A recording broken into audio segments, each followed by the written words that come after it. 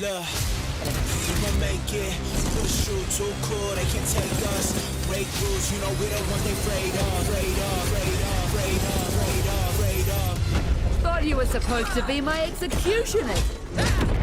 Ain't no stopping us, we do the impossible. Perfectly played, boys. Well done.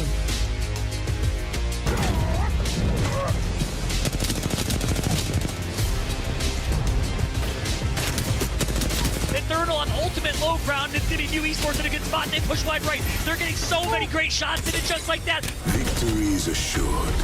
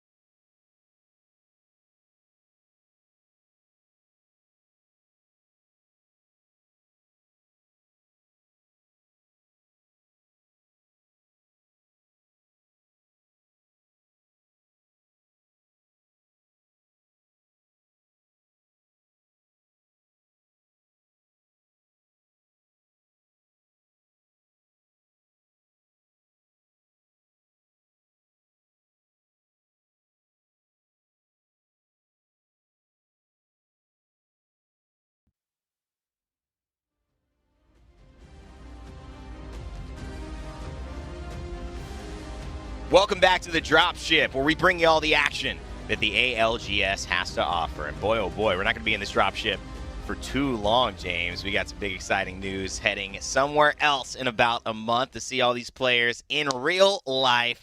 That's the exciting kind of conversation happening on Twitter and around the world today. But welcome, everyone, to the ALGS. It is day 2 of EMEA. We are starting the second split of North America this afternoon, and you'll be joined by the all-star studded production broadcast crew and really just general talent that puts this thing together. My name is Rainday, and I'm joined by none other than James Bardoff. James, top of the morning to you. It might be the afternoon where you are.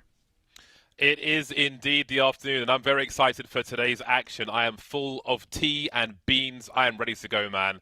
We got a full schedule today. It was just Europe yesterday. Today we got Europe and then NA afterwards. It's going to be awesome.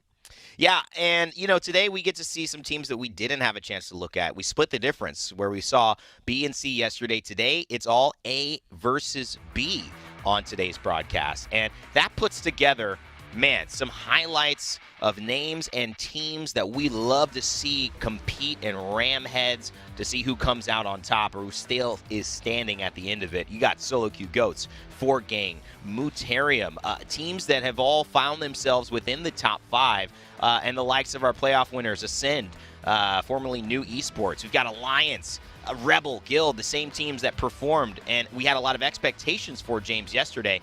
Big Clash of Titans today.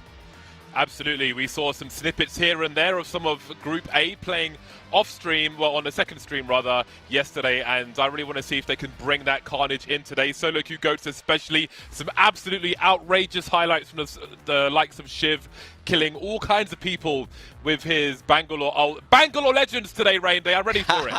I'm ready for it, too, and Shiv and that team, Diff and Zip, they've been prepared for this meta. It feels like they were born for it, and we can't wait to see them perform today. If you do want to watch, however, what's going to be going on in the other lobby, let's take a look at who they are. It's C versus D, and that means you're going to get Empire, who were some top performers yesterday, but not as good as players, who everyone expected to show up. We just didn't know how big they would show up, with Hardeki reaching into the 28s for kills. What a performance from him individually on the day, James.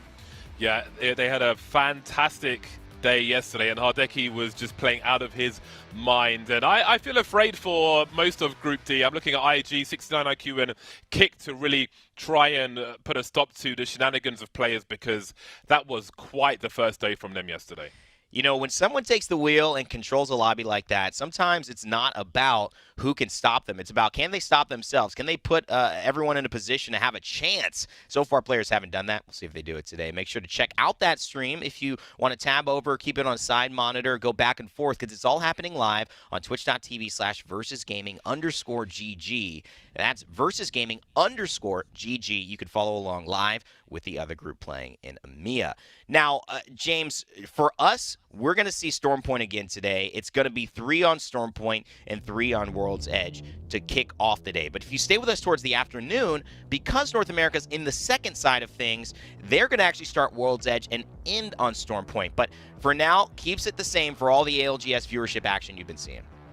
Absolutely. I love that we have 2 different maps every day. I think it's really, really exciting, especially because you have different compositions for teams as well. Although, interestingly, yesterday we saw Bangalore start on Storm Point and finish on World's Edge. Yeah. But that might not be the case for every team, especially in North America. I think there's a lot more of it here in Europe. So we'll see how that plays out as these maps go back and forth. Well, if you want multiple angles and multiple views, we already talked about how you can watch multiple streams covering the groups. But you can watch one stream covering every team in it with multi-view, the new option for the ALGS regular season that we've brought to you to make this extra special. Just one click on the command center below the Twitch channel player near our follow button, and you choose which perspective you want to follow. Experience everything from the drop to looting, every strategic rotation, every clutch kill, and final circle through the eyes of the players you choose to watch. It's the ALGS like you've never seen it before. And also, James, I think it's an important thing considering how complicated this esport is. Many people on the surface, they see a lot of in-game circles, they see a lot of fun, a lot of hype, but they don't understand really all those intricate decisions to get to that final moment. Multi-view helps you out to understand what these players have to go through. Indeed, and the most important takeaway of multi-view is that you could potentially watch 4 core sticks at the same time and just absorb all that information at once and just spread the wealth there. So hopefully that's what people at home will be doing, and then they can all tweet screenshots to @VickyKitty on Twitter. You know, one track mind, James. I appreciate that. You know, I go somewhere, you always bring me back to. I'm just fully committed. Committed. Yeah. Got my guy ready here all day. I'm waiting for the crypto one. I've got two of my 3 mains. Need a crypto one coming out in June, and I'm just good to go. I almost got off camera. I'll go grab something for next time you bring up that toy. I got something over here behind the green screen too. You know, there's always something that stands out in a day, whether it's a player, whether it's a moment. But today, we always like to start off with the teams that stand out for us. James and I have put together a couple to watch that we feel might steal the performance this afternoon.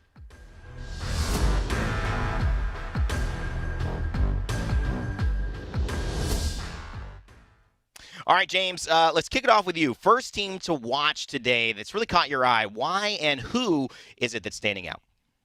Okay, the first team for us to watch today is Alliance. Now, they went missing yesterday.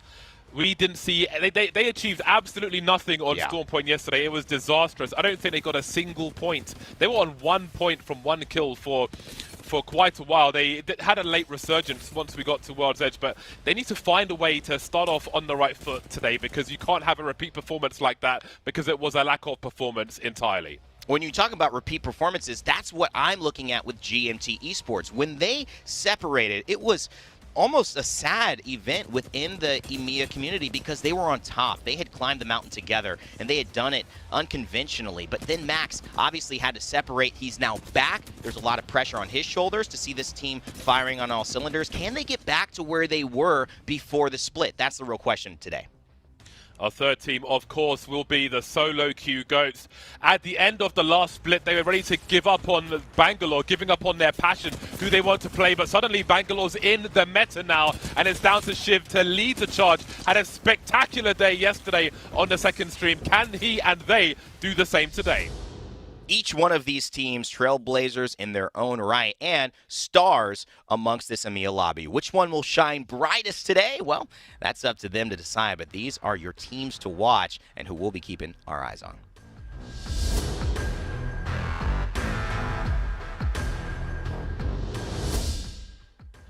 Always a big shout out to our partners at Lenovo and, of course, down the line, Monster as well, who helps support the show. It's a great thing that we've got running here, James. And we couldn't do what we're about to do without him, which is make silly guesses about things and try to beat each other as talent with really no ups or downs about it. There's not a lot of stakes at this. But we do have pride, and that is one thing that is always at stake. You and I have won yesterday. We won by 10 points against Tom and Vicky, which, Alliance, that saved them. I feel like that should have been a wider win, to be honest, James. But we've gone the same route. We've stuck together, solo queue goats. Tom veering off into not as Vincier, and Vicky going with my boys 4 Gang, representing Phoenix over there. How are we feeling about these?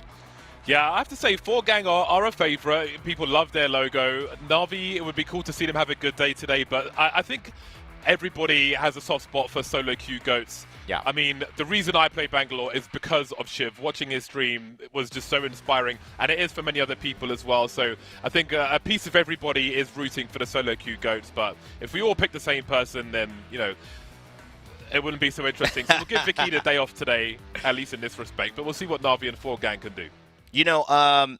And I'm not doing a, I'm actually going to shift the topic because I'm not trying to do a self plug. But I think when you really analyze Shiv, and I think when you look at the way he's played, you mentioned you watched him, you're aware of what, he brings to the table as Bangalore.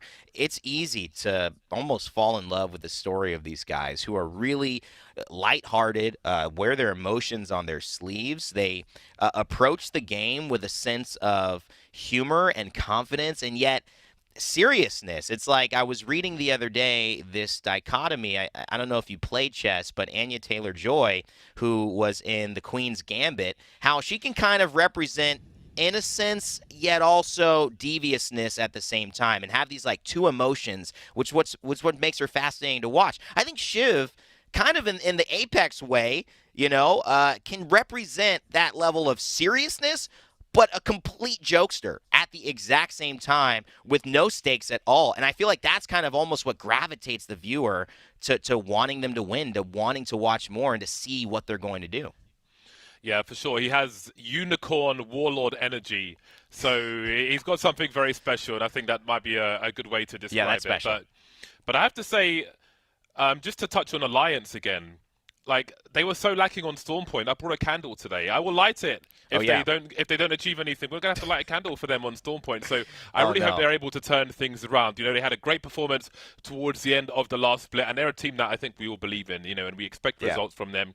They'll expect results of themselves. And if you're gonna have a bad day, make it the first day. Then you've got the maximum time to recover from that afterwards. I think that's a great point. Alliance, maybe they went through the stuff every team goes through, which is the down day first, and they've got it out of their system. They're ready to play. World's Edge has not been a problem. I mean, we've only had World's Edge, when you consider it, James, throughout pretty much all of competitive for the last year and a half. And we now get to see a team that has performed so well on World's Edge have to now get out of their comfort zone. I mean, I can understand how, changing arenas, changing stadiums where you've been a 2-3 time champion or at least always gotten to the finals, it's a little different playing on the road, playing something different. So I like that they're having those adjustments. It's really just going to be, can they make the adjustment quick enough? And what about these other teams kind of coming into the mix that we talked about? GMT, a big name on my tongue about a team that has the potential to win. We already know that, but can they put it together with the synergy, getting the boys back together? The reunion tours sometimes aren't as flashy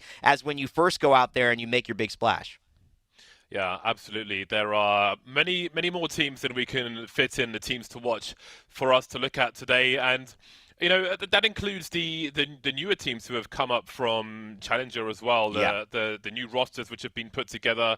We hope to see some surprises from them. In North America, we saw some nice early results from some of the teams that came up into the ALGS for the first time. And It's another question if those teams are going to be able to fight amongst the bigger names and, force a space for themselves, which maybe over time will be contesting for better positions as well at the start, but not being afraid to take fights, not running. I mean, I can understand if anybody runs away from the likes of Hardeki and co, especially with what they did yesterday, but that aside, I think there's always an asterisk with that team, but I think for anybody else, if they try and stand their ground where it makes sense and so on, then that would be great to see. So there are so many different things to look for. People debuting in the ALGS. Some people played Apex for less than a year and have found themselves in some of these lobbies, which is really exciting stuff. So there's a lot to look at from top to bottom here. Yeah, I think from Vicky's point of view, picking 4 Gang we were talking about earlier in the talent predictions, it was a pick that maybe from yesterday doesn't feel so surprising, but when you look at the history of that team and the way that kind of Phoenix has championed their not rise, but I would say commitment to persevering throughout the league and grinding into these moments so that they are around. They are a team you have to pay attention to when really no one is let's be honest, trying to pay attention to Fortgang because, in this game, there are so many big teams that always find themselves in the final circle. It's easy to zone in on players, zone in on Alliance, zone in on these things. Fortgang always makes us know that they're in the lobby. And now a performance like yesterday, can they build on it? Can they actually say, hey, not only are we in that top 5, we're threatening top 1. We're threatening to take this lobby by storm. Do something almost in the likes of North America, Esports Arena are doing, saying, hey, we're flipping this entire lobby on its head. We figured something out that the rest of these teams don't. Speaking of zoning in, I'm going to use that as a segue. I'm going to zoom out first, and then we're going to zone in. We're going to zoom out to the worldwide Apex scene, and we're going to zone in to Stockholm coming up, the playoffs. Oh, love it. We've got 10 APAC North teams coming. Right, and I don't know, for those of you watching this broadcast, if you haven't seen the APAC North streams, there are Watson fences everywhere. We've got Watson fences, we've got Pro Mirages. Revenant totems, do we have those? I remember that a little bit. All I can see is fence. I'm kind of blinded by all the electricity, so we may have one somewhere, but at the finals, I think we're going to have 9 Watsons and 1 Mirage. From APAC North is going to be in the mix. It's going to be an eclectic lobby. We spoke yesterday, Rainday, about the range of characters that we're seeing in Europe and North America. Again, the Bangalore's coming through. We've got Horizon making a resurgence, but APAC North, they are different over there. They've got different things going on. I cannot wait for that clash on LAN. Listen, it's the beauty of a LAN that you get to see the everybody's different place. Listen, I've done a lot of you have as well. Tons of LANs. We always know that online versus LAN, there's a different animal. It's a different beast. And part of it, too, is that you get to test your theories and you get to go head to head. All the ego that comes out online of this is the way to play, this is the way to do it. You stay separate for a while. You stay in your own little gyms. It's like boxers meeting in the ring, actually, and you're training with your coaches. You think this is going to work, and then you have to actually fight and go, well, we're going to find out which one is actually better than the other. And it may come to terms that what APAC North is doing is actually effective for the majority of the lobby. It may come to terms that what EMEA is doing, maybe some of the North American teams like DXT who have gone and played a little bit of Fuse, who have brought in a little bit more North America, leaning more towards Horizon, away from where EMEA is leaning more towards a few Bloodhounds, and a lot more Bangalores. This is a very interesting kind of moment that we have a week right now to discover, what are we going into LAN with, putting our odds on, and then how does LAN shift that up? And for those who don't know what we're talking about, it's on the Apex Legends, the Play Apex Esports Twitter. We are going to Sweden next month in April on LAN, 5 regions. We will be competing. It is going to be the first LAN since Poland, which was about 2 and in some odd change years ago. It is going to be something you do not want to miss. We're super excited for it, James. Absolutely. And one thing which is becoming more interesting, thinking about the different styles from different regions, is what we saw from EMEA yesterday was more and more teams moving, not all teams, but more teams, a significant number of teams moving away from relying on the dome, defaulting to a Gibraltar on a team. Not every team has a Gibraltar. It's being replaced by, say, a Bangalore or different characters as well. Again, we've got the Horizons in there. So we're seeing different compositions. And I do wonder how that plays into the mix when we get to a LAN and that clashes with styles that both EMEA and North America aren't playing and maybe aren't seeing, because there's only so much time in the day and all these different regions playing Apex. I'm sure people will see highlights and so on, but when you are in a server and you're trying to go for a quick rotate and suddenly you've got 8 Watson fences around and you've got Mirages running around in the circles, what are you going to do? Like, the decision making and the experience isn't going to be there, so it could be quite spectacular. As we wait for the game, James and I aren't just, again, starting our podcast. But I think, James, if we put together yesterday and today, we have about a good solid 15 minutes, I think that's workable. Maybe 25. We'd have to cut about 10 to get to the good stuff. But we've got our podcast going. We are waiting to start the game. So for those who just think we're talking heads, we are, but we will get there very soon. Do not worry. Action's about to start on Storm Point for EMEA. But to use the time while we have it, I think the Gibraltar is the Keystone Log. I've mentioned this before. There's just going to be this one moment where enough teams don't play Gibraltar and the whole dam rushes open. It breaks. The tide starts flowing in, and a whole new meta arises. Because you look at what Gibraltar does well, and you look at also what you need to do to counter a Gibraltar, and it's very much the same exact character. Whereas a Watson might have to be, in more of a realistic design terms, somebody that cancels a Gibraltar. People have said, wait, why do I need to use a pylon, which has been changed 17 times and not as effective as it used to be? So I don't really want to use it that way, when I could just dome shield the ability I have that's being used against me. And when that becomes the meta, it's easy for it just to compound upon each other. But I think now we're starting to see such more variety. I think Stormpoint is helping with that. Would you agree? Just the openness with which a Gibraltar is less effective in every scenario, to be able to, look at players lineup, a Valkyrie, an Ashe, a Bangalore. How are you going to catch those legends that mobile in a Gibraltar Ultimate? It's almost impossible to happen. They're going to move out of it. Yeah, that's the key thing about Stormpoint. All the open space and the versus the spread of Gibraltar's abilities, even versus a Bangalore straight up, and the bonus of the area control, as we saw players demonstrate yesterday with all their smokes and just how they created so much space for themselves versus having a Jibby there where you don't really have the ability to do that. It's been fascinating. It's been fascinating so far, and that's just one day in the bag. So we're going to see so much more from EMEA this coming week. It's such a great concentration of Apex that we're going to see this week from EMEA and North America. I'm happy that finally we're going to have a LAN. Again, after so much time, I think Apex has been so unfortunate with what's been going on with the pandemic and so on.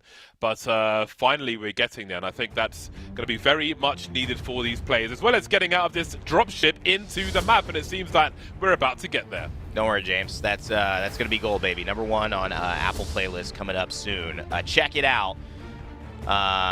Tea time with Rain Day and Bardoff. Of course, though, it's not tea time, it's game time. Thanks again to Monster Energy, Lenovo, for sponsoring this tournament, and of course the ALGS. It is time for these players to kick off into the dropship. It's Stormpoint Game 1 for EMEA, and we have so much more action to come. Not as sincere a team we haven't seen in a minute. They are going to be featured on your broadcast today, and they'll be playing against a former teammate in Max Strafe, who is now on GMT Esports, one of our teams to watch. Ron, Sanya, and Rugby, veterans in the EMEA landscape. Looks like we actually are dropping in with 57. So one team maybe not able to make it into the lobby. We'll try to get some information on that for you when we can. But still, slow start. It is all planned, we're hearing now, that is not in this lobby. So just as a heads up, we're starting with 19 in Game 1. All planned, could not make the start of this lobby, James. Unfortunate, but, the show must go on. Absolutely. I want to say that on the second stream there were 19 teams playing yesterday, so it may be consistent with that, but hopefully they can join later on. Some early skirmishes here as we have Max Strafe needing to heal up. GMT have got a kill already. Some nice early KP. That'll be fantastic for them. We'll see what they can do now as Dell shows us some rat spots and some great climbing abilities. Some parkour early on. Always nice to see. Seems they may be going for a wipe here. They've got Max Strafe coming in on the flank with the P2020. He's got double P2020, less than ideal to say the least, and he won't be able to get anything with it. He gets downed, but his team may be able to rescue in time. Indeed, they will.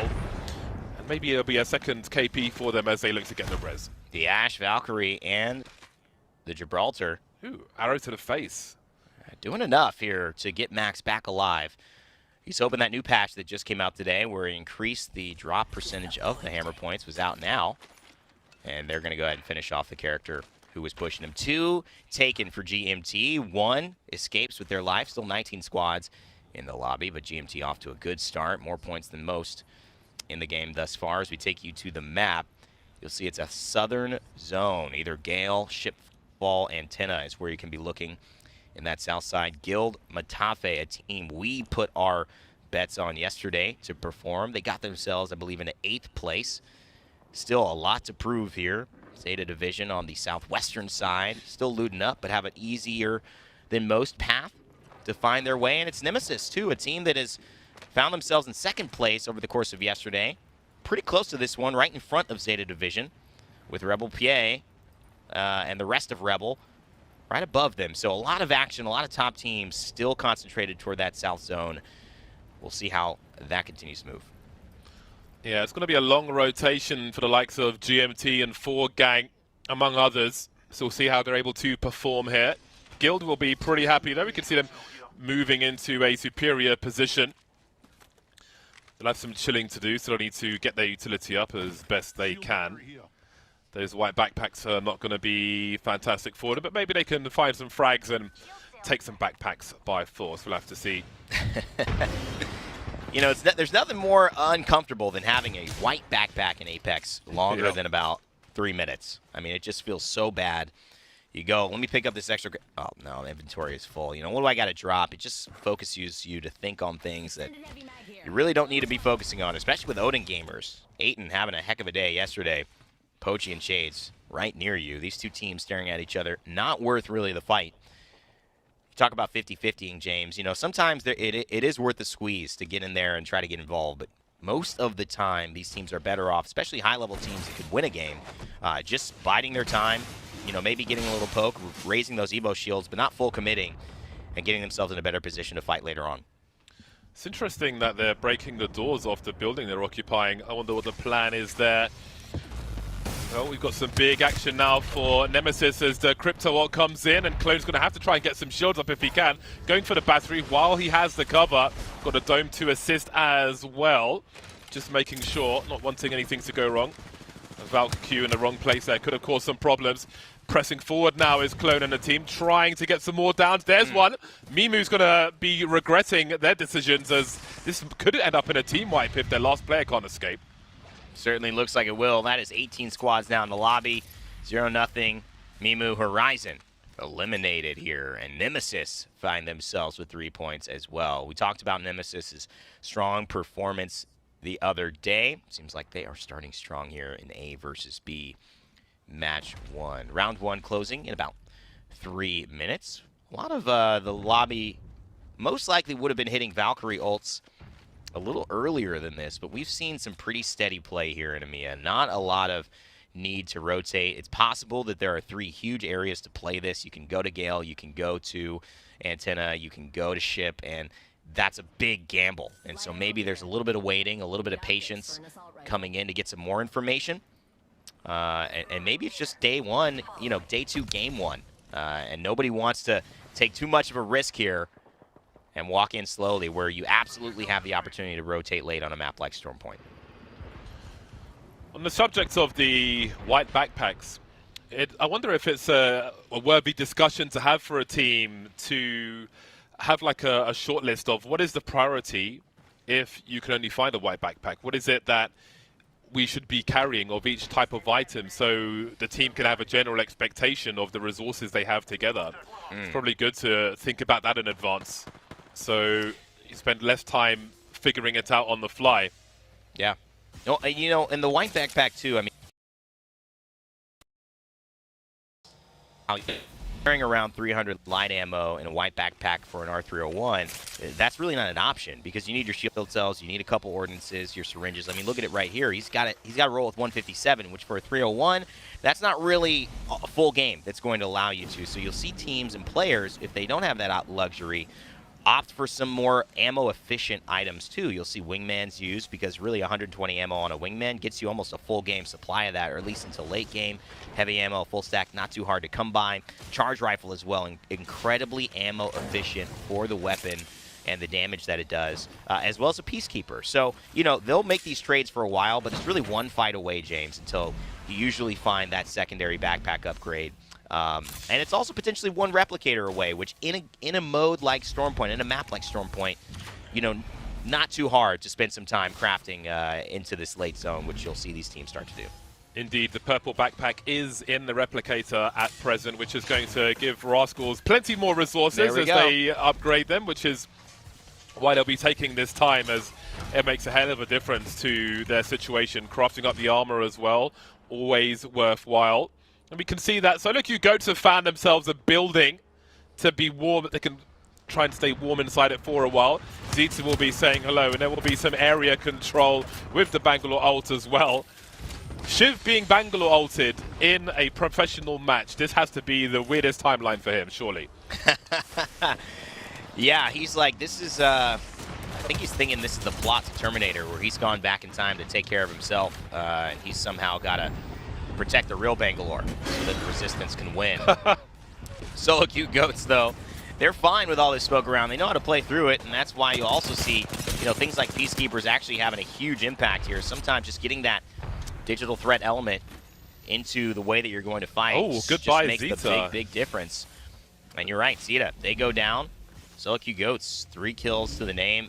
You know, they play with the Gibby, but they play a fast Gibby. They are not a team that likes to sit and wait. They're a team that likes to have that as an option in case things get rough. But the way Shiv kind of leads this team, it is just so important to know that it's nonstop, James. It is nonstop ideation, conversation, and movement. I think Zeta had the better position there, of course, because Solo Q Goats building ended up being in the Ring of Fire, but they just took it by force. And I guess there's a direct comparison there with the similar characters on either side for Zeta Division, but Solo Q Goats telling them, you don't want this. You don't want this. Now we see Alliance, who have had problems on Stormpoint in the small sample size that we have so far. Don't have any kills on the board just yet, but they are alive. So we'll keep an eye on them and see what they can do as this game progresses. Game 1, if you're joining us after the start, 17 squads remaining. We did start with 19 today.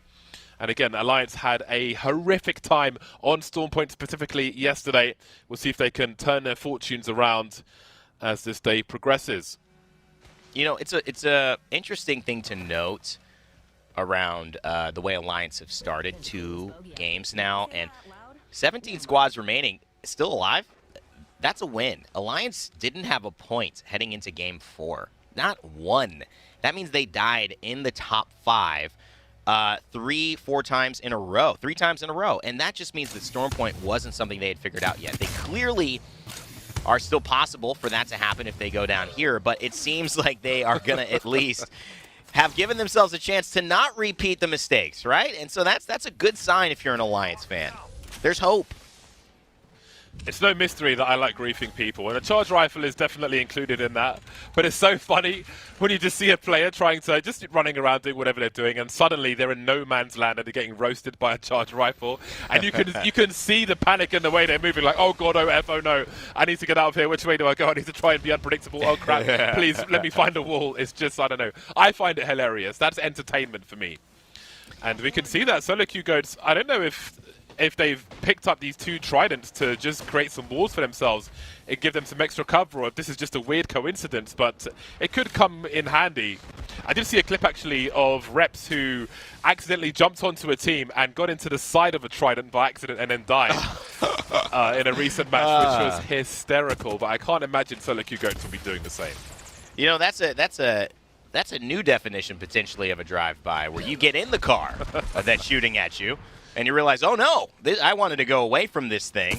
It's quite an interesting part of the game. And, you know, another part of the game is managing these moments where you could fight, you could all in, but really you just want to stay alive and get this team away from you. Let's see what Solo Q Goats are thinking about this situation, and if they decide to push the envelope.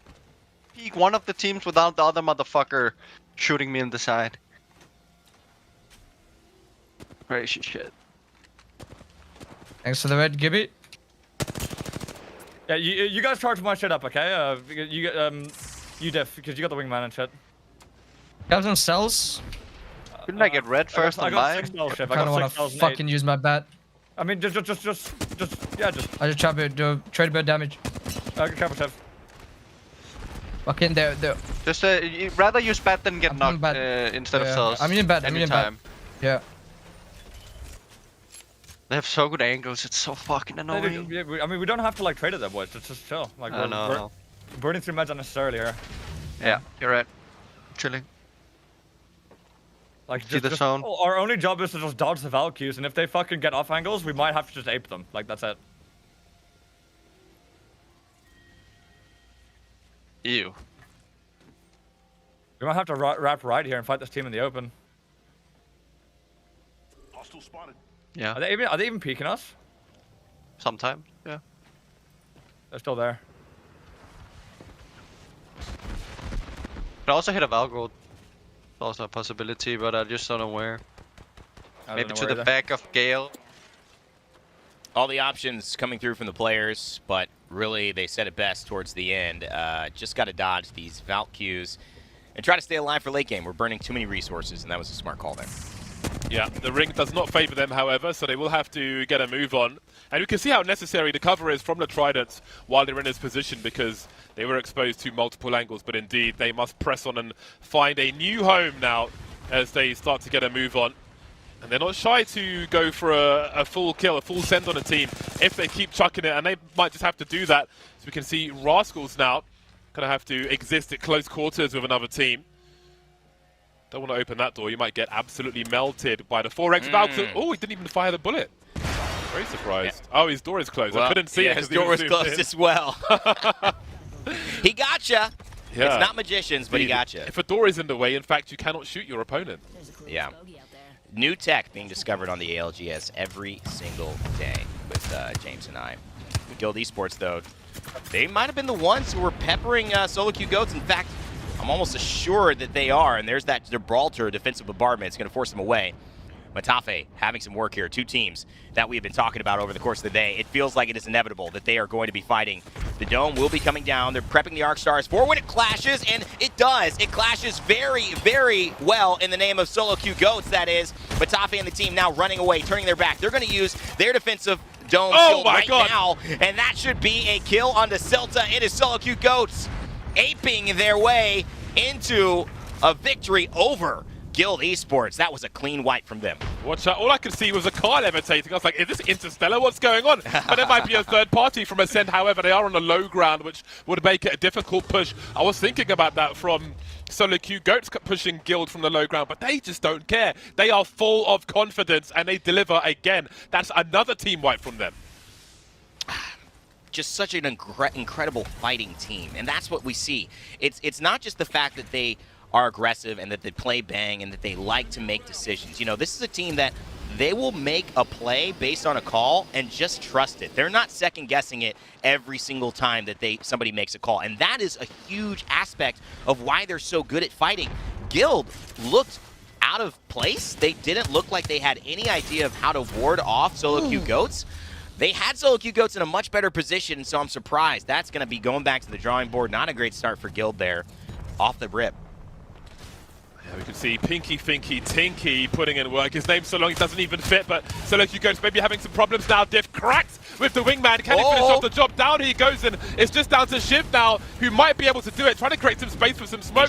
He's got to get a shield swap. I don't think he gets a res anytime soon. But he's got full purple now, but can he stay alive? He's still getting peppered through the smoke by someone. Down goes Ziphev, down goes Shiv, down goes solo queue goats. And it's GMT who come through, one of our teams to watch today. We asked, will this be Max coming back and giving them the synergy that they had before when they were the best team in Europe, the team to beat? So far, so good. 4 kills to their name, and they are the ones who have not only wiped solo queue goats, but Guild by proxy, since solo queue goats had just finished them out. 2 top teams in the lobby down, GMT still up. This is a great setup here for a Final 14. See the care package being looted now. It's close to GMT. I think Sir Del was on it. We'll see what he's come out with. Who knows what it contained. We may find out, or maybe somebody else on the server will, in the worst way. Here's Magicians, James. Yeah, here are the Magicians. They appear all of a sudden with 13 squads left. Haven't seen a sniff for them yet, but they have uncloaked. And we find them now with a team immediately above them as well. So they've got to keep an eye on that door, although I can't imagine a peek coming from that door, because it would be such an awkward angle, especially with Magicians being underneath, but they're looking to just push in. They're going to force the issue. 3 versus 1. They know the other guys are upstairs. They're going to try and play the numbers game, but they're going to have to fall back. And this is going from bad to worse for them. Magicians now. No. What is happening? They had the numbers, but the Magicians are gone. This isn't a Houdini. There's no tricks. They've drowned. Poof. And disappear. That is not the way you want to finish your act, especially when you were expecting somebody to come back alive. Oh my goodness. And it was really part of Nemesis as well. I looked at it and I said, it didn't look like Stanley got hit by that arc star. I thought he actually tap-strafed his way down below the stairs to be able to avoid it, but he still took a ton of damage. I think that had to do with Nemesis third-partying that fight, and this is just perfect positioning from Nemesis. We've seen them be so successful over the course of yesterday. They started strong. They're starting strong again here in Game 1, and they actually look like, did they get a little bit of the Valkyrie? No, maybe not, but definitely did a little bit of damage, enough to take this spot completely and take whatever loot was left behind. Got problems now for Alliance, trying to hold on the high ground. Yuki's on his hands and knees. Vibes and Hackers both naked. Vibes trying to bat, but nothing going their way. Grenades from Nasty Nasky going to finish off the job there, and goodbye to Alliance, but they've done better than we've seen from them previously on Storm Point, but they've got more to do later. GMT putting in work now. You can see 3 kills on Serdell. They will take that position, but they've got more up-close fights now. Max Strafe and Nasky will have to finish off the job if they can, or maybe just survive. That might have to be the priority now, as Nasky's the only man with his shields up. 2 men down now. We'll see if he can get his team back up before another team comes through. Bullets are on their way, and it might not happen for them. And he's got a shield swap and try to get this res. Will they push is the question. It might be Odin Gamers who is in the position to have that angle onto them, and they're going to finish off Dell. It's okay to get 2 if you could at least get them back up. GMT still alive. OG Pochi on the top, and this is actually exactly what they want. Odin Gamers above them, stopping Revenix maybe from pushing and poking, applying maybe a little bit of cover fire accidentally for GMT to have a second, and they've gotten Max up. They do have the beacon, but do they have a mobile respawn? That is the question. Usually you can find one with this many boxes around. What is Odin Gamers going to do? They love the height. We talked about them coming down from Valhalla, sentencing like the gods would do for those mortals who have trespassed or maybe not absolved for their sins. But they're just going to stay here. Top 5. No need to be the first one involved. In fact, that's actually how they've won games before in the lobby, James. They just like to show up late and close the party down. Nemesis, Na'Vi, Muterium, the last 3 teams to be eliminated. But hey, the 4 gang are still here. See if Vicky will have a great start to the day here, as she did pick this team to do well today. So far, so good. Fenerbahce getting their shields up once again, as Odin will look to check out the lay of the land at the very least, and of course try to rotate in. You can see Vikes just trying to hide in plain sight because his team are goners, and there goes the banner of post kill as well. So he's just going for placement at this point, try and pick off what he can. He may have to press forward as well, but Pinky Finky Tinky may spot him as he's forced forward by the zone. And look at this, GMT landing exactly, I believe, when Odin Gamers are landing as well. It's going to be all up to Nasky, who's just trying to survive. He's got the G7 Scout. Boy, oh boy, does he wish the patch notes came out for this one now, because that would have made this weapon that much deadlier in a final circle situation. But he's going to have to do with what he's got. A defensive bombardment ain't bad to throw out. Odin Gamers going to get the pressure.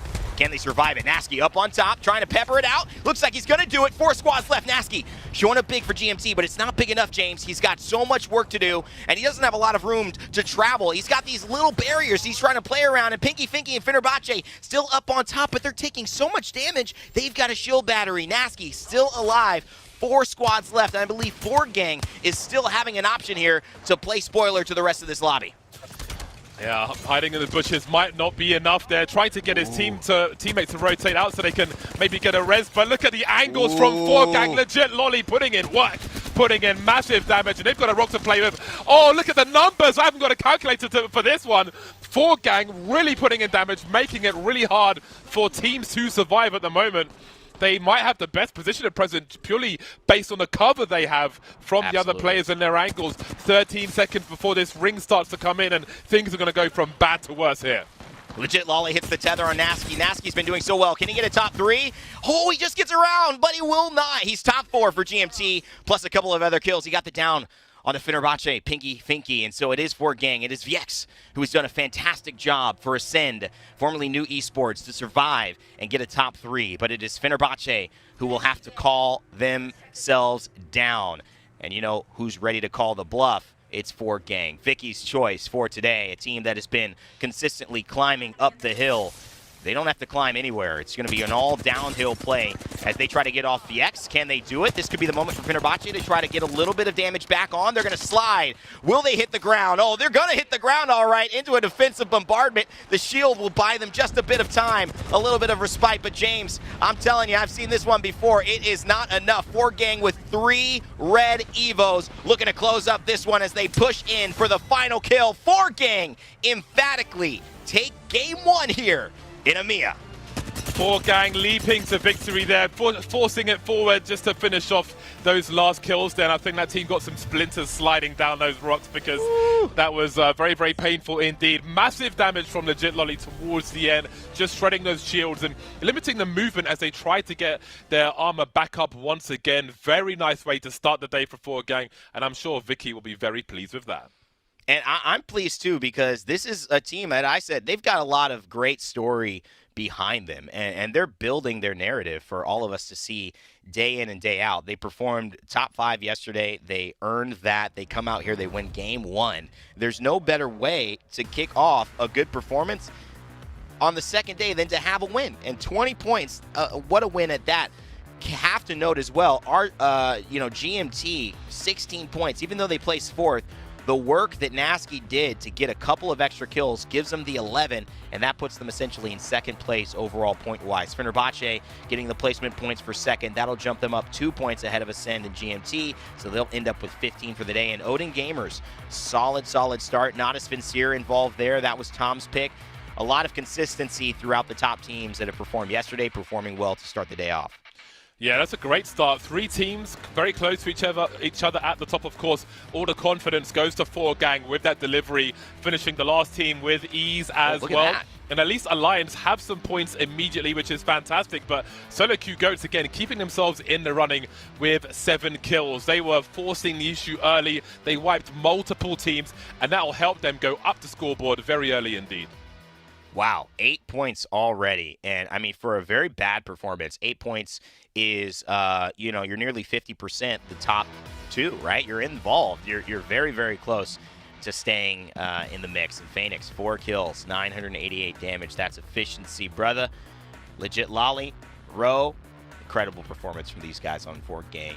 Well-deserved game 1. Can they keep it up, though? That's the question, James.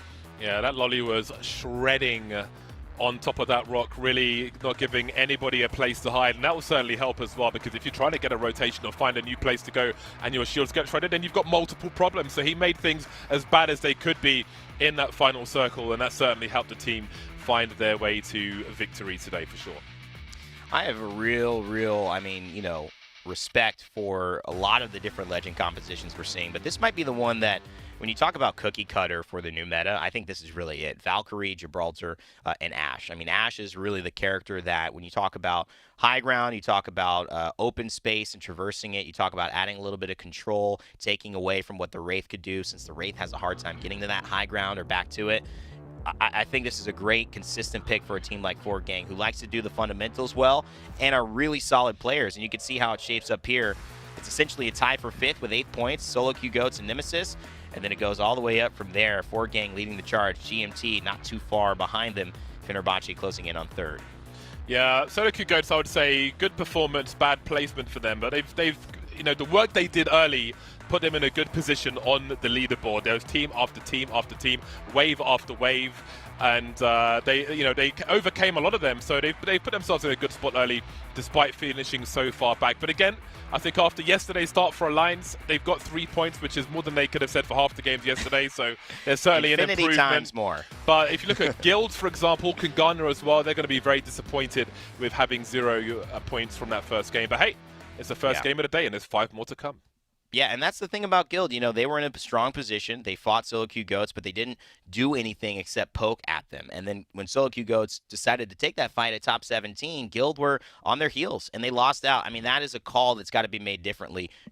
Go and commit, or back off, try to find a new spot, get in play for endgame. A lot of great teams, though. You can see how just on the edge of a dime, this can all go one way or the other with all the talent that we've got in this lobby. It's Rain Day and James who have commentated Game 1. We're going to take a break. When we come back, Game 2 of EMEA. Vicky, Tom, bringing you the action. I still don't know where this last guy. I think this last guy's in this corner. Yeah, I see the last. He's in this corner where? Crouch Wraith. Don't push, don't push. Going down here. Yeah. I'm gonna ultimate that. What? Duo. Give me ult. Wait, just wait it out, I did. Take angles. I'm taking angles. Mark, I got the solo over there. Nice. I'm gonna push behind that rock. GB.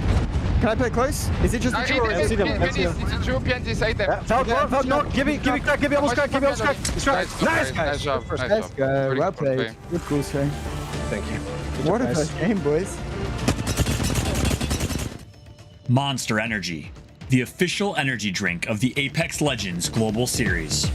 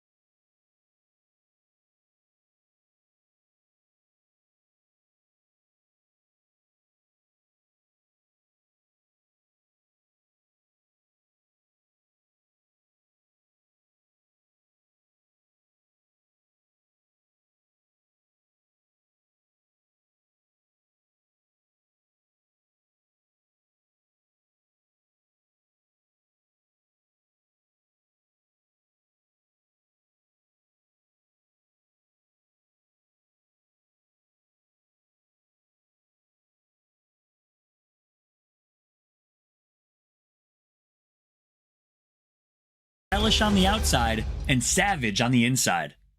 Lenovo Legion is the official PC and monitor of the Apex Legends Global Series. Game 1 is in the books for Gang. Their games are going better than our pubs. We're Vicky and T-Squared bringing you the action. We're in the chop ship. And what a performance. Your pick is looking hot already. Yeah, I receive Team Pred's points, and then you receive all the 4 Gang memes. And I absolutely love what I'm seeing right now from this team. I saw that they have so much potential after their performance just in day 1 yesterday. I mean, they must have gone through boot camp or something, T, because we had seen them really come out of the gate starting yesterday, and they're continuing on that domination today. Yeah, Solo Q Goats was also picking up a lot of kills too, so you got to watch out for them. And I love what Bardov's talking about. What a weird timeline where we're seeing Bangalore on top of Bangalore, Shivs being taken out by the Rolling Thunders. It's such a great time for Apex Esports. Hopefully you guys are enjoying the action. There is the leaderboard after game number 1. And hey, Nasky did a great job. Nasty with the rat play coming on that Gibraltar in the final moments to get those extra points. Yeah, let's talk about that. Just the fact that he was able to recognize the situation and not fully send it on that other team once he realized that the rest of his teammates were taking a lot of damage. They were able to rat that out, not only for placement points, but also to secure some of that extra KP that they needed. No doubt about it. Fenerbahce coming through with a pretty solid performance too, but we are still getting started here, and it's exciting to see how these teams are going to go perform again going through on Stormpoint. We saw so many different things in terms of layers of strategy, and you can just see how important getting that high ground is throughout those final moments. But more importantly, if you can kind of just keep all that action in front of you, keep the teams at bay, let them kind of take each other out, you're going to be in a really great position. I think that's what 4Gang did so well. Yeah, you know, looking at where that final circle pulled more to the south, we sometimes see that final circle end up closer towards that choke point between Shipfall and Gale Station rather than the southern choke point. So to see it pull more south kind of funneled a lot of our teams off from that high ground rock formation into the line of sight of 4Gang, who basically wrapped around in the middle of the rotation so that way they could be positioned and not get pinched between so many other squads in that final circle. So many high IQ plays coming through, so many great teams and so many great players. It's so difficult to go and pinpoint what was our favorite moment. But let's take a look at the highlights and find out exactly what was going down from match number 1. You can see the finisher coming through, and this wasn't to get the armor back up too. That's my favorite part about it, Vicky. Absolutely, yeah. When you do that finisher, you do manage to get that armor up in the heat of things, but not here. It was just making a statement, and it's about sending that message that's important here, as well as having some fun. Solo Q Goats, though, after hearing their comms, they sounded like they're having a lot of fun. They even had some makeshift cover with those tridents. We saw a Renegade trident right there, too, just making its own appearance into the highlight reel. But overall, where the circle was pulling away from Solo Q Goats, they were trying to predict the very back end of Shipfall, but then they didn't really have much of a plan when they were forced to funnel out of that high ground spot that they placed for themselves. You can see the value of Gibby so many different times in terms of throwing down that bubble, but it's surprising to see, again, Gibby-less compositions that are coming through. EMEA is always doing wild things in terms of setting the meta, breaking different molds that are going through, and you're seeing, again, a lot more Bloodhounds coming through. We're not seeing any Caustics on Stormpoint. We probably will on World's Edge. A handful of different compositions makes for one heck of a lobby, and EMEA is always bringing the aggression. Like you said, with the listen-ins with Solo Q Goats, they're bringing the vibes. They're always coming through and talking about how they want to go and approach the fights, and you can't be scared to fight. You have to make sure that you are ready and willing to go and take the action to the other team. Yeah, and again, you could hear how much fun they were having. You could hear the confidence and just them being able to poke from afar while also building up those Evo shields. I heard Shiv say, thanks for the red, Gibby. Like, I just love that energy, though, especially for game number 1, because that's how you start building up that momentum earlier on in your day of competition. I mean, these players have just nonstop competition for, like, the next 4 more days here, and this is the ALGS, so you already know that you're going to be matched up with the best of the best in these lobbies. Yeah, thanks for the red, Gibby. Let's take a look at the other stream and see what's going on with that leaderboard.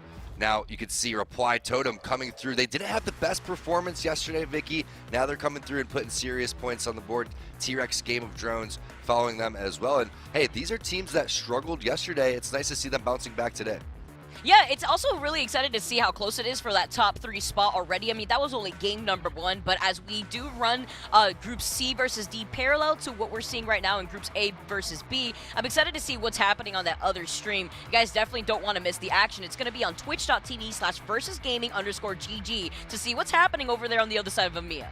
Very rarely do you actually see so many points over towards those top 3 teams. I feel like that's very heavy, which means it's going to be pretty scarce going down the rest of this leaderboard. You can see teams like Scars not able to pick up that many points. Kick, they had a phenomenal day yesterday, so they have to get it together going into game number 2. But yes, there are multiple streams going on, so make sure that you guys go and check that out as we get ready for game number 2. And it's, again, it's a marathon. It's not a sprint. Got to make sure that you are not getting down on yourselves like we saw Alliance being able to bounce back yesterday with their great performances in game number 5 and 6. We'll see how they fare today. Yeah, you have to imagine just the change up in maps and these different team compositions going into some of these games. Alliance looking like they were a lot more comfortable on World's Edge yesterday in comparison to Stormpoint. But I like to see Alliance kind of making a difference here on Stormpoint. I can only imagine what they needed to iron out in their gameplay compared to yesterday, because they're looking a lot more comfortable here on Stormpoint. No doubt about it. And there was not much time to go and recover and adapt in terms of what's going on, because you have to go and make that change within 24 hours. So it's really nice to go and see these players going through that grind and putting that in terms of the work, because it is not an easy thing to do to go and learn a new map. So you got to respect that. I mean, you're playing ranked on Olympus, you're playing, pubs every cycle through. So there's a lot of different things in terms of strategies that you need to go and get down. And you got to respect the fact that they're playing Stormpoint already at such a high level in EMEA and North America. And you also have to imagine the mindset to a lot of these players after their performance yesterday, knowing that they could definitely do it, but unable to really put in that performance at the very start of the day, really kind of put a damper into their moods too. And we've heard that too, looking at Energy on day number 1 of NA, where we tuned into those comms and we heard radio silence. And that's usually not what we hear from Energy. Then the following week, they just turned things around. They were able to put in that work. And even having 24 hours as downtime is enough for a lot of these teams to figure out what they got to do better going into the next day. Yeah, and there's so many strategies that come through in layers of that. And I think that's what you're seeing from, again, the adaptions of the metas coming through. And we saw legend changes happening within, of course, you're going to switch legends when you go from Stormpoint on over to World's Edge. Some teams are going to keep their compositions, but it's pretty rare to see teams cycle through a handful of different legends all in one moment. And that's what we saw yesterday coming through, because it's kind of like we were talking about the flavor of the month. What's going to happen in terms of Bangalore? Bangalore is becoming very, very popular all over the place in the EMEA region. You're not seeing it that much and not as successful over in North America. So it's wild to see the changes of what's going on from region to region. And you almost think it's because EMEA plays more aggressive. They love to fight a little bit more. And Bangalore is great at secluding these fights over towards the sides. Yeah, what surprises me more than anything with the Bangalore pick is seeing as much bang as we have on World's Edge. On Stormpoint, you could get away with it without those Gibby-less compositions that we've been usually seeing now in EMEA, because you have those smoke grenades that you could utilize for those quick rotations. You have more cover that you could try to reach out to, especially by the landslides. But then on World's Edge, you have the cover of those buildings for that makeshift cover instead, and you have more of those bunker down characters like Caustic really take up that role instead of Bangalore. Meanwhile, though, in EMEA, they haven't gotten the memo. Instead, they're kind of trying something different that we haven't really been seeing. Almost like that flavor that we've been seeing looking at APAC, where we have been seeing a lot of the Watson and a lot of the crypto on top of it all. Yeah, Bardolph's stoked about that. And we're stoked to go to Sweden. We're talking about the land that's going down. It just got announced. Make sure that you follow at Play Apex Esports for all of your Apex Esports stuff that's going down. And I can't wait to get all of the regions together. I think that's what we've been waiting for, Vicky. We want to see North America. We want to see APAC. We want to see EMEA coming all together and seeing which region is the best. We already know we have the controller versus mouse and keyboard battle, but that's what makes Apex really special. It's a global event. Yeah, I'm so excited to see how that's going to play out. And also the storylines that's going to unfold throughout that weekend. It's going to be so insane. I'm so excited too, because at the very start of looking at Apex Esports, I got to see things develop firsthand, and then now being able to see it happen remotely into a LAN is just so nice. So I'm excited to see what's going to happen. But that also puts in pressure on our teams to really perform here, because now they know what's at stake. And also, one of the big things is not just the storylines between the teams, but the players too. Put in a face with the name. So make sure, pull up the multi-view and check it out. Get a chance to go and look into the comms and get into understanding what these players are thinking, because, again, it's so amazing how much time these players put in, and I'm really grateful for the show that they go and put forward for us. So I can't wait to go and meet everybody when that tournament does come around. We are getting ready for the Legend Select for game number 2. Vicky, let's get into some predictions over here. What do you think is going to happen in game number 2? For gang. That's what I'm seeing right now. I mean, just the way that they've been performing, I'm super happy. But I want to know what changed up in this team roster. Just because it's the same teammates, but just looking at the way that they've been performing in Split 2 in comparison to Split 1. Yeah, it's day number 2 here in EMEA, but obviously 4Gang was able to iron out a lot of the stuff that they needed to work on coming away from Split 1. I know that beforehand during scrims, they had a little bit of trouble at the start. I believe they were landing in checkpoint there too. So making those rotations, especially for those hard southern pool circles, could be a little tricky. But obviously in that first game, it wasn't tricky at all for 4Gang, because they were able to wrap around that landmass and they were able to actually put themselves in a position where they wouldn't get pinched there. So I like the rotation calls coming in from that team. Production, what's that? I can't change my pick. I can't join Vicky on the 4Gang battle. Hey. I didn't see the Navi that I was hoping for today. Navi, come on, let's bring it back in match number 2 as we get loaded in this one in the dropship. Thanks for joining us here as we have 5 more games in this EMEA region. Again, Apex Legends Global Series. It's brought to you by our sponsors, Monster Energy. Shout out to Monster Energy and also Lenovo. Big props to everybody that is watching right now, and I hope you guys are excited as we are to get this one underway. And it was a pretty slow start, I guess, but you know, game number 2, maybe we'll get a different circle. Maybe we'll get some hardcore rotations where we can see some more action. Yeah, I always love those Cenote Cave rotations. I was saying the same thing to Fallout, just looking at how a lot of teams either want to play the northern side of that circle or play the edges by the natural rock mass. But we're going to see where this circle is going to be taking us as we take a look at Fenerbahce Esports. They're already getting set up themselves. Not the team that won, but was a team that managed to go in that top 3. And having to contest for that final circle could be so tricky when you don't really have any of that cover, when you're kind of just in a hard place in the open field, rather in the open ocean in that case.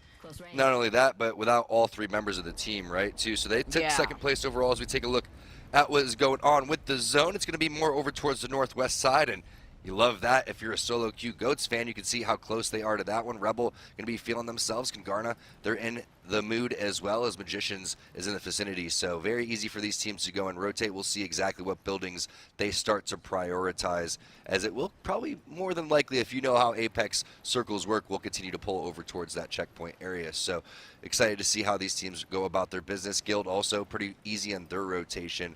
But I really like how, again, 4Gang made that ending in the game, the previous game, a lot more easier than it needed to be, right? That's when you know your team is in a really good position. When you have all 3 members up, you have a rat to deal with and a team of 2. That just goes to show that you've played the game very, very well to that point.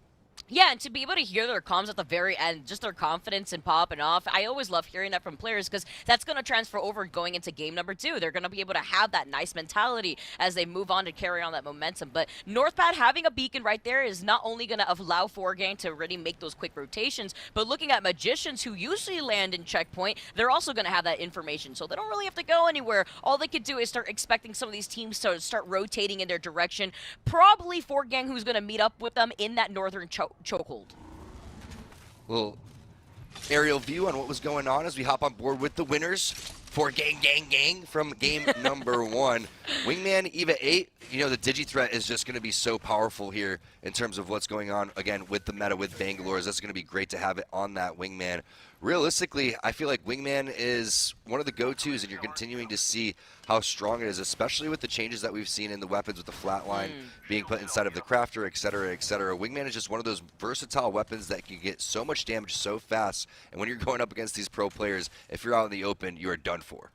Oh yeah, and you know, to highlight further on just using the Wingman right now, unless things have changed in the Replicator, we do have that boosted loader, we have the purple extended heavy mag, and for the weekly rotations, we still have that purple bag and purple helmet like we did yesterday. So there's a Replicator around here, which it does look like there is here for 4Gang. They could take their time and have nice Evo shield drops here too. You got a purple, you got a blue, and so 4Gang are feeling pretty confident here. Not only are they going to have the intel for that next circle, but they're going to have a nice bunch of loot here in the middle of that. No doubt about it, and you know that they're going to be going for that purple heavy mag. But check out that multi-view. You can see the top of the screen. It is live. Go to the command center, and you can get up to 4 points of view. You can also get the comms from the teams, which is one of the most special things that you can get in any of the esports. Get in the minds of the players. Go and check it out as we see what's going on with Ascend. And little camping strategy over here. Got to be careful that you don't get Bloodhound scanned. Ooh, I wonder, yeah, especially seeing so many Bloodhounds in this lobby. It's the counter, which is the Bangalore smokes that we usually see. It's not just a Digi-threat that could reveal these players. It's that Bloodhound scan that could be lethal. We even had a Crypto in our lobby yesterday, too. So, doesn't look like we have that from 1872. We have to see if they feel confident. They did switch off of it at the very end, so wondering if they're just trying things anew as a center, just waiting. They're trying to take a page out of Sentinel's book, maybe to try to plan where they want to rotate, or maybe they hear something right outside this building. Speaking of getting in the minds with the players, we got an opportunity to sit down with Kashera. Let's get an opportunity to see what exactly he has to say. The last split was something new, something really unique, this new Pro League format. I felt like even though we didn't have a LAN at the end of the playoffs, it was something that improved a lot the quality of competitive Apex, and I'm really looking forward to see the new changes in Split 2 and to see how we can improve this current system. Apex right now, it's in such a good state competitively that I'm just thrilled to be a part of it. the humbleness, the gratitude coming through from Kashera. Also the comfy headphones. Love to go and see it, but they're sitting comfy in that building. They may want to, you know, start a little fire and make some s'mores in there, Vicky. Yeah, I wonder if they're just trying to play this patiently and prioritize that final circle positioning, especially since on Stormpoint, again, to highlight, you don't have the ability to bunker down like you can on World's Edge. That's why you don't see Caustic being played here. But can we highlight that G Dolphin is on the Octane right now? Look at this team comp that we have from Rascals, Bloodhound, Bang, Octane. I mean, is this our pubs that we were playing before, Tom? Where's the bald wraith? Because that's what I'm looking for. The sweaty bald wraith. That's what you got to watch out for as we get an opportunity, I believe, to take a look at a replay of the first knock that happened in this game. It was the longbow coming through. The shots were connecting, and unfortunately, just caught out in the open right there without any type of movement is not the vibe, especially without your Gibby bubble coming through. But, you know, G-Dolphin, is he playing the green Octane skin as he's camping in the bush? That's what I want to know. Oh, man. That's what it looked like they were just waiting for. Kind of hanging out by that ledge as Savannah's going to just back off a little bit, but he's got that nice sniper scope on the longbow. He's managing to land some of those shots, make it 2. But they have to contest that with the bow check. But do you really want to be out in the open like this?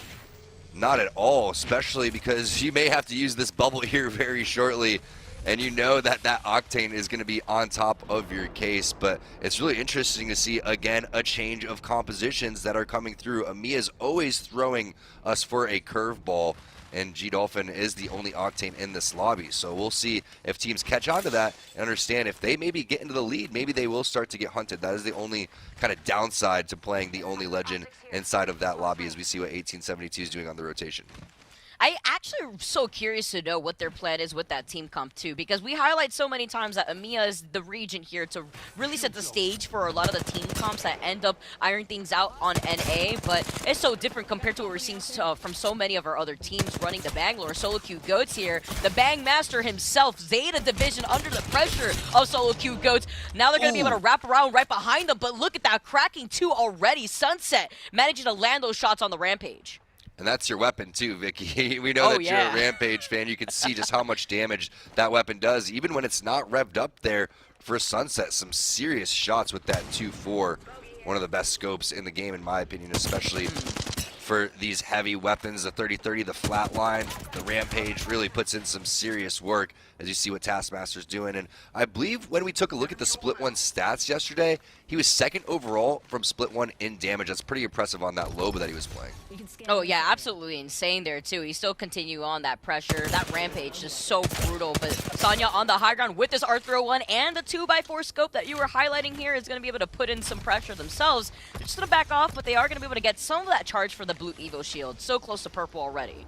The 2-4 on the R301 brings me back to when the gold R301 was a thing, and that was the scope that was on top of it. I was always wondering, why the 2-4? You know, I guess Sonya's showing why with those shots right there, just ripping across the map as they get the scan onto zone number 2 and they start to make the rotation. But because it is early in this game, you got to continually check your back. That's why pings are going down. They're going to continue to loop around and make sure that nobody's flanking them.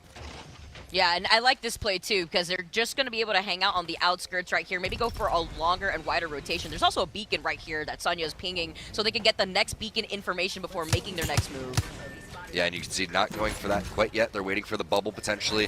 Rather be safe than sorry, right? You don't want to just go and hit that scan. Someone could potentially be baiting that one, and that's exactly what the case could have been right there. Is GMT, you can see on that right-hand side, Sonya and Sir Del. It's nice to see, you know, the old GMT squad back together.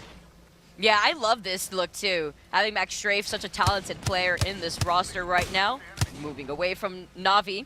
You see the pings though coming in from Nodis as they are going to already make their rotation. Meanwhile, on the other end, GMT have been in this fight, and they're going to be holding onto this ground for a long time because they have the high ground and they know where this circle is going to be pulling. So they don't really have to overextend and give up that height yet. And GMT has gone through a handful of different compositions, and they've been the teams to, you know, make adjustments more often than not. When I got an opportunity to talk to Nasky at the end of Split 1, I asked him what was kind of the success that they had and where did they find that. He said, because we adapted and we adjusted and we stopped playing like it was an old meta. Now we're in a different season, so we'll see how much GMT can adapt. Definitely one of our more talented teams that we have. And not just EMEA, but in all of the world. And all of these players are just so darn talented, but only 10 of them are going to make it to those playoffs, Vicky. It is going to be crazy to see which 10 teams are going to be there. That's why I was highlighting, man. You can only imagine the pressure that some of these teams are feeling now that they know what's really at stake. It's going to be so exciting to be able to perform on LAN for the first time in 2 years at GMT Esports. They want to be the head of those teams, and Max Drape with the redeploy already going to go in for a repositioning. They want to play by the edge of the circle. I like this call, and with that Valk passive, they're going to be able to know any other teams in the area. While they make the rotation, let's hop into a listen-in with GMT and hear their thought process. I'm away. Team North? Like under us. 100 to 1. Knock one as well. I need to kill. Nice. I need to bet. Okay. Yeah, wait, we're 2 dead, 2 dead. Yeah, I'm just gonna fight him. I'm gonna take the finish. Bro, did you just like, I just body headshot guy. I body headshot. Oh my god. You like your teammates, JV? Oh my god. That's so funny. What the fuck is this, bro? They got purples, man. Yeah! Yeah, they had purples. Shafy, this is your teammates now, man. What can I say? A lot of shields is there. I need a lot of sex at land, From behind us. Maybe walking. Yeah, 2 guys. I'm just gonna try and make presence on the left. Coming. I'm dropping an armor behind you, Del. I found solo guy. No, it's a full team on my mark. Yeah, on me. I'm alive. Drop. I need to heal. Whole team. Play from me. Keep it low. Grab the armor swap. It's another team. It's another team on my mark. Can we go further back then? We don't want to get 3P here. 100 to 1? Yeah, we need to stay here. Yeah, I'm playing on me. I have Gibby ult. Oh. Got a bow? No Boys, I think you need to play on me right now. They're stealing our spot. You need to give me cover, I don't know. We need to act CP and height. I'm not. I'm trying to take my armor. Drop the armor. Yeah, take my armor. Popping I'm gonna Gibby ult. I'm gonna Gibby ult. They're pushing Right above. On me. Come to me. Full safe. They're pushing here. No. We need to act CP and height. I don't have it. I don't have Ash TP. I don't have ult. Just get ready here. Skynet this. They bubble. These guys bubble. Let's move. Come. And we're hitting behind us as well. Yeah, we just need to play underneath the rock. Yep. We just need to play underneath. We see, bro. No cover here, okay? Get ready to move out soon. I'm walking a bit Soon we have to fight them. We have to fight them very soon. No Gibby ult. Got me, 100, he's one. I'm with you, Shafy. I'm with you. Valk low. Crypto 35. Kill this Gibby. I knocked one. Valk was low. Crack 2. Almost cracked the Valk. Not full HP. They're like full armor. Ouch, that was a tough fight there, Vicky. You saw the shots were looking good, but it was kind of staggered, right? They kind of went one by one on top of that rock. While everyone was focusing the rock, the flank came in for the rest of the players from Horizon on the ground. That's tough there, too. You heard the comms coming in, 1-1-1. You try to push in as a group, but when you're trickling in one by one, you can only imagine the focus fire being real. But now the third party has moved in, and Horizon's in some trouble here. They're forced to back off into the ring, but is it going to be enough now that they've lost their crypto, lost Mimu in the process, and they're going to continue fully sending it in? At least you won't be feeling as much of the pressure from the ring, but you're just forced to redeploy at this point and leave your third behind. Yeah, there goes the skyward dive. I mean, they just took too much damage from GMT, and yes, the fight was won fairly cleanly, but the third party was just on point as they make their move. And it's going to be tough because when you go and skyward dive blindly in this, you don't know exactly what's happening. You have teams coexisting in the buildings next to you. Looks like they got a little bit safe haven here, but you know that that banner is going to end up, unfortunately, being timed out as they're going to have to play as a duo now. It is what it is. Oh my goodness, this onslaught of grenades, though. You're forced to actually just give up that ground. More grenades on top of that here. 0-0 now, having to just try to restabilize. But like you said, this is the risk of using that redeploy later on. As for Nabachi, they actually get a knock with the missile swarm. I'm wondering here, they're just going to continue on that pressure. Another crack for Nabachi Esports, holding onto this high ground, but not giving up this ground. Let's take a look at the teams remaining. Also, while we did the listen, saw Guild Esports taking down Na'Vi too. So unfortunate for them, they weren't able to make into the top 15 to get one of those placement points. As we know how important these points are. Yesterday, we saw just a handful of teams within 1 point of each other, and that really goes over towards your cumulative total for that top 10 to potentially make it into the playoffs like we were mentioning. But Fenerbahce now sitting in a pretty solid position. Again, second place in the previous game. They're feeling good about their situation. Alliance on the outside here. Look how many teams are just trying to make the rotation, and that's a smart move from Alliance saying, you know what, we don't want that smoke. We're going to take to the sky. Yeah, Fenerbahce also finishing that fight with 3KP, taking out Rebel. Alliance also just delaying. I love this, though. They're going to be able to heal a little bit before they're forced to drop down. They don't want to get timed out here, of course, as Alliance are just going to drop down and immediately drop the Beast of the Hunt, going all the way down. They know there's another team right here. That was scary. About 1 second before you have to return to the battlefield, the bubble is going to be used by the opposite side. And we've talked about this so many times. When you don't have a Gibby, what you have to do is you have to send it into the enemy bubble for the majority of the time, because these defensive bombardments aren't going to connect. And you can see right now Alliance basically in no man's land, caught between a handful of different teams. No, there was a team underneath them too that entire time, but they were so focused on the other team in front of them that they didn't realize that there could have been a team that could have taken that zipline right behind them. But Alliance, they're going to be able to restabilize, they're going to be able to get that res. FaZe being up is going to be able to have that smoke grenade, but isn't going to be able to pop that shield bat in time. Now it's only up to Hockey's, and he just got scanned by the Bloodhound scan. Not only that, but I swear I heard a crypto drone flying around too, so a lot of different scans coming through as Hockey somehow, some way, is alive behind this little area while he's getting scanned. That's pretty interesting to see that nobody's focused him quite yet. Speaking of getting focused, that's going to be Ascend going down. Nice wingman shots. The bubble res is going to happen immediately, but it seems like this is the time to go and push. Oh, you see Ascend trying to dance around that dome, trying to put in the pressure, but there's still that team that's right above Ascend. Who is that Wraith? Where do they belong to? Somebody needs to claim them as they manage to go right back up into the zip line. Not going to try to overcommit here. Ascend, though, are in a pretty tough spot, and they don't really have the ability to utilize that redeploy in the position that they're in. Hockey's still locking things down on over towards this rock area. Is in the zone, does have the banners in front. It is a little bit risky to go for that one, but I'm shocked that Ascend is alive. I swear we saw a Wraith inside of that bubble coming from that high ground. Maybe going for some sort of kidnap, maybe just going for the cleanup as the player was down, but now Odin Gamers looking for some blood over here. And Odin had a pretty solid performance yesterday. They were dropping some serious points. We'll see if they're going to be able to do that again. And there's a lot of Bloodhounds here in this lobby. We'll have to get a confirmation on exactly how many, but there's way more than yesterday. Absolutely, and that's what's so scary here. Odin, though, falling low, looking at the Gibby, who's managed to put down that bubble. Now trying to dance around it, though, after that knock. They want to try to push in as they got 2 already knocked. They're going to clean up that team. It's Ascend who are eliminated, but there's still that team that's on the high ground. I spoke too soon. Alliance gets found out. It was Hockey's who had to play that as a solo. But with so many of these scans, you can only imagine how many more teams are already rotating onto this high ground. There's still that team that's right below this Mutararium team right now, too, as they are trying to reset.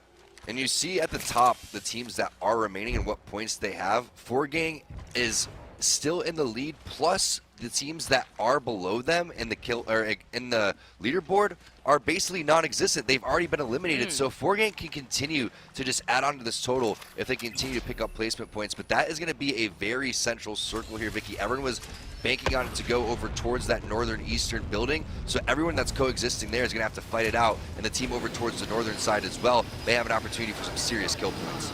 Oh, I also really like how 4Gang actually took their time with this rotation. They didn't want to get ahead of themselves and immediately go to checkpoint from North Pad. Instead, they wrapped around, and now they're with this redeploy.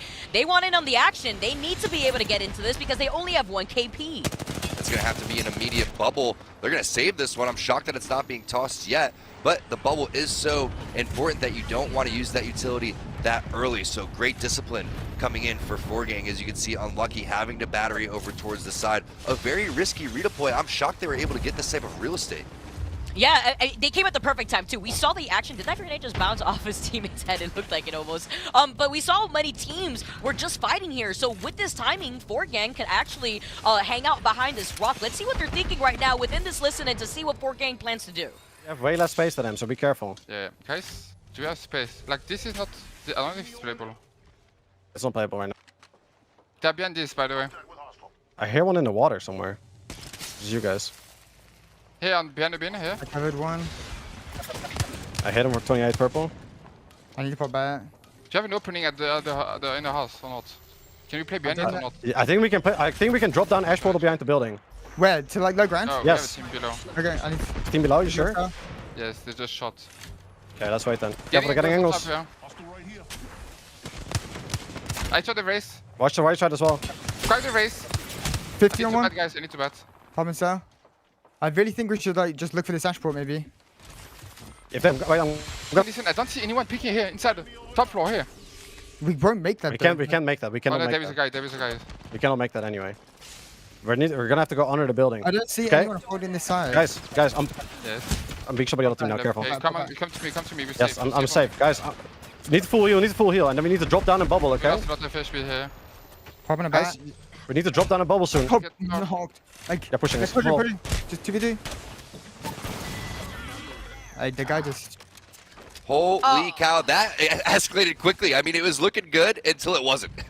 Yeah, we were talking about it a bit. Imagine if they had a Bloodhound to note that Muterium is actually a duo across the field from them. Odin Gamers didn't actually push in from below, and then Guild Esports from afar were pinging them. Even though Guild may not have gotten the knock potentially because they saw them in the fight, they still were able to apply that pressure to help out Muterium. I love how calm they were, though. I mean, even though things didn't work out, and yeah, they did get taken out by a duo, which has to sting a little bit, there was still a lot of great thought process that was going down, but eventually a decision had to be made with that zone closing in 10 seconds, and then the decision was made for them once they got knocked. Now Guild looking for some action on over towards the side. Matafi's going to be the first one to go down. Silted with the shots, and there it is. The cleanup coming through. Potentially going to be able to get this res too, because yes, not in the zone there too, so that's huge for Matafi. A good spot here. They are going to be able to get that res. Odin Gamers still on the other side. They're the squad that was playing right underneath that team. So wondering here where they want to try to rotate without revealing too much. They don't have that real estate of the houses that teams like Kungarna do, running that crypto. You said that you heard drone. There you go. That's your perpetrator right there. Kungarna running that crypto, and it's going to be so grieving to build up those Evo shields if they can maintain this position inside the house. But Solo Q Goats are coming in on their 6. This could end up a heal-off if these teams end up playing a little bit safe, because you can see they're inside of the building, and they may not want to move out, right? But they are going to be able to get tons of information with that crypto drone. The problem when you sit inside of the buildings, though, you're not picking up a lot of kill points along the way. So you can see everyone else with red Evo shields, and then inside, they're still sitting on blues. You do have Silted with the purple, but on the opposite side, you do have fairly weak shields, right? I mean, it is purples. Yes, you just got to that point. It's all going to be about this EMP for Graceful. Yeah, that drone was destroyed too, and you see maybe a potential EMP play being made or at least planned here from Kungarna, as everybody else has those red Evos. Like you were highlighting, Kungarna just playing this a little bit more slower inside this building, playing this patiently, but nothing stopping any of these teams from charging in. It's not like there's a Caustic here with those barrels to block out those doors. Stinky Caustic coming through on World's Edge, that's for sure, as Odin Gamers, they're going to be chilling on the outside. The scans are going to be a little bit slower than they would like. You'd love to have the Beast of the Hunt at this moment, but you can see on the bottom still at 60%. That's not going to be coming up anytime soon, as the first bubble is going to be used and the fight is taking place. Guild's being sent on over towards the side by Solo Q Goats, and now the action may start to continue. Oh, this pressure. Solo Q Goats, it's an open field day for them as they saw the res happen before their eyes. This is continuing on this pressure. The reason why nobody wants to push into this building right here is just because they know that the third party is inevitable, especially from Odin Gamers holding the other side. See underneath the building is going to be huge for getting rid of any of the damage coming from these defensive environments and the onslaughts of the potential Rolling Thunder, as Guild now just down to 1 player alive. It was a straight up 4 teams of 3, but now it's looking like potentially a 3-3-3-on-1 situation, as the defensive environment, or the Rolling Thunder, is going to come through for Shiv. Perfect timing really as the zone starts to close. The smoke coming in inside. Also, you can get a little bit of damage from that one. Always nice when you knock someone with that smoke, doing 10 damage. But this, again, may end up into a heal-off. Don't be surprised. And if you have foreseen that before, what you do is you take up damage from the outside, and then you have to hit that medkit with perfect timing. These pro players have it mastered. It's gonna be so tricky here. See the dome play just being waited on by Solo Q Goats. Odin Gamers have taken the roof though. Good spot for Odin Gamers to be in. Here comes that EMP now, forcing the heals now from the shield, and it's exactly what you were talking about, T. Here comes the heal off now coming in as the circle's gonna just close in around this building. You have a team inside. It's Kungarna, Odin Gamers on the high ground. Guild has been taken out, and Solo Q Goats are still playing this. Odin Gamers though outside the ring. Can they really clutch this out right here? They're setting it over towards the bottom. I don't think they're interested in the heal-off. Biggie, Odin Gamers taking a ton of damage, and it looks like it is just going to be the circle eating everyone alive, as Kungarna is going to be the champion of game number 2. Kungarna inside of the building. Hey, we don't need to take this fight outside. We could just wait right here, take the dub, take those 12 points. But is it enough with that KP? We're going to have to see in the overall leaderboards later on. But congratulations to Kungarna taking game number 2.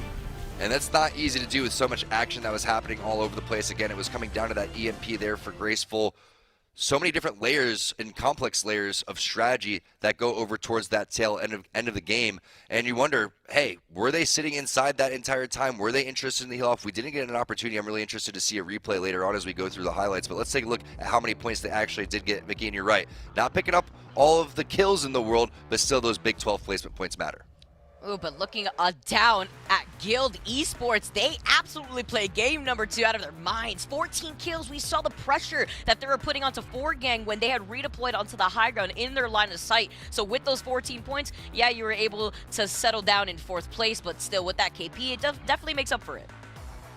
Very exciting ending right there. Very rarely are you going to see 3 teams, 4 teams coexisting on top of a building as the circle is closing in, but like you said, Guild picking up a lot of kills along the way. Very aggressive play style throughout a majority of that. You love to see that coming in. Is unfortunately my picks, ever since I got on the onset train, I have not been able to get off, Vicky. It's been horrible. It's not my fault. I told you, yesterday was not my fault. It was the curse 50-50 here, but now we could see Ascend, 2 kills, falling a little low on the overall leaderboards here for that game number 2.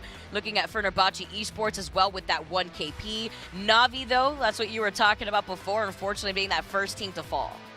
And GMT, they had a pretty solid performance in game number 1, not having the solid performance that they were hoping for in game number 2, as we saw a handful of different listen-ins, and I loved just how calm, cool, and collected a lot of our players were as we see the damage that was being out. But don't expect much damage on the board here. Majority of Gracefuls probably were from EMPs.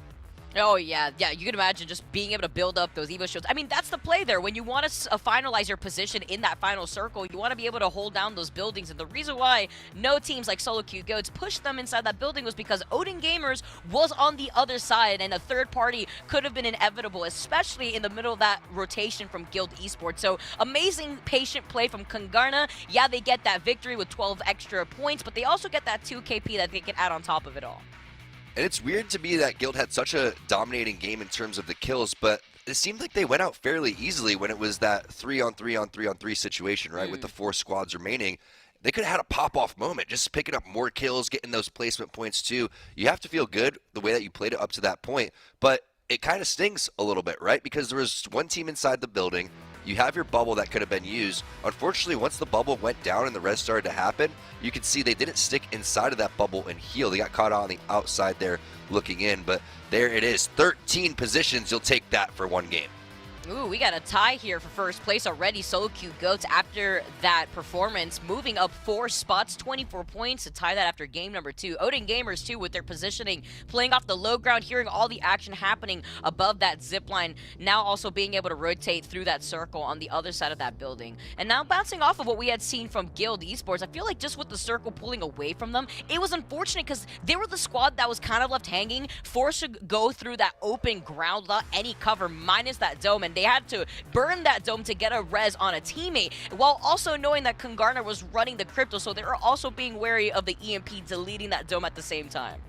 Exactly, and that's key. And when there is that EMP flying in the air, you know all the teams are going to be focusing that and trying to get that drone down. But pretty even Steven here, Vicky. I mean, when you look at the leaderboard, nobody really taking control of that one quite yet. And still, we know that 1 more game left on Storm Point means that there's still opportunities to go and get those extra points to try to get in a good position as we move on over to World's Edge. But I'm looking forward to seeing what's going to happen and who's going to bounce back. Again, a handful of different compositions, a lot of action happening. EMEA's always bringing it to the table. Yeah, I love it. I love to see the change-ups that we're going to see inevitably on World's Edge, too, and a lot of comfort picks that we're going to be seeing from our teams as we do make that transition into that next map. I'm expecting probably a little bit more sniper play, too. We saw the longbow coming into effect, and, man, those shots were looking extremely crispy. Again, the wingman is just like kind of the flavor of the month right now in terms of also having the digi threat on that, too. So we'll see exactly what these players are going to bring to the table as we get ready for game number 3 on the opposite side of this break.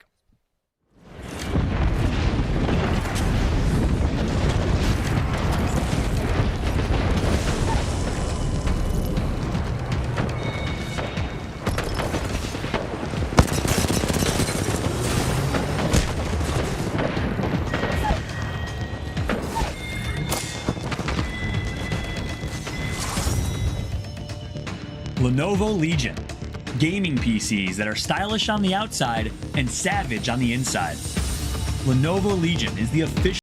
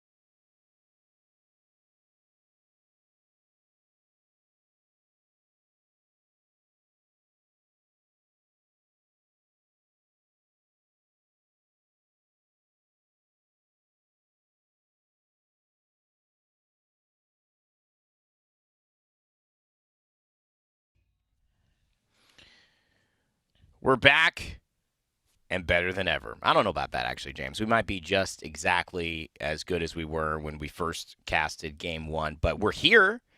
You know, that's saying something at least. I don't know. Help me out here. Being present is definitely helpful. I've had one more cup of tea, so I'm definitely just that's true. Going up. You know, I'm gonna be in space soon if this keeps continuing.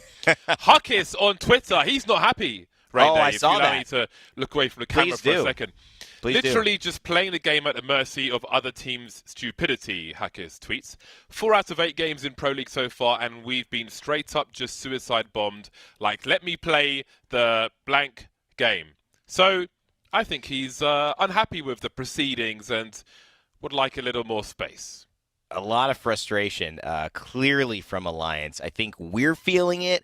I think they're feeling it. You kind of wondered what's the tone of Alliance, considering that they're having a similar day with not a lot of points here. And that's really what it is. It's exactly what we're saying and seeing, James. Frustration all around. You can see from the in-game leader tweeting out just recently, and we're keeping you up to date with all the news happening with our pros. Not happy about it. But let me go to you now, because this is what we do when we sit in these chairs. We like to speculate and talk about options and give the viewers different perspectives. What can you do about it? I mean, this is kind of the meta that we're in. Valkyrie is a staple, and it's just going to happen. So how do you play around it, or how do you make sure that you're not in a position where that can keep happening? Yeah, I think it's a difficult one. I think it can depend on the situation you're currently in, where you are on the map, of course, and how likely you are to be able to defend depending on the situation. And that will vary. If you're having a fight on the outdoors and somebody lands on you just as you're finishing a fight, then you're going to be in a lot of trouble. If you're near or in a building, then perhaps that can help. Perhaps you can get around the corner or something. But it's the nature of the beast to some degree. People are going to be opportunists. If they smell weakness, they're going to try and capitalize on that. And of course, they can get there a lot faster in this Valk meta. So I think ultimately you have to concentrate on making what you think are the best decisions, and sometimes people will try to exploit that. I mean that's kind of how a competitive game goes. You try and exploit weaknesses, and you abuse the tools that you have available to you. So that shouldn't make you hesitate, though. But it's a tough one because you don't want to. You don't want to be going out early. You don't want to be taking an early bath, but then you don't want to be turtling and getting no KP. We've seen how important the KP is, the kill points for the uninitiated. We've seen how important that can be. Again, Solo Q Goats came, I think, 3rd or 4th last, but they got like 7 kills. So they kept themselves competitive, which has allowed them to be joint top of the table right now. So the kills are extremely important, and depending on, it can be more important than the placement. And so there's more than one correct decision, but I think that you have to concentrate on playing your game rather than playing with fear of what you think somebody else is going to do. Well worded and well put there. Alliance still have to figure out what their game is on Stormpoint. They've got one more game to do it. We'll cast that in a moment. But let's head over to groups I believe it is C and D who will be playing simultaneously throughout the day. We're going to see exactly how that has showed up. It is players making a big run here, as well as Scars. Good to see Scars clawing their way back into the conversation. They have been missing over the last few days, and it is nice to see them back, jumping 13 points, Mandy, Taishin, and RPR. Players getting right back to where they, I'm sure, feel they belong at first, but it's Reply Totem who have had the best results of the day so far. International, IG, also just really consistent performances. They were one of our close winners yesterday, so definitely a lot of the same teams performing well, continuing to do so, James. Yeah, we can see that Scars had, I think the last game they played must have been good because they moved up 13 places. Always want to see a good performance from them. 69 IQ at the bottom half for now, but I'm sure they'll make their way up. We saw some nice games from Phoenix Legacy, or some nice scenarios from them where they were holding their ground and so on, but it seems that things may be more difficult for the time being as they find themselves towards the end of the table. And 789, who do have some difficulty of drops sometimes, as we saw in the last split, will be having yet more problems. So we'll see if they're able to turn things around today and also in the days to come. Of course, it's only day 2 here in EMEA, and there's lots more games to come this week.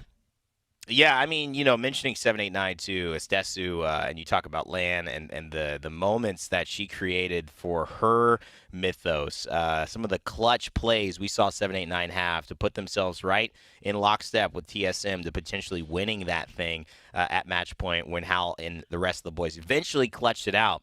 789, I mean, what a legacy that team has. Can they get back to it? That's really where the slow start has been. I'm sure they're looking forward and hoping to be in a position to redo what happened at LAN a couple of years ago. So we'll keep you locked in on that story as well. Game 3 in Storm Point, it has been a tale of two different maps. And for teams like Alliance, which we touched on briefly, experiencing frustration, James, but it's really been a story of the maps. We know that 4 out of 8 games, well, you look at the amount of games they've played 3 of them on World's Edge, and those have gone fine, about 30 points after 3 games on World's Edge. Well, they've played about 4 or 5 on Storm Point. So I'm guessing most of those 4 that things haven't gone well are on this map. They got one more chance to really change the momentum, and I think I like what you said, create the moment. And we watched Fort Gang to bring up that moment, really not take advantage of a moment they could have bubbled. They were almost too disciplined. They let Mutarium actually push as a 2 and have a chance to turn the tide when they should have had the advantage. There is a problem with waiting too much. Yeah, absolutely. I like to think of Storm Point as the great outdoors compared to World's Edge, of course. The wild, wild west, huh? Yeah. There's just more cover. There's more buildings. There's more indoors in World's Edge, but you really need to be comfortable being out there and controlling the space around you, which you can do to a certain degree, as evidenced by players yesterday with the smokes and so on. But again, the Valks coming in, trying to 3P. I mean, it is risky for them as well, but if you're weak enough, if you can't get the shield swaps and so on, if one of your players needs a res, then your odds are going to be pretty low, all things considered. So Alliance will have to bear that in mind, and I'm sure everybody else on the server will have to bear that in mind as well. But it is interesting, and to touch on what you mentioned about 789 and teams finding their form of glory, I feel like there's never been a better time to do it with 2 different maps. Again, as we mentioned before, all the different legends which are playable competitively at the moment as well. Like, there's such a range with the different play styles that both maps introduce. Like, there's so many opportunities for different teams to kind of find the niche. It's really, I don't think there's been a better time to play Apex.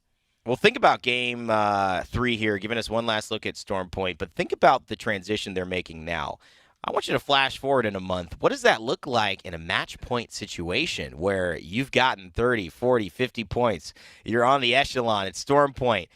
Does it swap to World's Edge? I mean, is this now, okay, now we got to close it out on maybe a map that might be our weaker map? Now Alliance starts revving up. You got a team that's coming in, and now they're in a position on match point. They take it away from what we thought would be the winners, like we saw New Esports last season now ascend due to Alliance, due to players.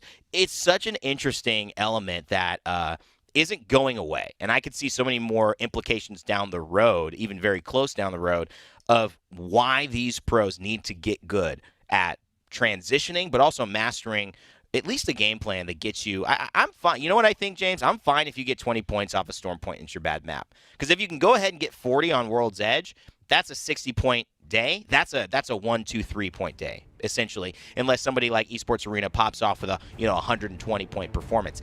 In these lobbies, we're seeing 60 points around getting the job done to win or be in second or third. I'm fine with that, but you got to do something here in match 3. It is up to you to take these plays by the reins. And maybe it's OJ Rain. He's playing in the other lobby, but maybe in this time it's letting the rain fall down on your opponents, whether it's a Valkyrie from the sky, a missile swarm from cover, or a defensive bombardment creeping in like the rolling thunder that has been cascading across Storm Point over the last few days. What an exciting time to be an Apex Legends fan as we jump into Game 3, our last game on Storm Point. As we see teams try to acclimatize to the newer map of Storm Point, speaking of a month from now, they're going to have to acclimatize to Watsons and Mirages running in circles. Man, I can't wait for that. Honestly, the scenes. And that's you know, that's just that region. There are plenty others. There's APAC South, of course, and even more. The styles that are going to be, the style clash, which we're going to see, is going to be very, very interesting indeed. And we see a westbound ring, which will favor the likes of Rebel Zeta and the solo queue goats as well, if they can survive, because the solo queue goats have been looking particularly nasty versus the teams around them, so they may want to shy away from their direction, but it's going to be a long rotation for those teams in the northeast, so they want to get their skates on. I'm sure we're going to see plenty of Val Colts when the time comes. Yeah, really strong pull to the southwest near Cenote. And it's really, I mean, these are the types of circles, you're right, that with a northeastern kind of lobby where a lot of major teams, you know, you look at GMT, you look at Alliance, even Navi, I know Tom's still rooting for him. It's looking a little bit more dismal as time goes on, Tom, but they're going to have to make those big rotations. And when you have a team that doesn't need to play under the radar and they want to make an impact in the lobby, having to do the longer rotations, I think it creates a lot more of the clash early and mid game, because you know these are teams that are fighting for a lot. They're not really needing to bunker down, wait, kind of trying to, you know, blend in until, you know, final 10 and hopefully get something done. You know, if Alliance is coming at you, they see a good fight, they should be taking it, and I think that's where we may see this lobby, even though it's starting at 19. Remember, we have a team not jumping in, starting in 57 players. It could go down to 14. A little faster than usual in this one because of the way the circle's rotating and the teams that have to move. Kangana looted up very quickly indeed. The golden 2 blues and plenty of ammo as well. They're on the move looking to surprise the team early while they've maybe got squishy armor, so we'll keep an eye on that and see if they are rewarded with what they're looking for. In the meantime, we've got Alliance looting up now, just eliminating the vermin in the area. Even using a thermite on a spider, but they can be very pesky. Hey, listen, I'd use a thermite on a spider in real life, okay? I'll burn some carpet just to make sure something this big. You know, honestly, if I see a spider this big in my house, I'm just going to move. I would literally move because, James, what can happen once can happen twice. So I'm not going to be sleeping at night thinking, hey, did another one get into the house? That's just over for me. It's all burned. I don't mind spiders as long as they're not Australian spiders, because things over there are just a different... they're just dealing with different things over there, so I'm not quite sure. But, you know, if I see a spider, I'm not too chill. If it's like outside the door or something, you know, it's probably... We could coexist. Doing its thing. Yeah. You know, Australia's just... the stuff that they've got down there, different. I'm running from everything. I'm walking in a hazmat. You know, Stormpoint, it basically might as well be in Australia. That's what I heard. This is just a live feed from some of the open area in Australia. Things a little bit bigger, a little wilder down there for sure. Got a lot of good friends, actually, in Australia as well. So big shout-outs to them. Don't think they're watching, but if they are, Aussie. Rebel here starting off really, you know, in a decent spot, kind of towards where the circle may be ending, holding this building down. We haven't seen as much of them, but again, a consistent team that can pop off at any time, James. Yeah, just enjoying their building for the time being. And you can see solo queue goats here. They're pretty well looted up as well. Good weapons and definitely got themselves some nice armor. Zipeth is going to be on the wingman. Great character. Definitely worth tuning into his stream as well. Very easy to overlook the others. Zipeth and man like Diff. They are very nice guys as well. Zipeth, not shy for a very, very long stream. That guy goes in on ranked. Man, I don't know how they do it. I mean, it's really great preparation. If you've never played a tournament like this, and a lot of players are closer to tournaments than they've ever been before. You know, we got a lot of open competitions. I'll hold that thought here as competition seems to be heating up for Guild Esports. Matafe takes way too much on that massive peak. He thought he was the one being the aggressor. He was getting aggressed on. Now he's got to hit a shield battery. His team's fighting 2v3. Can he get back involved? It looks like there may be some problems from Silta, who is definitely having some problems. Matafe is late to the party. Has this spelled disaster? What could have been a poke? He's going to get one knock, but that is not the end. Matafe, the only one left alive for Guild. Oh, what a terrible turn of events here. It's not a Spinseer that they're fighting. So somewhere, T-Squared rooting, happy to see this result. Guild, the exact opposite. Yeah, he's got Prowlers harassing him down as well, so he's really not having a great time on the outside. In the meantime, Na'Vi can just post up again, and he may have to abandon ship. Indeed, he has. He's already off, and a solo Gibby, I can't see him getting those banners anytime soon, so he may have to just go and rat somewhere and rue what could have been. That's a terrible way to start when no team has been eliminated, essentially. Terrible. If he goes down, they would be the first to make their exit, so he will creep for a while, but that is a very, very rough situation for him. But for Na'Vi, that's fantastic. Triple purple now. They've got plenty of loot, and they'll be extremely happy with that. We can see that they are fine as far as the zone is concerned. So they're going to be laughing for a while. And indeed, I do expect these banners to expire. I don't think there's any hope of those banners being rescued in this game. We also got a little makeshift door there. Going to be hard to get through those loot boxes or death boxes the way that they died on top of each other. Obviously trying to block off so they couldn't chase Matafe. The fall of Guild, maybe the rise of Na'Vi in this game, as we love to see it. A team that we know has so much more in the tank than they have been giving. Another thing I had tried to mention, James, though, just the pace of these tournaments. It is a lot. It is an endurance run, not just in terms of your play, obviously putting together consistent results. Mentally, it is not easy. Physically, it is not easy to sit in these games and to even go out 19th or 18th, and that's Matafe actually going out. Na'Vi, Sanya picking up Matafe. That is the end, the first team out of this lobby. But then you got to wait 30 minutes while this game finishes. You got to wait till the lobby closes up again. Then you got to start it up again. And all that time, you know, it is an endurance sport that I think if you haven't done it, if you haven't tried to play in a BR tournament, it's not quite clear to viewers how much this actually can strain an individual.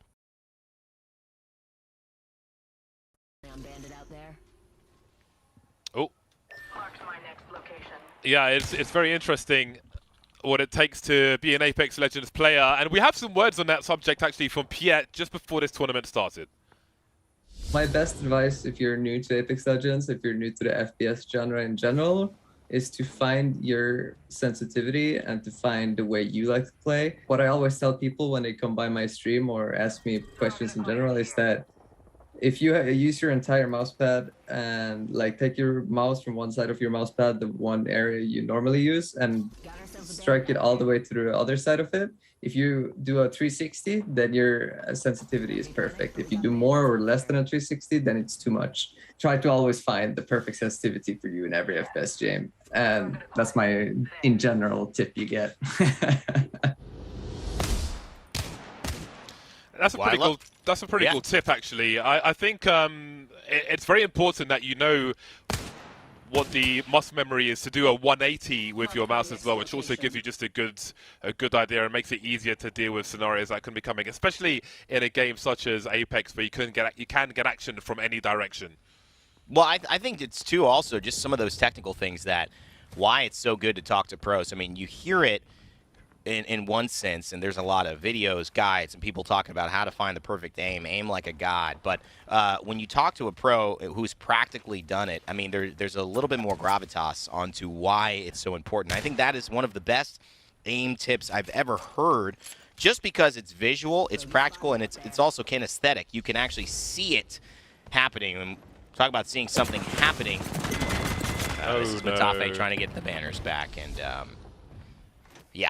That didn't work out. Yeah, it's fair enough, though. His percentages are so small as a solo Gibraltar with 19 squads left that it's worth him taking the gamble. It's like an all-or-nothing play, basically. So he just has to accept his fate. Like, he's not going to really be rotating through the map on his own otherwise. So took the small percentage, didn't work out on this occasion. You know, the odds were small, but worth the gamble. Didn't work out. Off we go. You can't say it wasn't a lack of effort, but decision-making in 1 and 3 for Guild has been unfortunate. We saw them run into Solo Q Goats and die without a point there in Game 1. Game 2, very, very different. Made it into that final circle, but Game 3 going very, very similar. No points for Guild. We'll have to make up the difference on World's Edge, and time is running out. GMT Esports, though, pretty similar performance as we've seen them have. Ending yesterday in the top 10.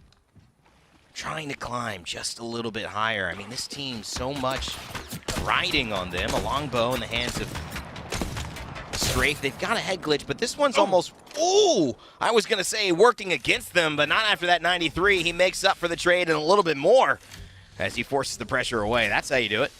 Very, very juicy shot there, which will just slow down the harassment.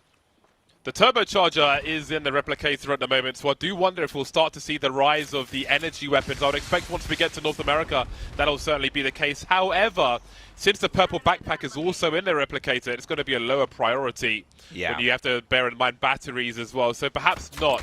Perhaps if the purple backpack wasn't in there as well, then maybe we would see more energy weapons, because that is asking for a lot of the replicator resources. So we've had a slow start to this game thus far, but as this ring starts to close, I think things are going to start to heat up soon. Yeah. It's one of those things, James, I kind of went away from what I thought. I mean, I thought we would actually have a little bit of a faster start with some of these heavier teams rotating, but they've been playing it pretty patiently. I think that just goes to show that everyone knows this is an important moment in Storm Point, right? Round 2 closing, 30 seconds left. We've got 18 squads, and it does seem like there are some engagements imminently approaching, but so far, everyone's played a pretty solid start. You can see the trigger discipline, not trying to engage the Prowlers immediately so as to give their position away, but to see the lay of the land. Try to have the element of surprise for as long as they can. So Rascals will have a giant rock with which to call home as the zone closes behind them, and that always gives them some kind of reassurance that there's likely not to be anybody behind them, although of course it being round 2 closing, you never quite know. Yeah, don't make the complete assumption. I mean, what a tricky thing, and I think that's kind of where the difference here in World's Edge and Storm Point, you always have to assume. I mean, I don't think you should assume that somebody hits longbow shots on you from distance like this, like Hockey's is doing, but man, oh man, that was nice. At least he got about 74 damage onto the name, and he'll find a way to put Kungarna in a worse spot. He's going to force Graceful to actually hit a shield battery. They're going to be fighting here as well. Oh, Sanya! Some nice shots there from Sanya. 3 kill to the name for Natus Vincere. They're holding the same building they took down Guild on. Can they take down the other intruders? It's Kungarna who are finding a way. Natus Vincere so close to losing Rugby. It's going to be a grenade on the staircase. That'll buy him some time, but they're still taking so much damage here. Yeah, they've got no doors on their building now, and I was just thinking that was quite a commitment from Sanya. If he gets downed on the outside there, that could be so much trouble, because of course the team on the outside are very vulnerable to being shot by other players and teams as well. So they really wanted to make sure they were able to hold. Ultimately, they will be able to, but the lack of doors may be a concern. Odin on the run. We've got some battle royale like the movie now as they are being hunted.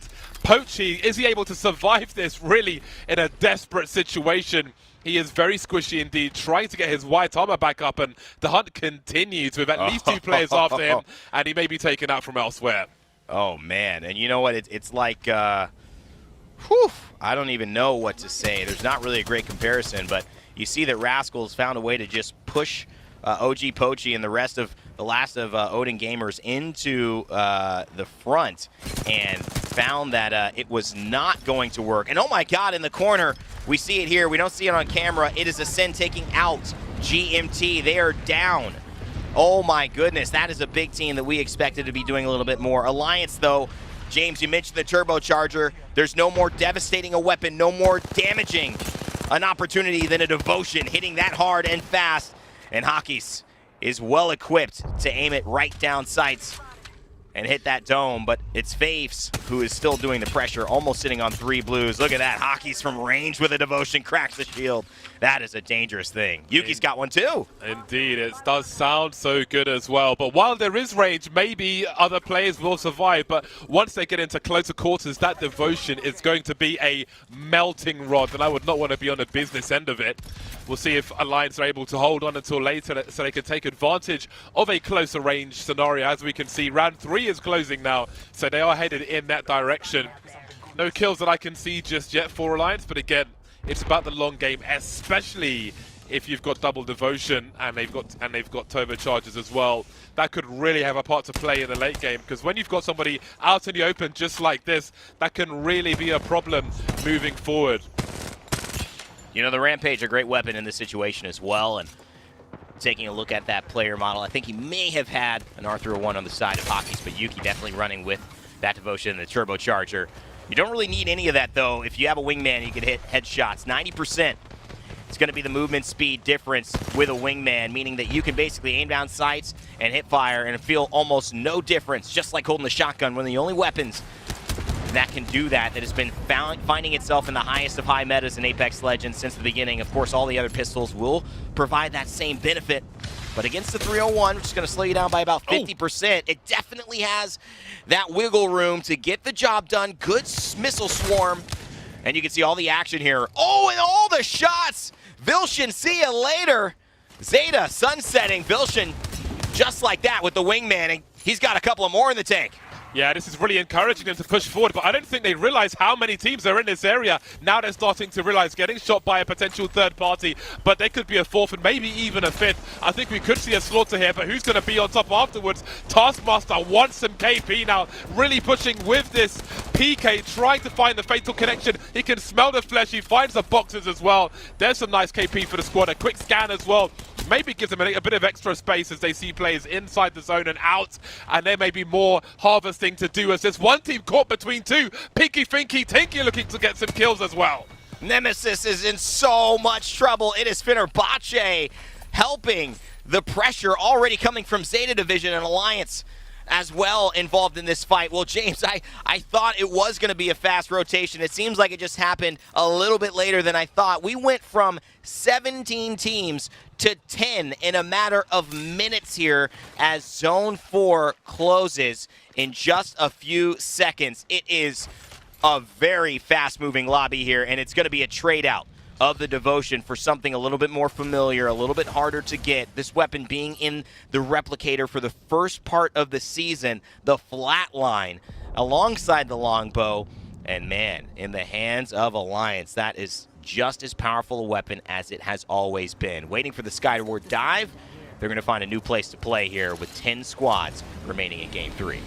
They're not the only team going for a skyward dive, so I do wonder if they'll go for a spicy landing, although I imagine they want to limit their variance the way their games have been going so far. We've got bombardments all over the place, some Valk Qs as well, and domes in every direction. It is a war of attrition in this area as the ring closes. I can't see 10 squads surviving this. Na'Vi the first team to drop, and we go to 8 now as Horizon are gone as well. Suddenly Alliance are starting to get some more frags. We've got Vibes now the leader with 6 kills. A fantastic game so far for Alliance. We've got to see what's going on. I mean, Alliance turning the tables here for what we expected. Vibes on the Bangalore, one of the only others playing alongside Solo Q Goats. He's doing an incredible job buying time here now with the smokes. That means they can look out the digi threats with the car and allow Hockeys to hit a shield battery without the pressure coming in as immediately. He hits a little bit on the canister as well. Oh, a little spice added to the day, and it's Hockeys now taking his turn. Tag in, tag out, and Alliance continue to do damage. They are taking down the rest of this lobby.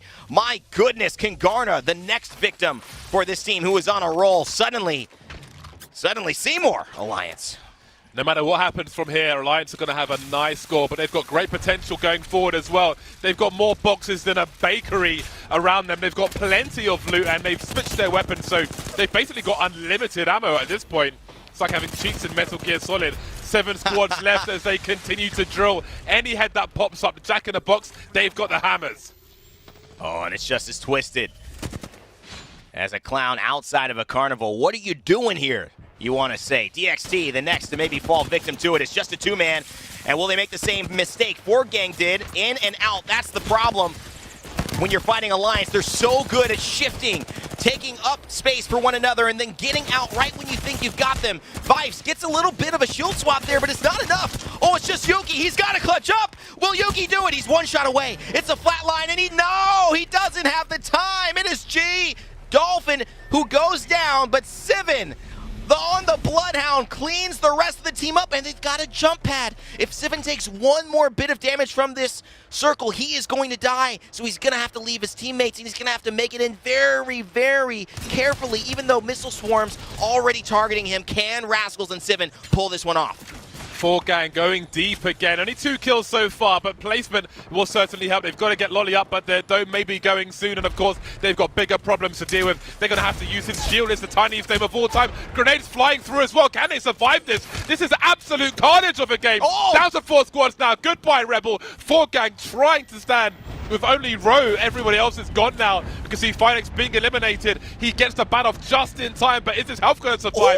Absolute madness here. Down to 4 squads. Row now has decisions to make.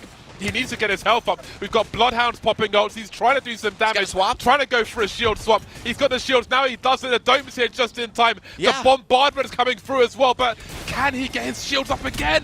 Oh my god, what is happening?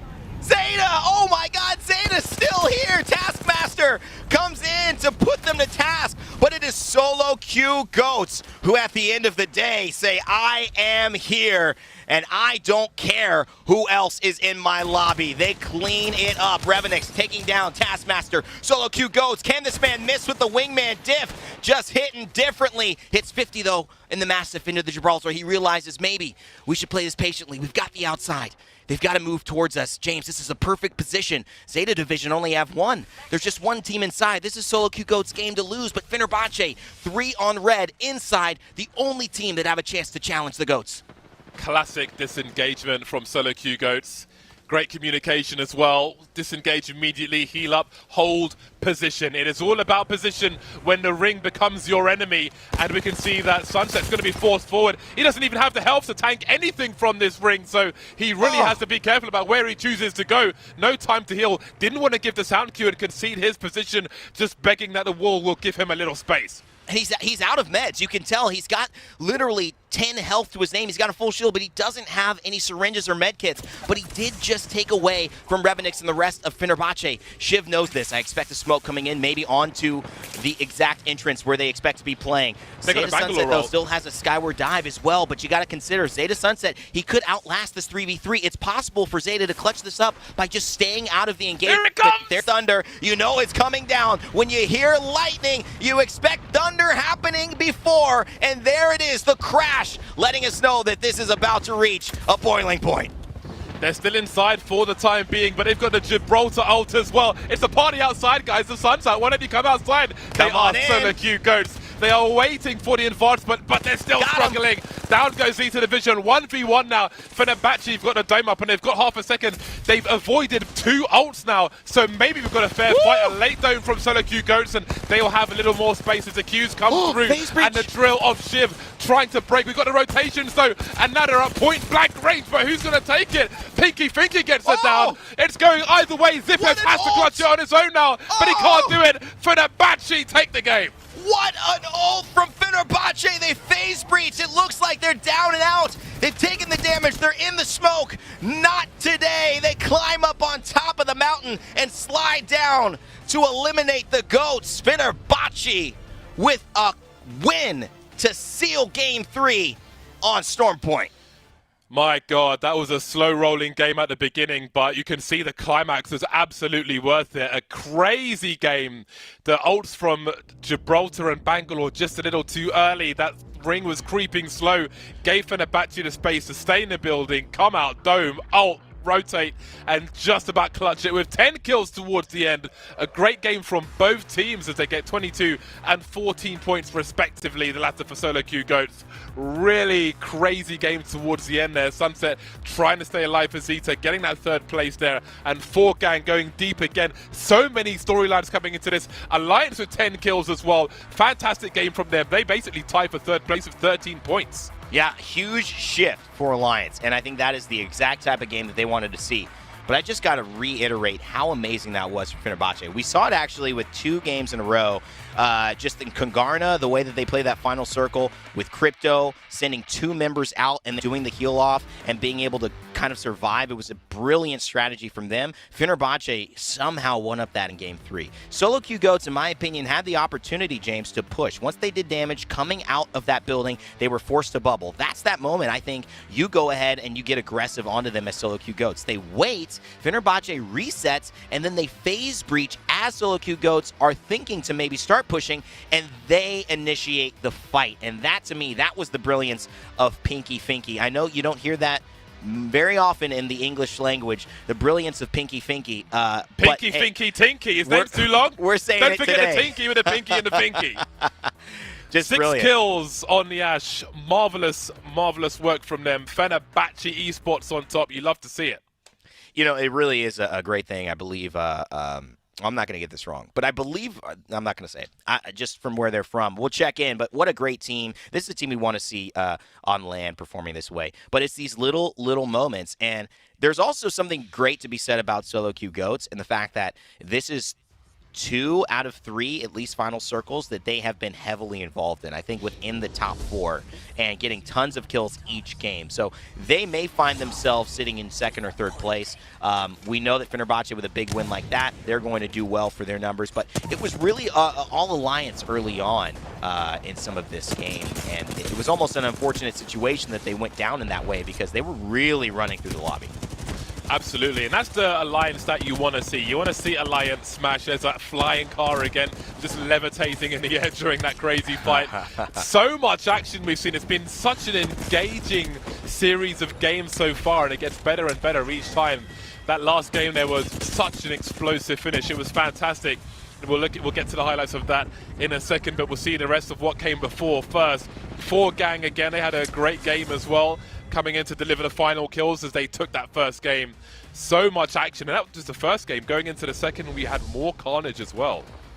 Yeah, and this is really the game that Kangarna showed up. A little Bocek bow action. You don't see that. Maybe that's the last time it was used in 1872 in competitive. Ascend, absolutely kind of putting on their new name. A little bit of a show. I think they took down Alliance or GMT in Game 3. Guild Esports, a team we expected a lot from. Well, in Game 2, they did a lot as well. But this is that heal off at the end, and it was just a beautiful play. Odin Gamers had a chance to try to push. They decided to get aggressive down below, but Kangarna did something different. They said, Graceful, you stay inside.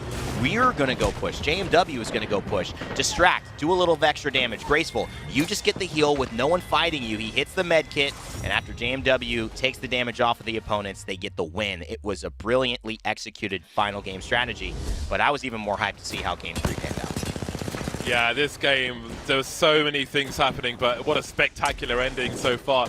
And again, the disengagement late on that we saw from solo queue GOATs, just the ults were just a little too early, otherwise maybe we have a different winner. But Fenerbahce with that home invasion there as well, pushing that building, taking out the likes of Na'Vi, fantastic work.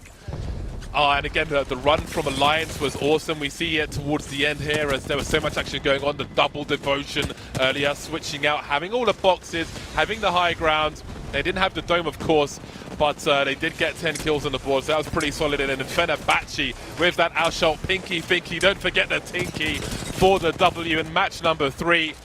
It's been, we're not even, well, we are halfway through for EMEA, but we're not even halfway through the day. So much more action to come as well. I think one of the things, too, that I'm noticing and that teams probably want to consider is that short-range Ash ults have this weird impact where you're going to see, look at that, Fenerbahce, because they win the game, they end up taking the lead in first place, but it is solo queue GOATs who is 1 point behind. 4Gang, 4 points behind second, 5 behind first. Odin Gamers, Guild Esports, Alliance jumps up 9 places, so they're really in the conversation now. And for us to see that versus heading into World's Edge, and they had 0 points, I'd watch out, because Alliance, we know how they perform towards the back half of the day. Yeah, and they're angry, which is great to see. Yep. And angry hackers is good for everybody that's on Alliance and absolutely nobody else in the lobby. Na'Vi in 18th place is surprising for all the wrong reasons, but again, we are only halfway through. The top half of this table is blown wide open as we move to World's Edge for the next match, so it's anybody's guess as to who's going to end up at the top of the table once we finish match 6. Yeah, I actually don't know. We obviously had a lot of confidence in solo queue GOATs. That seems to be the way that they are manifesting themselves today, and it's great to see if you're a fan of that. Of course, big shout out to Monster Energy and Lenovo for sponsoring the ALGS. If you guys want to follow us, check out our socials. And of course, you're watching one of them right now, whether it's on youtube.com/PlayApexEsports or twitch.tv/PlayApex.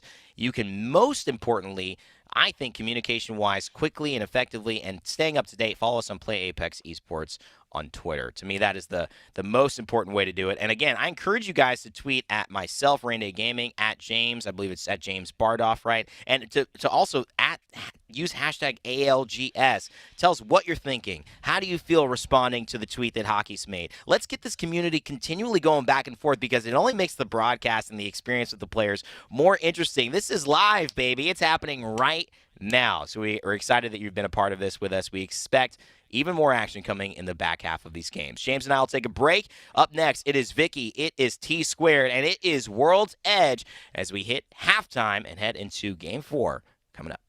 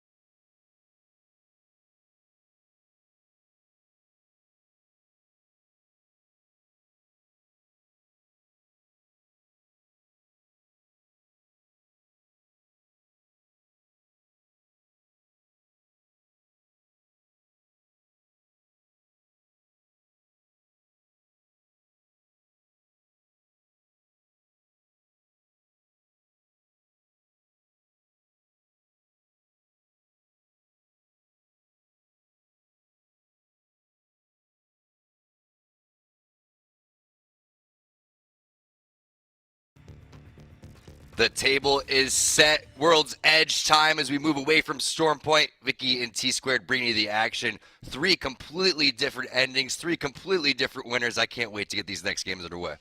Let's go, and World's Edge, we are moving on to there for a lot of composition swaps, team approaches, so I'm excited to see what these teams are going to bring to the table going on to game number 4.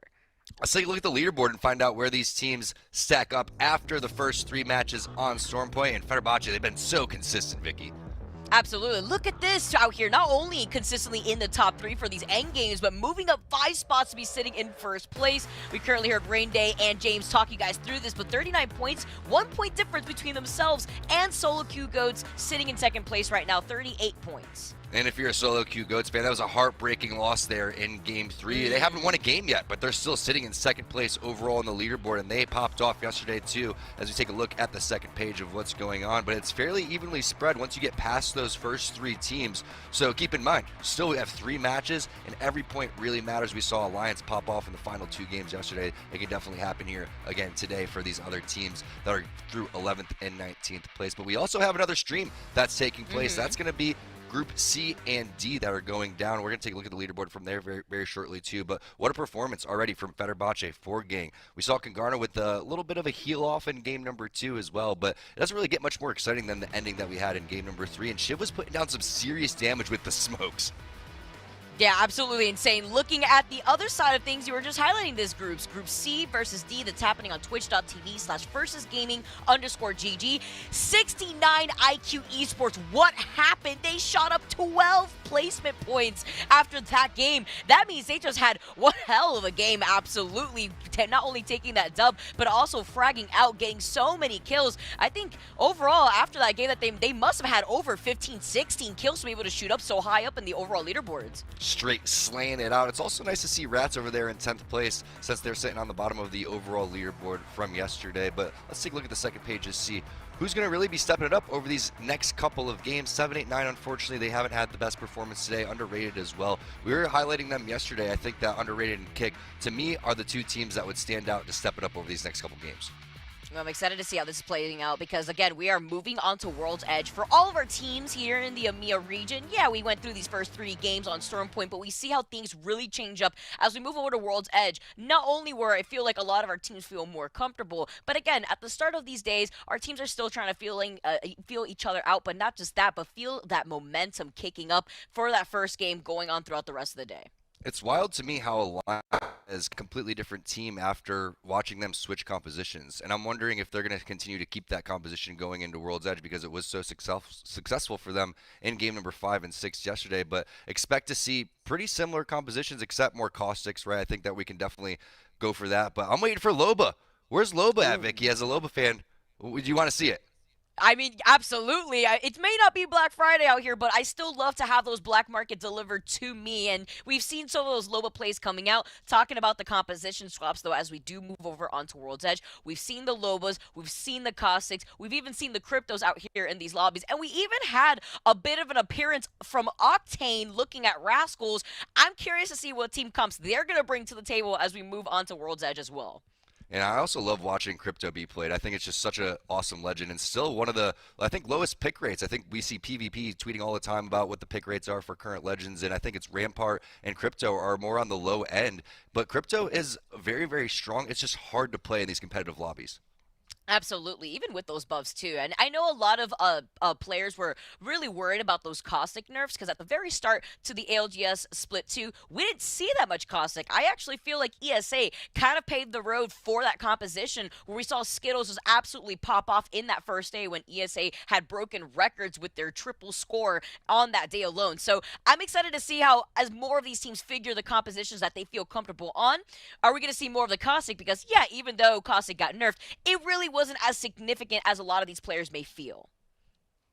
I think that's pretty exciting, Vicky, as we take a look at the drop points that were happening over towards Stormpoint, as we also are switching again on over towards World's Edge. But there it was, and you can see a handful of different zones coming through, but the consistency, again, has to be reiterated from Fenerbahce, from Solo Q Goats. They've been playing out of their minds with numerous top 2 performances, so really nicely done from them as they land on that west-hand side from the Solo Q Goats area. But I want to look forward to, again, maybe what happens in this meta for Stormpoint is unforeseen yet, right? Because what if we start seeing Caustics come through, and we've already seen Bangalore being adjusted from EMEA, maybe North America later today is going to take that under the wing. Oh yeah, and a lot of Bloodhounds too. That's something else that we're seeing a lot within these lobbies on Stormpoint and on World's Edge. I feel like having that benefit moving on to World's Edge, though, you're going to have a lot of these teams playing under much more cover on World's Edge versus Stormpoint. So the Bloodhound's going to be amazing to use on World's Edge. And if these teams are finding this success with Bloodhound now on Stormpoint, I can only imagine what they're going to find in the next map. That's why it's so important with all these Bloodhounds to keep your full 3-man squad if there ever was to be an importance on that, because you cannot rat it out. We saw Hackies, unfortunately, just get smoked when he got numerously scanned over towards the side of the tree area on that Valkyrie, and there's nothing that you can do once you realize that, hey, we got numbers, it's going to be an immediate fight. And if you don't have the Bloodhound, we saw what happens over towards the high ground in the previous games. Sometimes you don't realize that you could have a 3-on-2, and that could get you out of a sticky situation. Yeah, and talking about the absence of some other characters, Gibby. Some Gibby-less compositions looking at EMEA. It's so interesting because we see that being substituted for the Bang. But one character that we do see very consistently is the Valk, and those rotations. We are in the Valk meta really here, T. And so to see how a lot of these teams have been able to play into the Valk meta on World's Edge, I'm expecting to see the two big boys being taxied over by the Valk. Let's see how this is going to go on as we do move on to game number 4. And what about that phase breach at the end of game number 3 to go and flank over towards solo queue goats? I mean, that can't be highlighted enough. That was one of the smartest, fastest plays that you could ever do in that situation. I thought that Shiv had that thing on lock when the smoke started coming through. He had the digi threat you saw, getting red armor checks. They also spot out the rat over towards the roof with the rolling thunder that came down.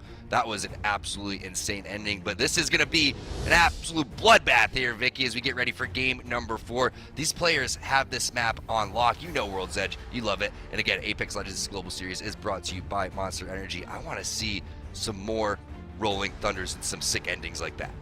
Yeah, we're back home here on World's Edge. Let's freaking go now as we get started in game number 4. I'm so hyped, though, to see a lot of these teams play out of their minds in the EMEA region. I really did miss EMEA, and so to be able to see how a lot of these players have adjusted not only onto Stormpoint, but making this transition into World's Edge, it's so exciting. And we still see the Ashe being picked alongside a lot of these other compositions, even in World's Edge, when we don't really get to see that much Ashe looking at some other regions as we move on to this map. Taking a look at the weapons, you're going to pick up an early 30-30. The Lava Siphon area is always really good for loot, so expect Fenerbahce to pick up some serious stuff along the way. Armor's always looking good, too, as we see the zone pulling towards them, so the rich get richer. They got second place in game number 1. They won game number 3. Now they get the zone in game number 4. Very similar zone that we had seen just yesterday in day 1 of EMEA. Now, Fenerbahce could have a field day, though, with this because they got the beacon. Currently see another team. It's going to be 4Gang making their way to meet up with Fenerbahce Esports. They're trying to get the revenge as 4Gang was one of the teams out in 4th place in game number 3. Also another really consistent team after they were able to win game number 1.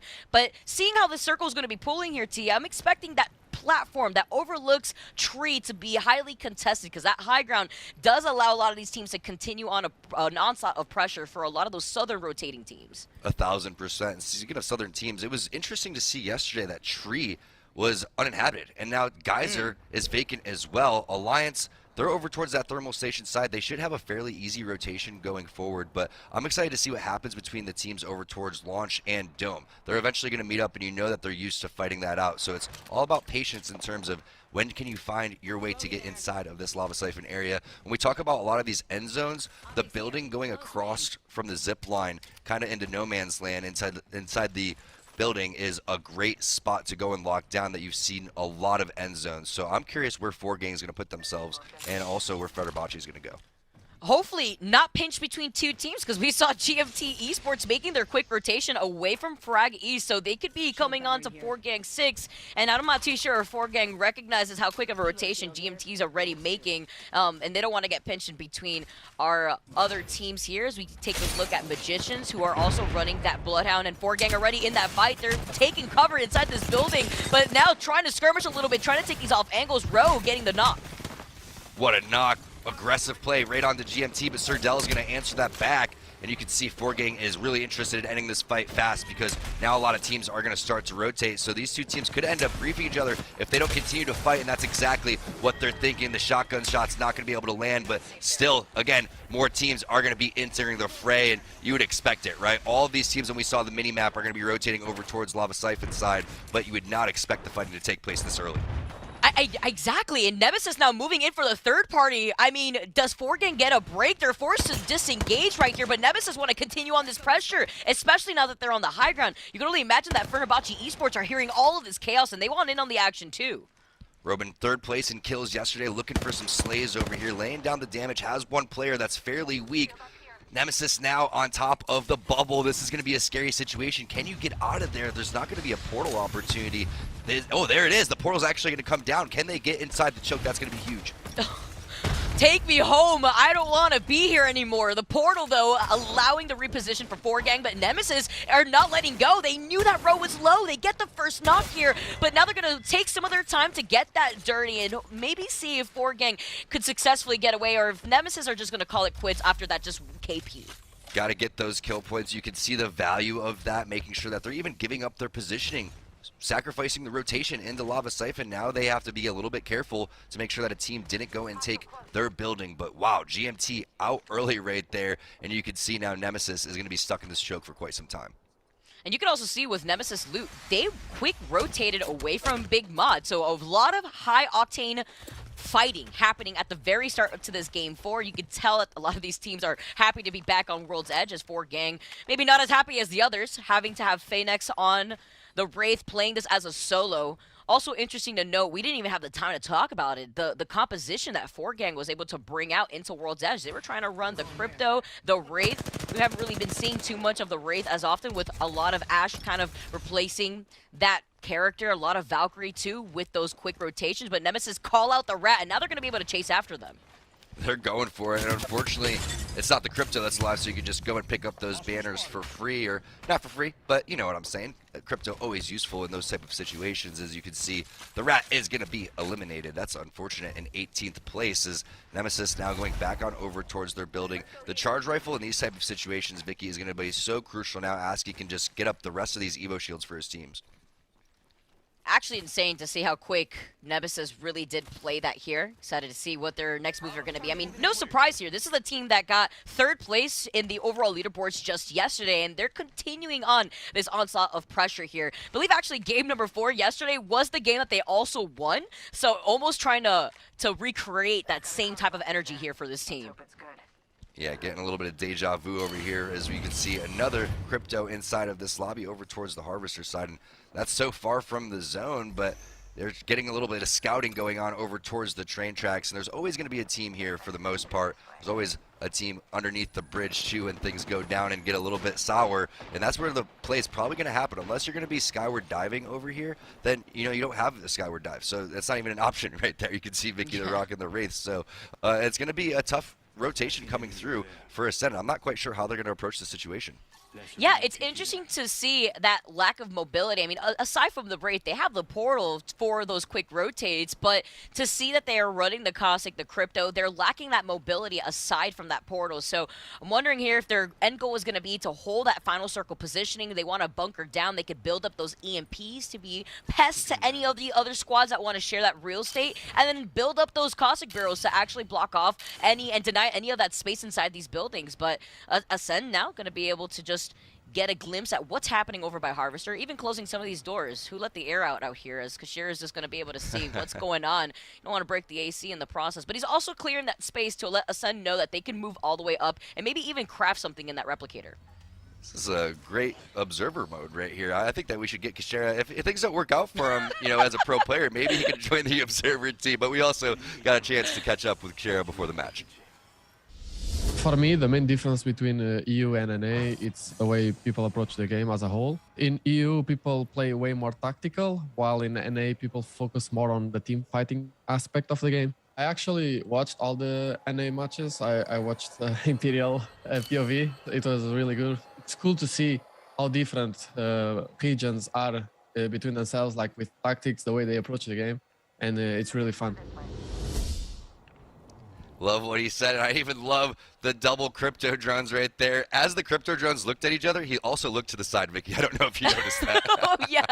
He's like, wait, hold up. I know I was recording here, but I also just love to see that there's more teams in this lobby running the crypto. And now you may wonder here, what does that provide in difference to that Valk that could scan those beacons or even the Bloodhound? Well, you don't have to overcommit with that drone. That's the beauty of being able to get those scan beacons, just like you can pick up those banners. But a lot of fighting happening over by Tree now as Alliance are just dancing around these bullets. Yuki with the Beast of the Hunt activated. They're just trying to get a nice high ground angle to see where this squad is going to be approaching from. You know, I was wondering how they're going to rotate from the Ascent side, and maybe they don't have to because that was an interesting zone pull away from Lava Siphon, more over towards Harvester, and Caustic shines in these situations. Yeah, they just wanted to plan for that final circle positioning, and it's great there with their composition. That's the best move that they could do, and they need to get ahead of the game when it comes to where these circle pulls are going to be going. So, great position here for that team. Zeta, though, maybe not in the best position. They have to play this out as a duo, unfortunately. Had some issues with their third loading in. You hate to see it, but the ALGS must go on. And now we get to also take a look at where the circle is going to be pulling. Harvester, that edge of the building that Ascent took part in, is now inside of that next circle. And they have that information as well as that other crypto squad. Now they know that's just a duo sitting inside. And inside of the Snake area is a pretty popular ending, but it's still 50-50, right? You have Lava Siphon, it's in, Harvester's in. You start to see all the teams rotating over towards the Harvester side, which to me says this is going to continue to pull on over towards that way. So Ascend was such a big brain play. That was not an easy zone to predict. You got to give him credit for that. Yeah, absolutely, because sometimes you even see this zone pull more towards Lava Siphon. So great call there to also kind of hang out in the middle before committing to a spot that they want to hold on to. Kind of very similar to Zeta Division, but they don't really have a choice here in this situation since they're playing this as a duo. They don't really have a bunkered down character to block out these doors to prevent anybody from pushing in, other than those smoke grenades to block out any visuals. But Ascend do note with that crypto drone, like you mentioned, T, that there is just a duo inside of that building, so they have to play that carefully. And with these Harvester endings, there's so many different possibilities to go and lock down inside that they're going to have a lot of teams here, right? So Solo Q Goats, they're understanding the situation. Maybe we could be scrappy on the outside, get some skirmishes, and that's exactly the Solo Q Goats way. But they'll eventually have to make their way into Harvester. It's just a matter of, will they be third-partied along the way? You saw on the mini-map a lot of congestion already happening over towards the middle of Harvester. So I think a lot of teams are trying to play and set up for endgame. Which is smart here for Solo Q Goats to play this choke point because they knew it was just a matter of time before another team was going to try to push in here. They wanted to try to circle keep them. Now they're going to be able to back off after activating that Rolling Thunder. They know that with all this chaos, other teams are going to start focusing in this direction and in this choke point. I know that they want to fight, but this is third-party Central, Vic. We all know from watching these matches, as soon as this fight goes down, there should be a handful of other teams that are coming through. And a lot of times, you want to take this fight, but you don't know which way it's going to come from, right? Maybe the enemy team partied from behind, or maybe the team send it from Harvester side. More than likely, a team won't leave Harvester to go in third-party this, so you would think that they would come from the opposite side of the choke. Wondering here if their move is just to disengage at this point and just like you said, avoid those third-party potentials, just try to push forward instead. But with this space that they're giving up to this team, another squad could move all the way in, but they've lost their Gibby. Sipith going down. At least he was able to use the dome, but Shiv now kind of stuck in a hard place here. Diff is actually getting taken down so close. He's literally won, but he manages to get away. They really picked him apart during that fight, and now you can see there is the third party coming in from the opposite side, just as anticipated. So Shiv is going to get away with his life, but now Guild Esports is looking to play cleanup. Guild now on the high ground. Great spot for them as they now clean things up. They get that down, they clean him up, send him back to the lobby. Horizon popping that shield battery here, but they don't want to give up this high ground yet either. They know that this is a good spot. They know that there was a fight happening right across from here, and they do note that there could be another team that's looking to go in for a fourth party potential. Such a smart move from Guild Esports to lay low. Let's hop into a listen-in as it's getting hot over here towards the thermal station side. Back in zone and then local. They're fighting that side. Left. Wait, we can look actually. They're not fighting. These guys are doing. Give me comms. Give me comms. Wait. Yeah, we can't do anything about it because they're a team below us. No one's underneath us. No one's underneath us. Do we in? Push it. No one's yet. I'm down. It's gonna be really hard though. I think we go left. Which one? I think we go left. The fight. Wait, you need some mine. Okay, we go left. Wait, okay. Let me just see what's happening. That team is gonna rest. Like. Wait. The red team down here in low ground. And that team on height. Finish it on the height. Wait, no, you've seen us. Come back. No, we need to Valkyrie. Do we push this? Go wipe it. No, it's too late. It's too late. It's 1 minute. I'm picking it then. No? It's too late. Yeah, No. Just pick. We have a minute. No, you don't have enough time. No, just come. We have a minute. Yeah, but... we do have 1 minute though, yeah. Just go sit there, go for it. Go for loot. Okay. I can bubble you while coming back up. Yeah, he's I'm watching the back. I'm watching the back. Bubble him. Horizon. Bubble him. I'm good. Grab the loot. How much you get? 301. Okay, come back. Come back. Meds and nades. We're gonna need to Valkyrie right here. You need to come back. Coming back. I'm just trying to think right now. What's the plan if we Valkyrie back? Just... I'll call something. Do you want to go under? Wait, do you want to go under? Maybe we could get a spot and then we can Valkyrie from here. No. We Valkyrie from here. This is the highest we can get. Who did we kill? We killed Gibby. This is the safest. Yeah, it is. Doesn't matter. We Valkyrie from here. Our safest spot is this lava, okay? Remember. This is the safe spot. If we have nowhere else to go, oh, they're gonna Valkyrie, never mind. We go before them. We go after them. We go after them. See where they land. No, we have to go first. Spots. I told you, like, just fly high. This is our safe spot. Holmes, I'm gonna peek in. I'm in my peak. Mine. I come with me. Now. Wait, I can't do it right here. No. Come. Let's go. Remember, I have the horizon. Look. Wait, you don't have. You have it or you don't? I have. Okay. Because I think our safe spot should be lava if it's open. That's the team. Okay. The fan maybe under the bridge. Can you go for this? Under, is that free? I think on top, no? It's under free or inside. Wait, I think top is fine. Platform's fine. Yeah, platform. Under. Nice, big place. I'm bubbling. Bubble, nice. Yeah. Sit here, chill. Sit on where Silt is. No, we need to top the bubble. Sit completely safe on me. Right here, outside the bubble is safe, okay? Okay. They're on the left. They're over here, mine. They're on the building, southwest. Just on me is safe. Right here. If you jump on me and you crouch and move forward, it's safe. On me is safe as well. Okay, I'm doing. How many cells of bats you have? I only have 4 cells, 0 bats. For fuck's sake, this is dropping. They're team in caravan. I'm on 8 cells, 0 bat. Let me come. Alright, I'm not cells. We can't go under. We went off alcohol, right? I'm on 40%. If they're fighting above, we're gonna freebie. We're gonna go up to freebie. Just chill. There's a team holding the platform, and there's a team. Really appreciate Tom Holland taking the time out from saving the world to play Apex here in the EMEA region. Horizon, just kidding. We love you. What an exhilarating listening. Dude, I love hearing Horizon talk. I believe it's Fenerbahce Esports who are actually on the high ground, but they heard the fighting and so they get to move in. What timing is this right now as Guild Esports are going to be able to go in for the third party?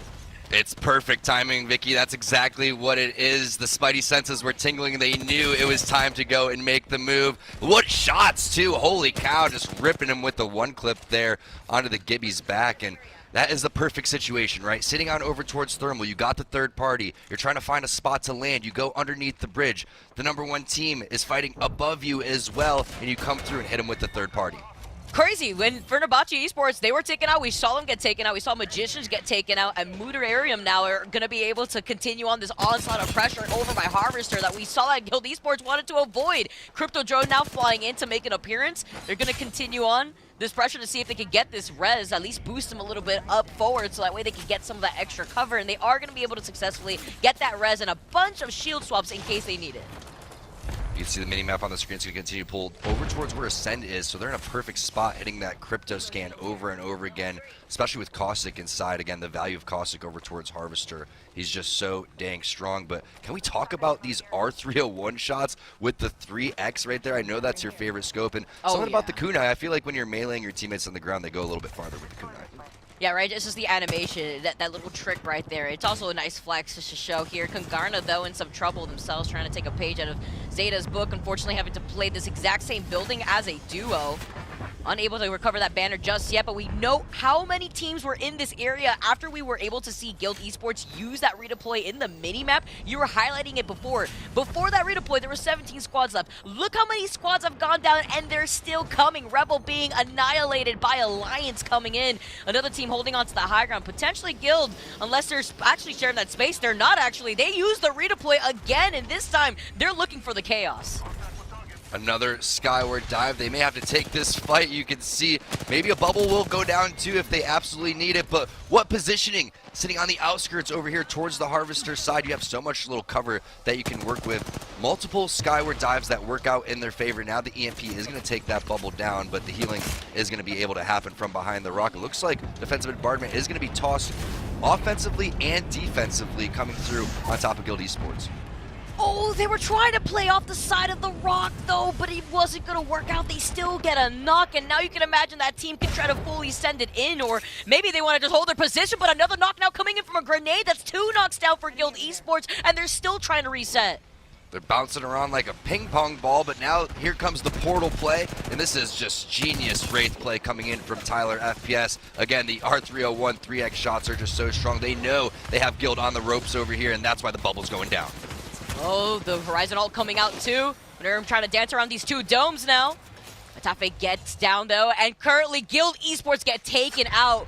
What a beautiful play that we have from this team right now, following up from the crypto EMPs. They found the opportunity. They saw the bombardment. It wasn't even their EMP in the first place. It's the team that they're pinging, potentially inside that building, wondering. Or it could also be the original squad that we were taking a look at, Send, who have been inside of this building, inside of Harvester, this entire game. The perfect portal there again from Tyler FPS. Not only that, Vicky gets them closer to the zone. They're going to pings on top of the snake on the outside over there, so they're going to have to make their way eventually. Again, for Ascend, very similar vibes to what was going on with Kungarna in game number 2. Hopefully we don't get a heal off this time, but you're stuck inside and you're not able to really pick up many kill points, so you have to get those placement points. Here comes Shiv on the Bangalore. Here on World's Edge, things do not change for this Bang King, and they're getting pressured out. They're forced to use the dome right here. With the Rolling Thunder now moving in, they have to be careful because they're pinching between 2 teams. I love this play though. They're utilizing and staggering their utility, unfortunately getting ripped apart. As you can see, all the teams are now starting to focus them. Getting inside, you know there's going to be a team in there. Surprising that there's not a bunch of caustic barrels, but Diff is somehow sneaking around the corner. There goes the Nox gas grenade, and Diff is going to be ticking and ticking. Unfortunately, the knockdown shield's not going to save you there. Oh, that's so unfortunate. Things are definitely going to be stinky here, and Graceful is 100% okay with it. He's got the thermosight too on that red Volt. And Mudarium now are forced to play this off of the low ground. They're going to try to get this res, but they got scanned, so that other team does know what's happening. Yeah, that building's going to need some poopery after this. It's getting pretty stinky up top over there, and you can see Materium, they're big chilling on the outside. That's very nicely done. The outside of the snake is completely viable. The teams that make their way down from the bridge, it's a tough spot to be in, but if you can play the outside, you're going to be looking good. Now you have to worry about the coexisting that's happening over towards the Ascend side. What are you going to do when you have to push out and you have to be one of the first teams out of your building? Hopefully not being in the same position that Clone is in on Nemesis, having to play as what looks to be a solo on the other side of that spaghetti building. Mudarium on the front end. Instead, they're still playing off the low ground. They still are getting scanned by that Bloodhound who's holding the hilltop, but they do note that there could be a rat right behind them. They see the death boxes, but they don't want to fully send it because then they'll be giving up this ground. They'll be giving up this natural cover that they'll have been able to have for themselves. So many teams in this final circle, 7 overall, as Babes is going to get a nice knock. The Alliance squad is still in this one, is now Ascent starting to push from the underneath area of Harvester. There goes the smokes. Is that going to be enough for Alliance? We saw the damage coming down. Unfortunately, no batteries is a tough situation to be in. Ascent went to push up. They gave up that building, but they do manage to clean up that team. They needed the KP after they were playing so patiently. Hopefully they can get that res with the gold pack that's going to be so important. As Mudarium has still held on to this ground, they have not been contested because they don't want to poke. And with that team being taken care of by Ascend, they have all the opportunity. Unlucky is on top of it right now. He understands that this team is a little bit broken behind there, but like you said, Vicky, will they think of the gold backpack as the reses are coming through? Rascals make their play over towards the ceiling. G-Dolphins going for the heals. Again, they were on the outside of the snake. They don't realize there was a team of 3 sitting the entire time. It's Mutarium just tearing people apart.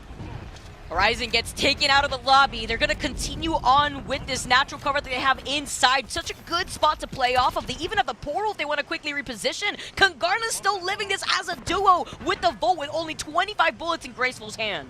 Is Graceful going to be able to do this? You can see the Nox gas grenade is so close. It's about 10 seconds away, but the zone is starting to close. They're going to be pushed out of that building very shortly. Tyler with the amazing portal play, staying alive on top of the roof over here, but tick, tick, tick. That zone is starting to come down, and here it is, the 3-on-2 straight up. Aaron needs to get down from that building. They're still putting on some of that pressure from inside the house, but the dome being put out. They're still, as a 3-man squad, wipe out Kungarna, and they take game number 4. Kungarna almost was able to do it. They were sitting inside that building for quite some time. Graceful, a lot of barrels, a lot of value in that, picking up a lot of placement points and kills, but in the end, just too much damage. You love the portal play coming in from Tyler FPS, and they just picked that lobby apart. Their positioning was amazing, too. They weren't going to get contested behind them because they had that building. Nobody wanted to fight for the building because Kungarna was on the Caustic with those barrels set up on every doorway. And then Solo Q Goats was just caught in the middle of it. You even got to see Ascend push out of the building so that way they were able to fully send it onto that team that had a bit of a high ground. But 15 kills for this win. How many points here as Mutarium finished things off with 27 points in that first place spot. What a game for Mutarium, and just picking up so many kills along the way is not easy. They were playing so methodical, coming around, getting guild, catching them off guard. That portal play, again, from Tyler just opened up everything. Then they were able to get underneath the building, and when all that action was unfolding, surprisingly, getting on top of the roof at the right time. If they stayed down there and got collapsed on Vicky, they're absolutely done for. Yeah, their positioning, again, was just so fantastic. Solo Q Goats also managing to make it to that end circle, but they just have not been able to take a dub just yet. Looking on the other side, though, it's sad to see our winners from game number 3, unfortunately, in 16th place, Fenerbahce Esports. We saw them get dove on, third party coming in from Guild here, and 4Gang are going to be on that lower end as well. They were able to get 3 KP, but unfortunately not the placement points that they may have wanted after that start to the game. And you got to feel for a team like Ascend that was sitting in as we take a look at that champ squad and the damage that was being laid down. But 2,000 damage, that is seriously impressive coming in from Unlucky and from Tyler. What a game from Mutarium. But again, for Ascend, you got to feel for them. They were hitting all of those crypto scans for his Vicky all the way to the final circle, and they pushed out of their building and they weren't really able to capitalize on it. This damage is also insane. Looking at both Unlucky and Tyler here, the follow-ups too. Valk in the back with those domes, nicely placed domes, especially at the very end there to block that doorway, to force them to actually just get close and fight in these close quarter fights. But overall, what a good showing from Mutarium. I'm going to believe that one is silent there. I'm going to give them 1,216 damage. I don't believe that was correct right there, but again, the timing, it's all about the timing there, Vicky. The push coming out from underneath the building paid huge dividends, and again, the value from Graceful's Caustic inside of that building was phenomenal. As we take a look at the overall leaderboard, still anybody's game. Ooh, though, moving up 9 spots from there. Mutarium, though, after that win, after those 15 kills, move all the way up on top of Solo Q Goats, who was originally in that first place spot, and they still have been able to rack up so many points. Now they're tied first place, 42 on 42. Solo Q Goats, you gotta love them. They were consistent yesterday, but yeah, 9 spots, that is awesome. Fenerbahce, unfortunately, they didn't have the pop-off game and the consistency that they had over towards Storm Point, but that's what we were expecting, right? Just kind of, that's why we love the 2 different maps, Vicky, because you don't know what to expect going forward. We know that we're seeing a lot of Bloodhounds here. Caustic, again, the value inside of the buildings was really big. And let's take a look at the second page to find out. Unfortunately, they're in 18th place. The curse is still there. That's unfortunate there, but that's what happens here as we move on to day number 2. A lot of these teams are still trying to figure out the split between Stormpoint and World's Edge. You see a lot of teams like Alliance that really come alive in that later end of the day on World's Edge. So let's see what Na'Vi ends up doing, because they had a much better day just yesterday. Yeah, and looking at that second page, I'm expecting Rebel to bounce back. I think GMT's pretty poised for a big game, and GMT started off really hot. I mean, we saw them placing top 5 in the first game. I thought they were going to really start to pick it up. I think that they're going to definitely do better over the next 2 games. Who do you think is going to be our Alliance from yesterday? You know what? I'm gonna give it to you, Tom. I'm gonna have to say Na'Vi. I think Na'Vi is gonna make a comeback. We have to keep our eyes on them, give them some of that energy, because they could definitely make the comeback after their performance that we just saw yesterday too. Yeah, and like Rain Day is talking about, we are live, so send your energy in the chat. Post those logos, whoever you're cheering for, make sure that you go and do that. We're also going to take a look at the leaderboard from the second stream, because there is a B stream that is taking place, and that is going to be Group C and D. Vex Gaming coming through on top so far. Yeah, if you guys want to check that out, that's twitch.tv/versusgaming_GG. Show your love to the rest of the EMEA teams competing today. Group C versus D, though, looking at Vex moving up 4 spots. I mean, overall, even in this group that we've been seeing here, Tom, it's so many of these teams making a comeback, coming in from the lower end of the overall leaderboards, moving all the way up after one really good game.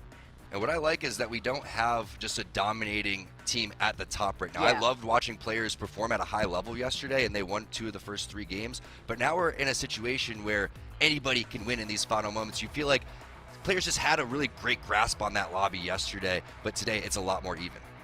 Yeah, I love this too. I love it when it's super place. It could be anybody's game as we still have 2 more games to go. Game number 5 coming in next. And looking at this other page though, currently see Kick moving up 3 of those spots, also having a pretty good game for themselves. Imagine a lot of these teams are going to be shifting as they are getting used to moving from Stormpoint onto World's Edge. And I'm thinking underrated, definitely going to pick this up. 7, 8, 9, Kick. Those are the teams that I'm looking for in that lobby to potentially pop off in game number 5 and game number 6. And again, it's all about trying to get top 10 in this marathon, not a sprint. Trying to make it to the playoffs. It's going to be in Stockholm, Sweden. You saw the tweet at Play Apex Esports. So excited to see which teams are going to make the playoffs, Vicky. Yeah, and a lot of these teams know what's at stake now. Now they can feel excited, just as excited as we usually hear Horizon's comms whenever we do one of those listen-ins. I love to hear that energy from these teams. I love to hear even our first comms that we got to listen into solo queue go to that game number 1. Just hearing how confident everybody is playing is what I love to see, and we still have 2 more games to go. And you had certain people with calm, cool, and collected calm. Some people are going absolutely crazy, but hey, we have 2 games remaining on the opposite side of this break. Can I have to queue out? Our bottom one inside is free. Okay, bottom. Oh, yeah, they are more play. Nice fire. Nice. Yes, we'll take it. Give me crack, dead! Last one! Let's go, boys! Let's go! Let's go! The whole building, dude.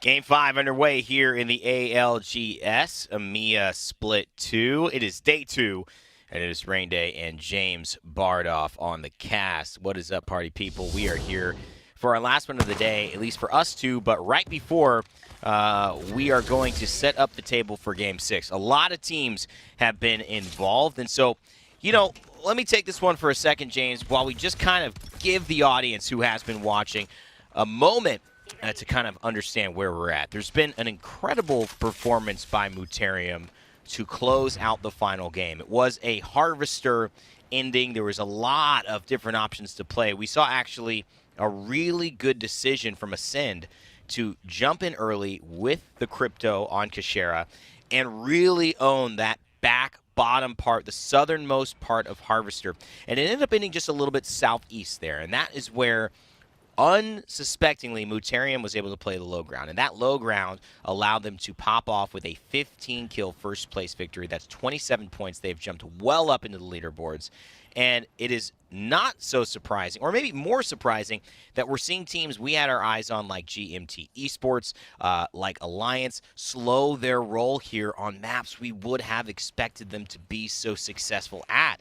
Stormpoint, obviously, the one that has been the new introduction in the first 3 games that teams have had harder adjustments to make, but it was all Muterium really showing us exactly how even this lobby can be, and more so than that, it was Muterium giving us a glimpse into some of the aggressive plays that can work and why the Wraith still can reign supreme here in World's Edge. It's been quite a day, and I think everyone is catching up here at the perfect time, because Game 5 really is the do-or-die moment for a lot of these squads. You see Hockey's with a couple of these longbow shots, getting his blue nice and ready here. Vape still trying to join in on the action, get a couple of shots, but Hockey's already off to the start here with a Sentinel, looking pretty good. Let's take that jump tower there. Of course, when you look at where they are, there's a southern located thermal landing team. Big shot. Oh, Hockey's just putting on a show here.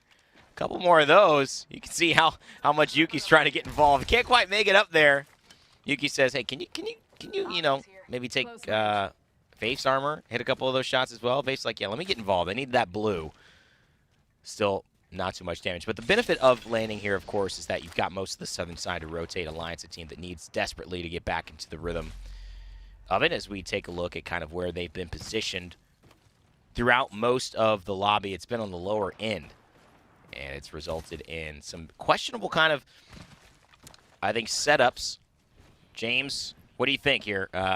You know, obviously Alliance need to go big in Game 5 to get to the point where they're going to be ready to really question and put themselves in the top 5, maybe 8 of this leaderboard.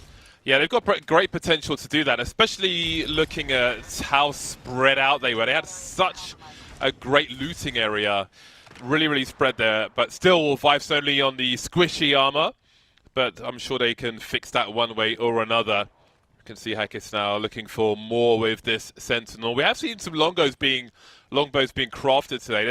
I mean, the crafters have been busy, bearing in mind the purple backpacks in there, the turbochargers in there as well, and we've still seen at least one longbow and one flatline. So we'll see what Alliance are able to do. It seems they have stabilized from what we saw yesterday. You know, they've not been happy with teams landing on them and so on, but they have found a way to better their results, and of course on a very familiar map that's only going to be even better for them, so we'll see how that continues. Muterium with a big game, looking to have another one, and they're doing very well in terms of the shields already, 2 purples and a blue, so they'll feel confident in any engagement they have to get into. Passing some nice loot as well. The gold energy magazine. Nobody rocking any devotions or havocs, as we can see. Turbocharger in the replicator, as we had mentioned earlier. 19 squads is how the lobby starts. We've got 57 players, and so we will have 19 teams. Full round of 20 will be 60, and so we are still not having lost one of the teams here yet in Game 5. It's really a crucial time to make that switch. We talked about Muterium doing it well in Game 4. Better to start earlier than later, but this is certainly the last moment before the scores have almost settled too much that any big shift in placing can happen. And of course, the placement's not just going for today, going for the playoff position, which we're all fighting for coming up in a month. Alliance, though, they're fighting right now. Oh, the Bloodhound. Vibes goes down. Could this be Alliance biting off a little more than they can chew? As a Bloodhound, I certainly hope not. Yeah, Yuki. They're starting to get involved. Oh, sorry. No. I just think this is one where they've got to make sure that something happens. They go big. There's been a lot of damage all across, but look who they're fighting, James. It's GMT Esports, and for two teams that have maybe underperformed with high expectations, it is GMT getting the better of Alliance and finishing off Alliance? No, not quite yet. The Bloodhound has sniffed out a route to get away. Oh, but he's lost both of his teammates in the process. Where does he go from here? Figuratively and literally, Yuki in a very, very rough spot, and I don't think they're going to get a good game out of this. I don't think they're going to recover those banners. I think these are at the point of no return. They are very much tucked away in the points of where, I don't know, I think maybe Yuki's just got to chill in this rock and hope nobody sees him from the other side. He can't stay here, surely. He's got to find a way to, I don't know, rat somewhere. But that is a disastrous game for Alliance. A very early engagement with GMT has left them on the back foot, to put it mildly. And not where we would have expected them to falter. Let's take a look at that one, because it was shocking. Alliance Hockey's maybe gets caught off guard, and his Arcstar sticks onto his teammates. Oh, dear. And that is probably what does most of the surprising damage to them and really, really sets up a great push opportunity for GMT. It's not a team you really want to push or fight in any regard. All really talented, accomplished players. But man, Alliance, for a team that lands right where they were at Thermal, that is a very tough way to start the game. Tough pill to swallow. All the scans. Bloodhounds are back today. They've been very, very useful. Very key information. Depending on a situation and position, teams will play off of scans and just hold fire from between them, basically. Make sure they have that fresh information. And these teams will, as they coexist for the time being, will have to just constantly scan each other just to make sure there's no funky business going on. They'll be hoping the ring favors them as things continue. So this will be an uncomfortable coexistence for quite a while that we're seeing here. See a very tight angle being held by Rebel, and the shield for Gibraltar will certainly help with those little peaks, but won't want to do that too often. Level up their opponent's shields and so on. So Rebel will be admiring the rock formations in the display for a while, as there will be more and more teams coming along. And bear in mind, of course, we still haven't lost a team despite the problems for Alliance. I can't imagine they would want to really poke and prod this too much, because it will be draining their own utility with the shield cells and the batteries and so on.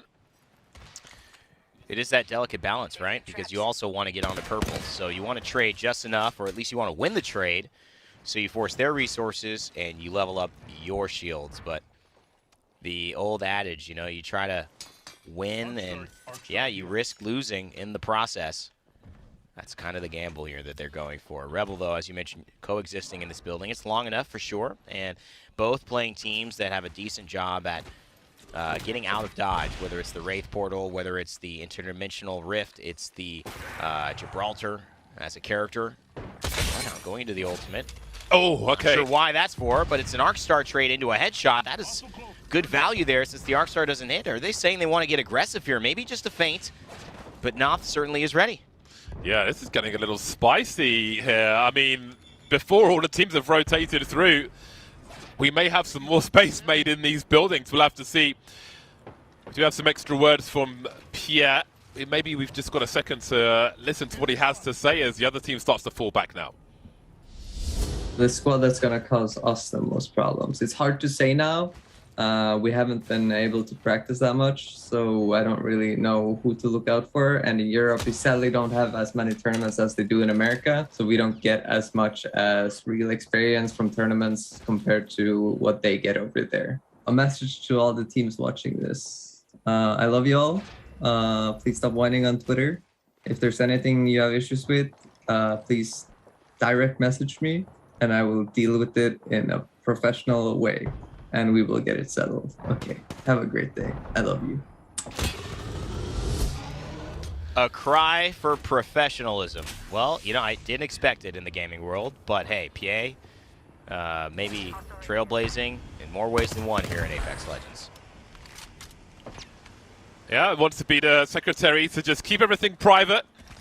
No more drama on Twitter. I don't think it's happening. Wishful thinking, but perhaps not. Magicians that want a building for themselves and will force their way in, but they're going to have some problems here. The Magicians will soon be disappearing, but not in the way they were intending, as Stanny is the one man remaining now. But will they push in to finish him off? He's got 2 doors with which to defend from 2 people, and somehow he's still alive with the Ash. He's got about 2 HP, and now he's got none.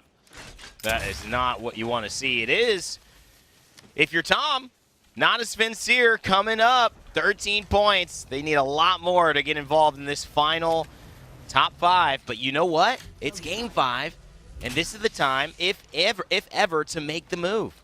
So a good start for Not a Sincere. 3 points on the board. Nobody getting placement points yet. Top 15 is when that starts to happen. 49 players left in the lobby.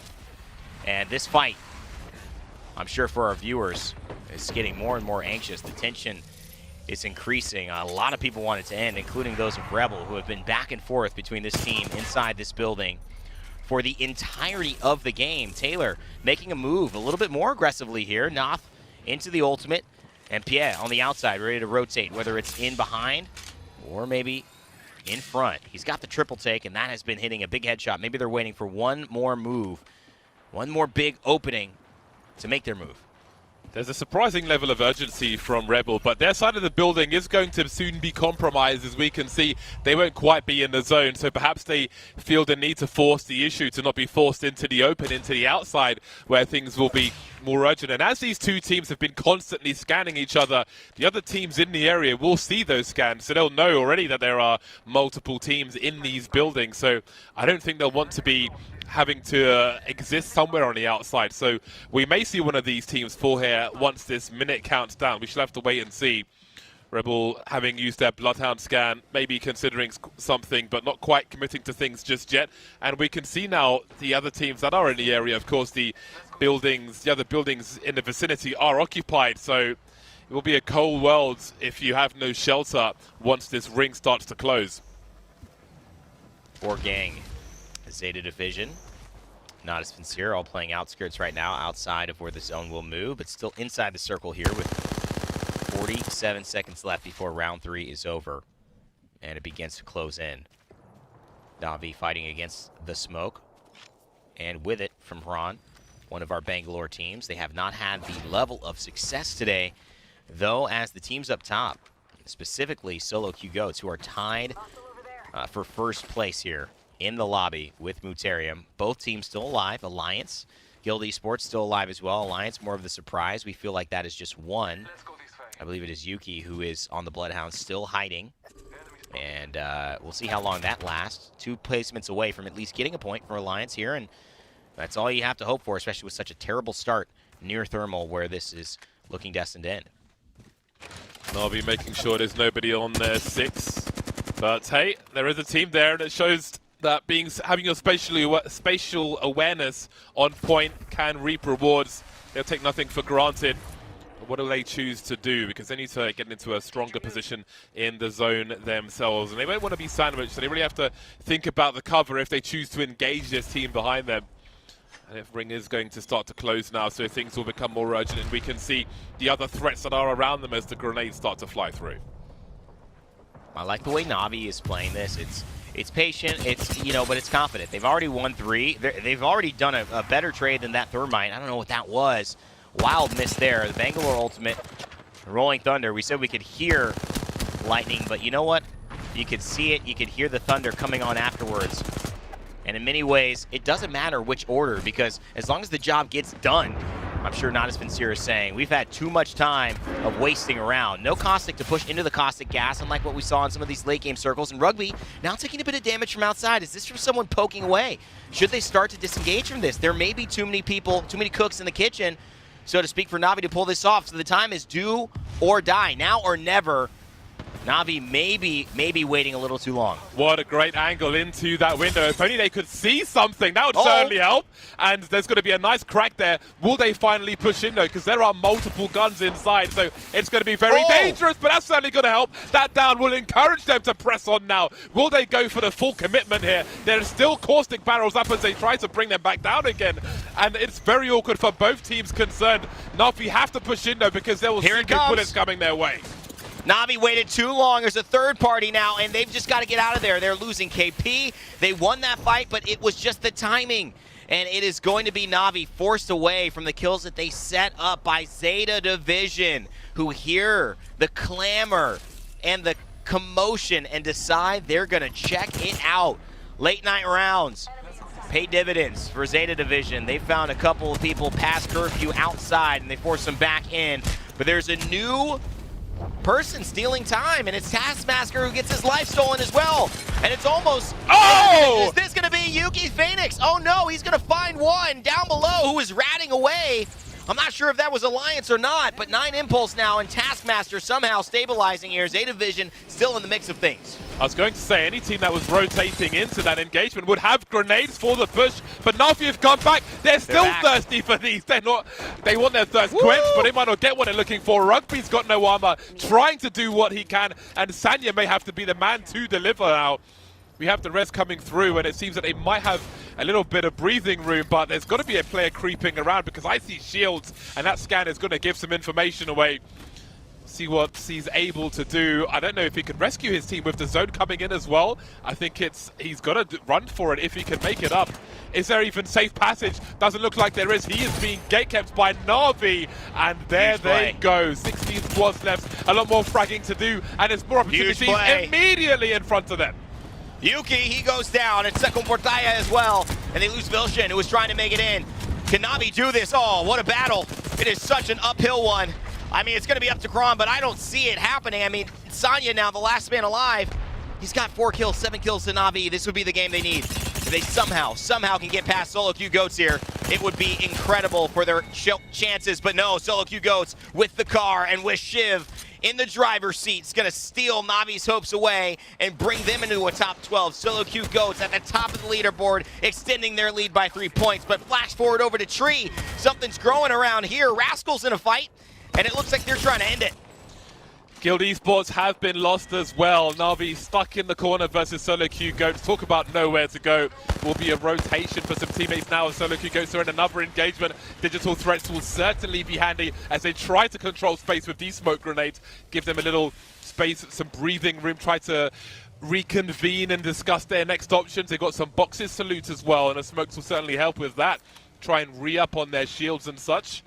We'll see what their next option is. We can see that ring is going to get so much smaller when that zone starts to move again, and there's going to be barely any space to coexist. There's barely any buildings in there, and it's already occupied, so this is going to be a slaughter. 15 seconds, we've got 10 squads now. I'm calling 5 in about 30.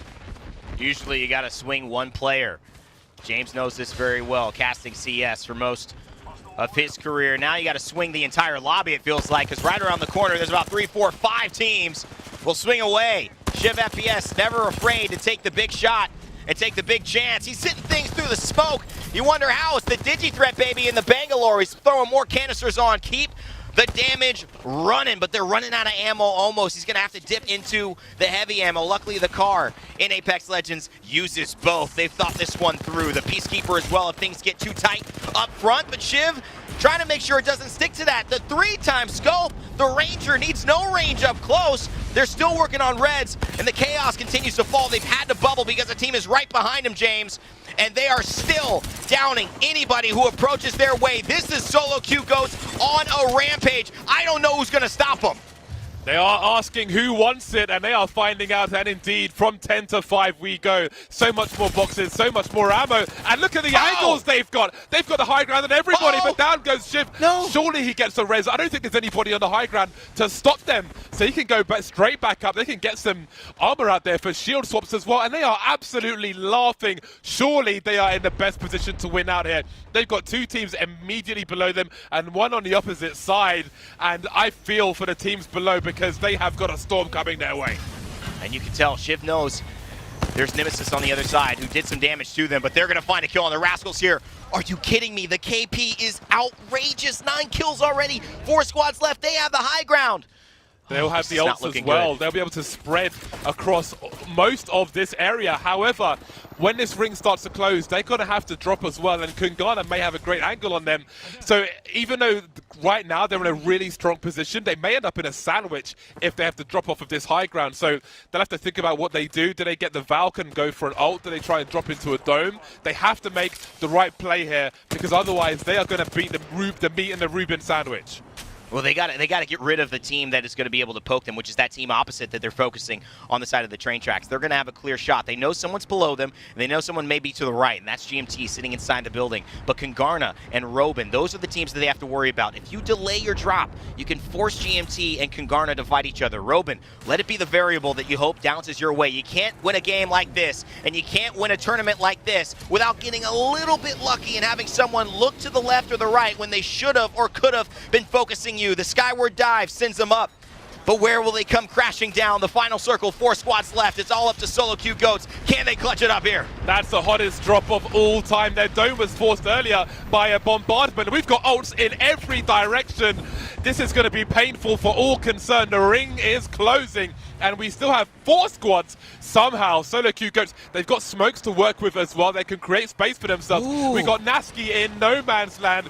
Gravity will bring him back down. We've got domes up as well, and shotguns all over the shop. Nasky dropping Nasky, and we're down to 3 squads now. GMT trying to heal up, trying to shield up as fast as they can while the domes are still here. And again, Solo Q Goats, they've got the pill to hide behind, and they've got the smokes if they want to use them as well. A Crypto Wall's coming through. There is pain, and there's no heal from that. This is nothing but pain for all concerned. GMT have got a pretty good angle at the moment, actually. They've got cover. They can chill for a while. Solo Q Goats are getting absolutely battered. And GMT Esports have a chance to be the last man to come into the fight, the last team to approach it all. 3 squads left. Solo Q Goats are still alive. What is happening? Max Strafe takes to the sky. Oh my God! The most valuable missile swarm in the history of Apex Legends. Half the lobby takes half the damage, and GMT Esports, they get the victory in Game 5. We are back, they say, and they say it with style. The entire final ring covered in smoke. The Valk Q, they just had the most cover, the best cover at the very end. GMT, which gave them some extra position to come through and finish off the job. Again, a war of attrition in that final ring. Absolute carnage. Another great game from Solo Q Goats. We're seeing a consistency now, but it's GMT who take top dogs in this one. And that's scary for me because it's a 17-point, again, a big game, no win for Solo Q Goats. But GMT, they put together a performance just shy under the one Muterium did. 26 points, 14 kills. Huge performance from them. But yeah, Solo Q Goats, who kind of steered the ship for a while in terms of our POV here on the broadcast, you know, for not winning a game involved and lead this lobby. I mean, you can see why after so much of the play, they are our leaders. They will most likely still be our leaders. I don't think this is enough for GMT to actually almost break the top 3, considering how they've been kind of back and forth throughout the day. But it's certainly a great start here in Game 5, heading towards our final 2 games of the day. Yeah, that is a very top-heavy scoring board. And again, we've seen some other games where, well, we got Na'Vi there with seven kills in the bottom half, and they definitely need those points. They haven't had all the best games today, so those are going to be some very important points for them. But 26 points from one game is huge. So either way, they're going to be storming up the table. And now we can see the scores on the doors for Nasky, Max Strafe, and Serdell. And we can see Serdell with 6 kills there and just shy of 1,300 damage. What an entertaining series of games we've seen so far. Oh, it's been a great tournament today, and so many cool final circles. I feel like the caliber of final circles and the little things that are winning it and decision-making that we have on display here in EMEA has been second to none from the tournaments we've watched all week. Nasky, Max Strafe, Serdell, one of our teams to watch today, and certainly for a good reason. This is the performance we saw them end on before this team split and Max went to Na'Vi. And we are now seeing maybe a return to former glory and maybe something that we don't even know yet is possible, surpassing that. They've got a long time, a lot of games in a row, a lot of weeks here, or at least a week or two to play and get ready to hopefully be in a position for playoffs, which, you know, they could be firing on all cylinders at that time. That would be scary. Absolutely. That late crypto ult as well. The word I was looking for there was relief. There was no relief from Solo Q Goats with the position they had and all the damage coming their way. There was no way they could get their shields back up there. So I think when that crypto ult came in, they were doomed. But we're seeing some highlights from match 4 now. Oh man, it's been so explosive here. And bearing in mind this is only day 2 of EMEA, it's just fantastic what we're seeing by many different measures, and of course just the style of these games, the way this brutality is coming through is very entertaining, very engaging. You just don't know which way things are going down to the wire, but again, we saw a fantastic game from Muterium, especially recently. They had a very nice time of things here. We're seeing some of their highlights in their strongest game so far, match 4, before we get into match 5, but this was quite a huge win from them. And the aggressiveness to get the win was notably exciting and exhilarating. It was just such a sweet treat to watch them perform when they weren't the stars of the lobby heading into it. And a team we've got to keep our eye on much closer heading into Game 6 and the rest of this week of EMEA. Not as Vincier, though, had themselves a bit of a moment. Couldn't quite keep it up. But they definitely showed signs of their former glory and definitely signs of warranting why Tom picked them. Still, overall on the leaderboard, not quite where he wanted to be. But I think overall, though, a team that we had definitely mentioned, nobody picked them to win, but GMT, you know, they have been showing up to play and getting better and better and better each game. And look at this missile swarm. I mean, not only did I get a couple, I feel like it got a kill. I mean, it just put the whole lobby into a horrible position. A little bit of a tase feeling, and GMT taking the win just like that. What a performance from them. Yeah, after that crypto ult, that Valk Q was absolutely devastating, and again, it was they had such a good position, Solo Q Goats, but once you realize that they have to drop and their dome got forced earlier before they went for that Valk ult, they were likely to be in trouble. But we see now 59 points. GMT shooting up to 44, though. They have stormed at the table, and while Solo Q Goats have got a nice lead for now, the top 6, any of the top 6 teams could be winning out here once this final game has come through. Yeah, I mean, really the only thing that would allow that to happen is Solo Q Goats. You know, they take a terrible turn early on, and then we see them really give up a 15-point lead and you win. And that's really where we're at here. GMT, Muterium, Fenerbahce, Fort Gang, Kungarna, that's their hope. Get rid of Solo Q Goats early, make sure they're not in that Final Four, because the way they've been playing with the kills and the placements, it's just so hard to catch them. Something different's going to have to happen. But overall, second place, certainly up for grabs. And even up for grabs when you look at the way Rascals have performed. They've been involved, 27 points. Ascend, they were in that final circle just in Game 4, James. And they almost got a big win. Another 27-point, 26-point game like we saw from Muterium. Guess where that puts them? Nearly 51 points. That would probably be good enough for a second or a third place when it's all said and done. So there are a lot of teams who are heading for second, third, and a few teams here, 5, heading for a potential first place, all in one game. Our final game of the day in EMEA coming up. Yeah, we can see how important those 7 points were for Na'Vi as well to move up 3 places and get to a much better position where if they have a good last game, then they can at least get to the top half of the table and just make something more of this day's action. But so there's lots of potential at the bottom and at the top. Everybody's got something to play for in this last game. It's so exciting to see the way that this is kind of transpired, and a big shout out as well to Monster Energy and Lenovo, specifically to the fact that, you know, our teams to watch has really kind of expanded the way that we've opened our eyes to what we're looking at in today specifically, and it's really shown up. We've seen Solo Q Goats rise to the top, and they haven't won a game. I mean, that's actually one of the more interesting topics, James, I think. If Solo Q Goats can pull this off, not winning a game, but also by far leading the lobby as if they have, man, that says wonders for, you know, treating it not just like a sprint, but like a marathon, showing up each and every time and being successful.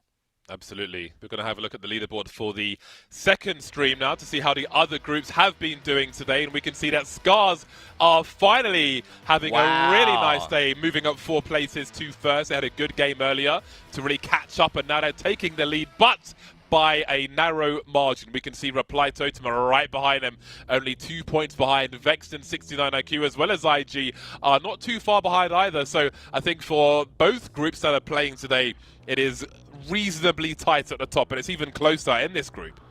Yeah, I mean, I'm going to be waiting with bated breath to see what happens in A versus B. Of course, if you guys want to watch this action and keep it on a side monitor, you can go to twitch.tv/versusgaming_GG. When this comes back, we'll hit you with a little of a lower third to show you what that looks like in case you're more visual than auditory. I'm very auditory, but I know a lot of people who watch these things and gamers. They're very visual. They got to see it. Twitch.tv/versusgaming_GG.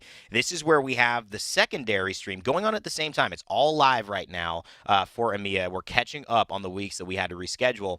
And if you want to stay tuned with that, maybe you don't catch the secondary stream. Maybe you got some internet issues. I know if you're apartment living and not everybody has Google Fiber, you can at least follow along with Play Apex Esports on Twitter or here Play Apex Esports on YouTube. You'll see all the highlights. If you're watching us at Play Apex, twitch.tv/PlayApex, well, we're talking right now as well. A lot of great ancillary secondary content for you to get all of your ALGS needs. It's Rain Day and James. We'll be back at the end of the show, but it is going to be Vicky and Tom who lead us into Game 6, which will determine our winners for today and set the stage for, of course, for tomorrow. Cannot wait.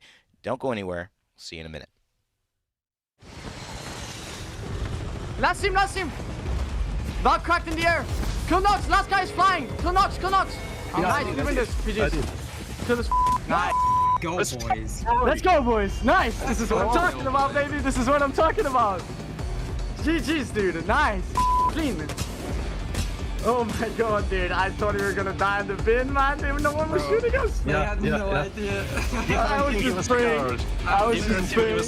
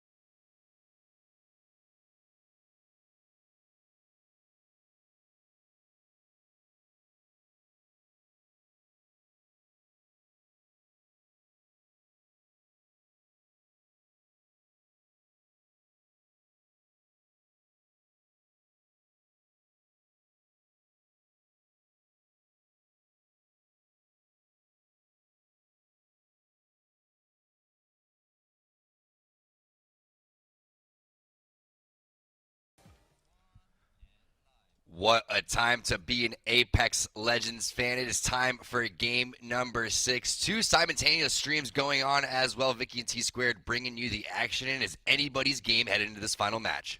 I love it. I love how intense it is. Looking at these final circles, you always have 3 to 4 squads constantly duking out, but also Solo Q Goats has constantly been falling below that first place spot when they have been going absolutely crazy with their KP. And you heard the comms at the end of the GMT match in game number 5 that they just won, saying, we thought we were going to die over towards the bins. I feel like we were all holding our breath, waiting for somebody, the third party, that we know that the scans were coming down. Heck, if Shiv would have shot a smoke over there, he could have gotten 3 kills maybe. They were that weak. The armor swaps were happening on top of each other's heads as we take a look at that leaderboard. It is a tight race. It was absolutely crazy to see that EMP come out too. You can see Mutarium down there in 3rd place. They went down 2 of those spots right there. 1 point right behind GMT, who moved up all these 10 placement points. That's absolutely insane for the game that they were able to achieve there. No doubt about it. It's going to be so close. And Solo Q Goats is in a situation now where they don't have to really be hunted on the map because there's multiple Bangalores, right? So if you were sitting in 1st place and you see Shiv running around in that Bangalore, you know teams would be going for him and gunning for him. But now we'll see if they maybe lay low, Vicky, or if they continue their aggressive play style as we take a look at that second page. Yeah, looking at where Na'Vi moved up, though, 3 spots. We were talking a little bit about Na'Vi in game number 4, and they definitely have been able to make some of those improvements, but maybe not in the fast pace that they may have wanted. And it's been a little bit heartbreaking to watch because you see them going for this building and they're trying to entry frag over towards the thermal station side, but you're going up against a caustic, you're getting sniped in the back throughout all of that. You know the third party is going to come, but they're so forceful in terms of having to push for these points because they really need the points. So you're in a weird situation, right? Do we play hyper aggressive? Do we play too slow? Have we been playing too slow? It feels like they were kind of questioning themselves and then forcing themselves into bad decisions. Kind of like the playstyle we saw in Game 4 with Ascend, actually. Running the Crypto, running the Caustic, running the Wraith, just being able to hang on to those bunker doors for as long as possible before actually planning where you want to rotate next, because a lot of these teams here on World's Edge, they like to settle for that bunker down composition with those Caustic barrels.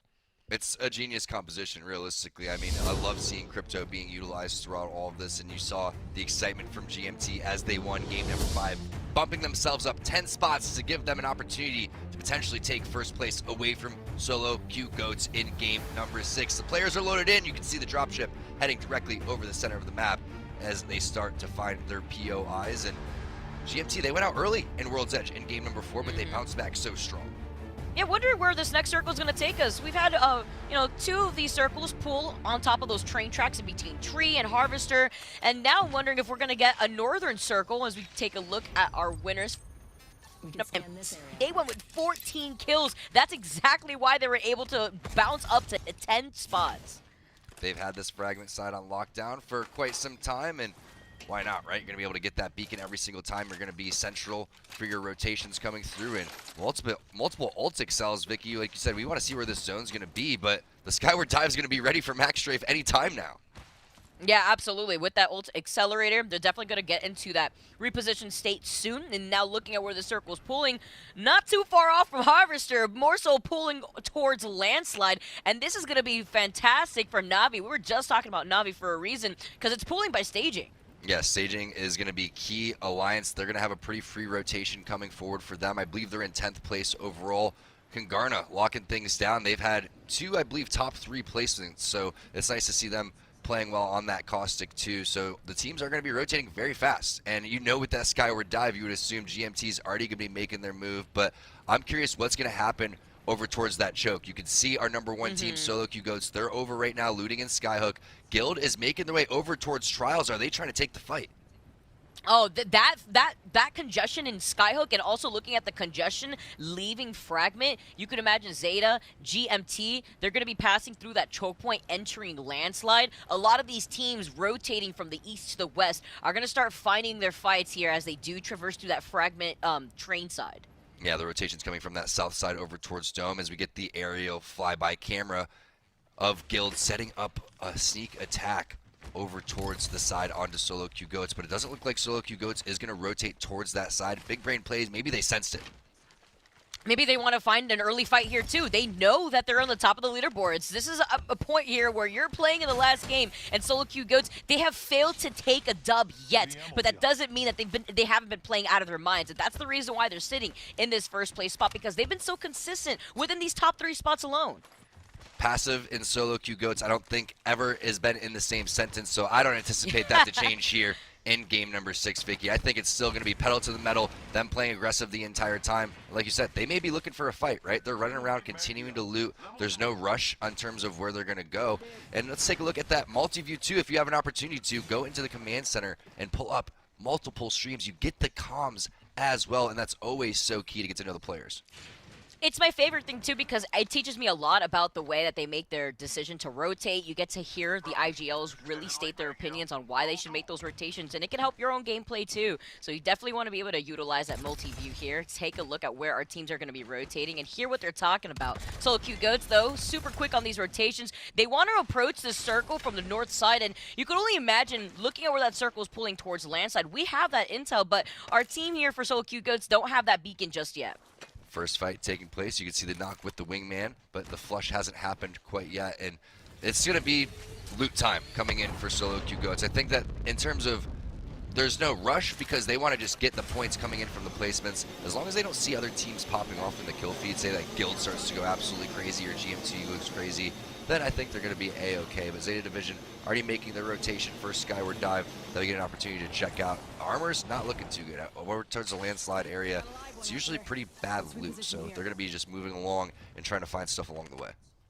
Yeah, they wanted some intel too. You can see how they were able to circle around with that Valkyrie redeploy to see if they any of these teams get picked up by that passive.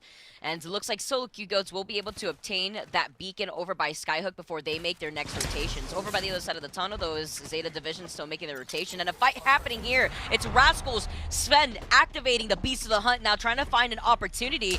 Now it's got the PK. He's going to be able to try to move in for those close quarter fights, and you can see him on the hunt. The full send here as you're getting that speed boost coming through, but you also have a portal play coming in from behind too from Nemesis. So multiple fights taking place over here as Rascal's not able to find the players that they were looking for. I mean, Seven still has that Beast of the Hunt in hand. Scan is going to be able to come through, but holy cow, the nades and the damage looking so strong right there. Unfortunately, doesn't have that speed boost anymore to hunt them down, but he does have the footsteps and the scan. And they know it's just 2 players running away from Rascals right now. Nemesis just on their toes. Dolphin getting that knock, though, onto Clone. It's going to allow Rascals to fully send it in. Very nicely done, and that's what happens when you're playing on this Octane. You can see all of a sudden G-Dolphin is in there, making the flank, hitting that stem, and it's just a matter of time before they put down the rest of the Nemesis squad. ASCII, last player alive, not long for this world, and unfortunately going out in 19th place right there. Rascals with some really great pushing, but that nade from Sivin was so deadly.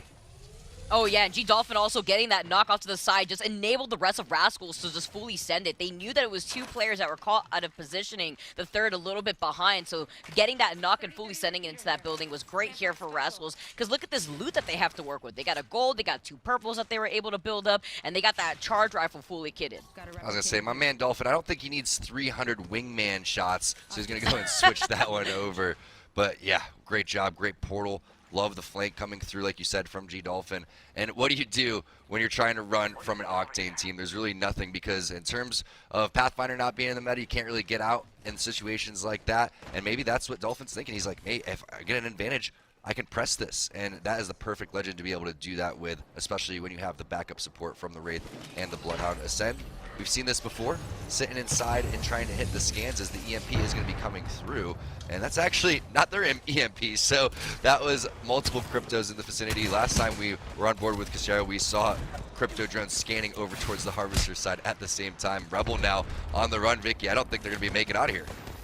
Yeah, it's going to be difficult here to see Rebel now. They're going to be able to take that portal back. They've lost one of their teammates in the process of this fight here. But we were talking about these choke points. We were talking about where they seem to want to rotate, though. Pierre gets knocked down. The bombardment getting sent from the skies. It's Alliance who have been holding on to this high ground. They have such a good spot here, too, to try to deny any potential third parties coming in on their 6. A potential big nade coming in for Hockey's unfortunately doesn't do the damage because the knockdown shield is going to eat a majority of that one up. But you can see playing patient here, Vicky, not overextending, realizing that this is third-party central, so if they're going to go about it, they're going to have to do it fairly safe. Meanwhile, Taylor has been chilling on the stairs for quite some time. There goes the entry frag coming in from Hackies as the knock is going to land onto Shades. The wingman still in hand, able to see through all of that visual clutter with the Digi threat, and that is why it is so useful in these type of situations. But keep in mind, you still have someone on the stairs potentially playing a little bit of a spoiler.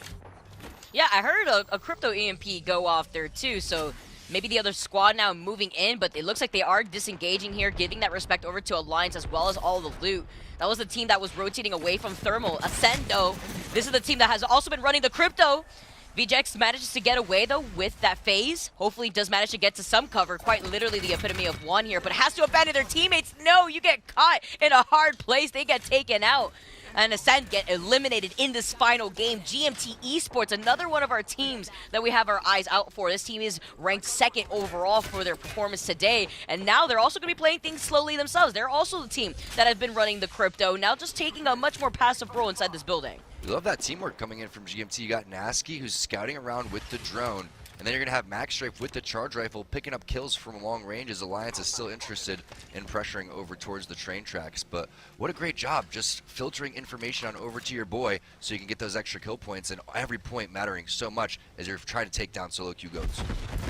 The Alliance really turning up now, as they usually do on World's Edge. Solo queue goats, though, it never breaks for this team. You highlighted it perfectly there, Tom. Such an aggressive squad. They were looking for a fight. They were rotating away from Skyhook, and now they're getting shot by the mouth of that tunnel. But with these smoke grenades, they make up their own makeshift cover, and they're already going in for some of those quick rotations after seeing all the chaos happening over here.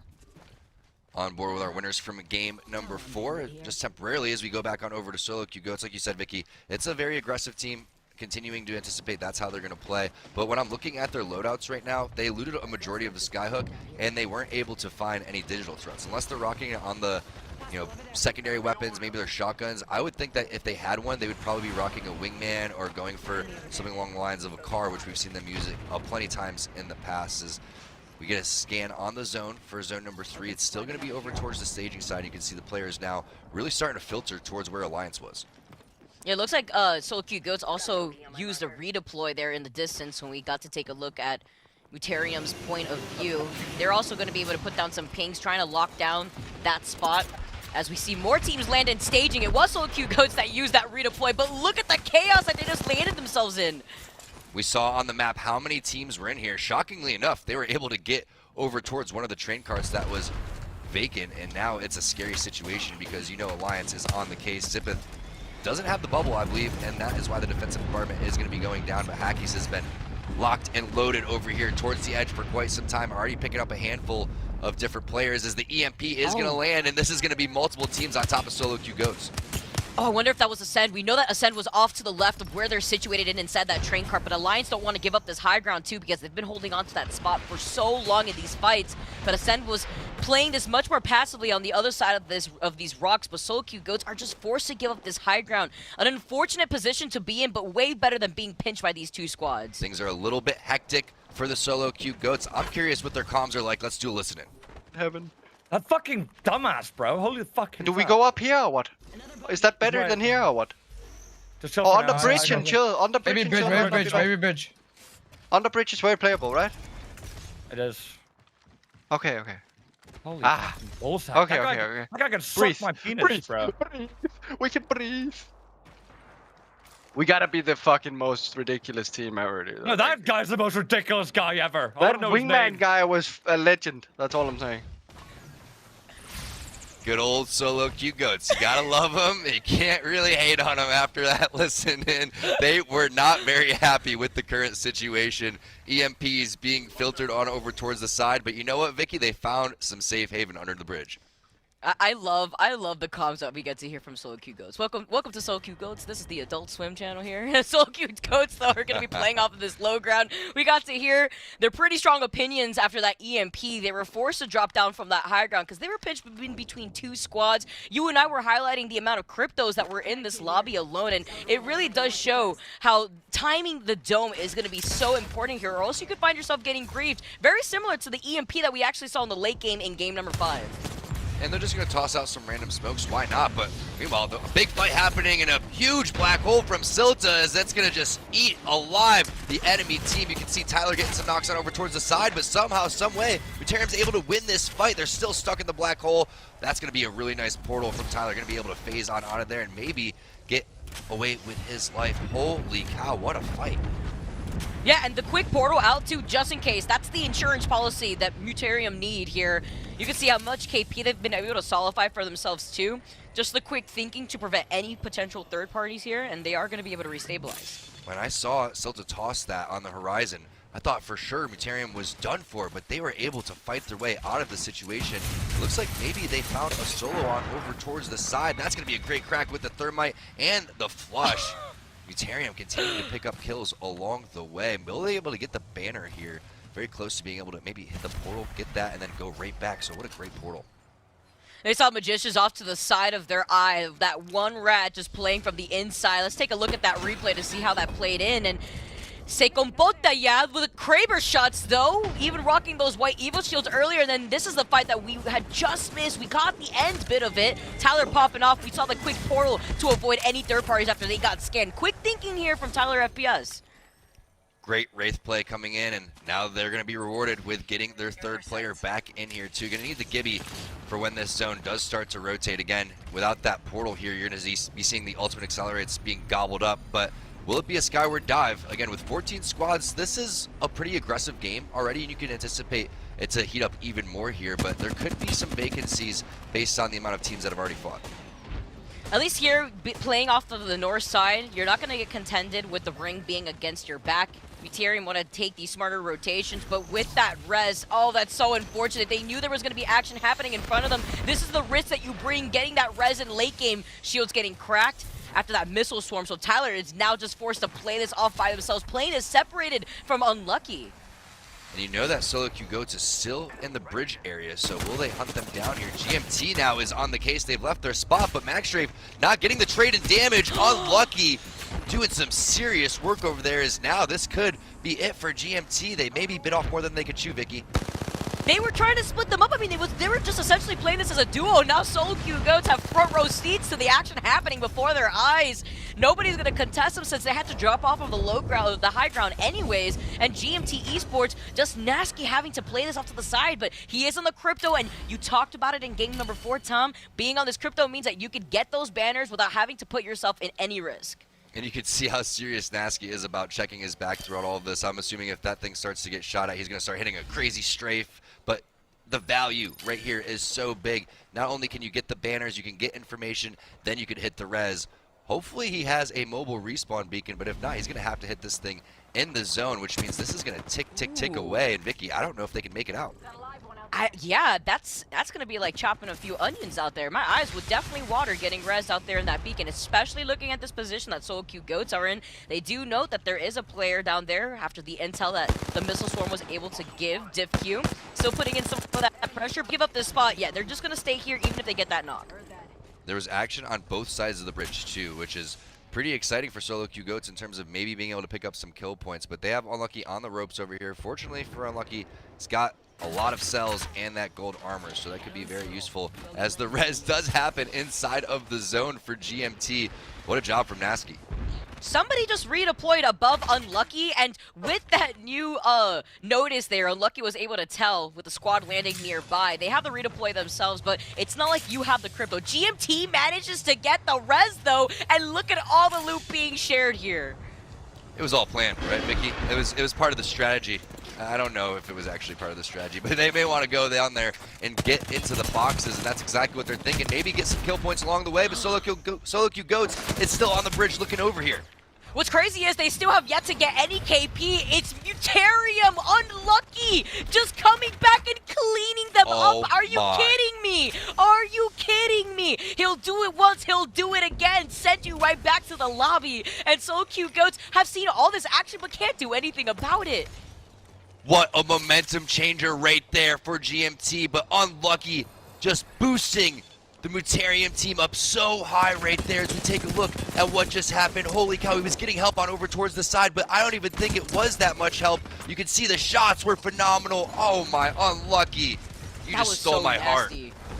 That was disgusting. The arc star there too, the pressure to clear that space because they were only forced to really funnel through those rocks. Now, currently Muterium are forced to just funnel into Solo Q Goats' line of sight, but they're split up a little bit, splitting their attention on both angles, and here comes 4Gang, making their way away from Landslide. They're on the high ground, a really good spot for them as they inch their way closer to that final circle. Still recovering from that 3v1. I don't know if you can play Apex any better than Unlucky did that right there. Is now you see, like you were talking about, 4Gang hitting the top of the mountain over here, which is a very powerful spot. You can see the teams that have to filter down below. Should be easy pickings, but when you are in this spot, a lot of teams are trying to contest, and that's why you see Legit Lolly in the air right now, getting some scouting and information with this crypto drone. The pings are going to be going down over towards the side. But where are the Solo Q Goats going to play is the real question. That is the team to keep your eyes on. They're trying to secure this first place spot, but they have not surprisingly been able to pick up as many kills along the way. It's been a fairly aggressive game for them, but it slowed down once they got stuck under the bridge. Yeah, we were highlighting that this is a team that was looking for a fight. They wanted to prioritize that beacon over by Skyhook before committing to their rotations with the redeploy, but yet they have not been able to find the fights that they may have won. They only have 1 KP here as a team, and they're putting down some pings, so they do know that there's still a squad on top of them, but a squad behind them now too. This is going to be interesting as Solo Q Goats has already used their bubble. The smokes are to come down from the opposite side, but another team is dropping from the rope, so you got to be very careful here, and that's exactly what Solo Q Goats is thinking. Everyone's starting to collapse. It's like they knew they were there. Maybe they got the memo of what skins they're using or something like that. They're trying to eliminate that #1 team. It's Alliance on top of the bridge. They've been slow playing it and just been bullying Solo Q Goats this entire time. I'm surprised the redeploy happening right here. It's the intel that's going to be given to Alliance to really figure out where they want to go, where they need to rotate, especially seeing where this circle is pooling, and they're going to delay everything by just getting on top of the mountain. Another redeploy happening before their eyes. It's going to be time to slide down, as Hackies has to be a little bit careful over here. Perfectly timed and executed to the very last second, as maybe they can get inside over here on the backhand side, and it looks like a lot of damage is being put onto Yuki. Hackies having to do whatever he can, and that's just not enough. The Rascals going to be rewarded with some points. Tough situation, like you said, Vicky. Was that a little bit too early for them to go and rotate? You know who that helps? That helps the Solo Q Goats, who unfortunately are down in the kill feed. Yeah, in the middle of that rotation, too, this is what we're expecting, is everybody's going to be funneling out. Zeta Division playing off the low ground. There's another squad that's onto the high ground there. Solo Q Goats, they're out of this lobby. They still managed to rack up so much KP throughout the day, though, even without a dub, and that's so impressive all on its own. Interestingly enough, picking up the placement points there could be enough for them to secure this win, but we'll see what happens with 4Gang. Can they put up some big stats here? It has to be the heal coming in for Ro, just a sliver of HP. Unfortunately for them, that is a thermite that could have killed Ro and put him back down onto the ground. That was a wild situation, as Solo Q Goats did get stuck on over towards the bridge.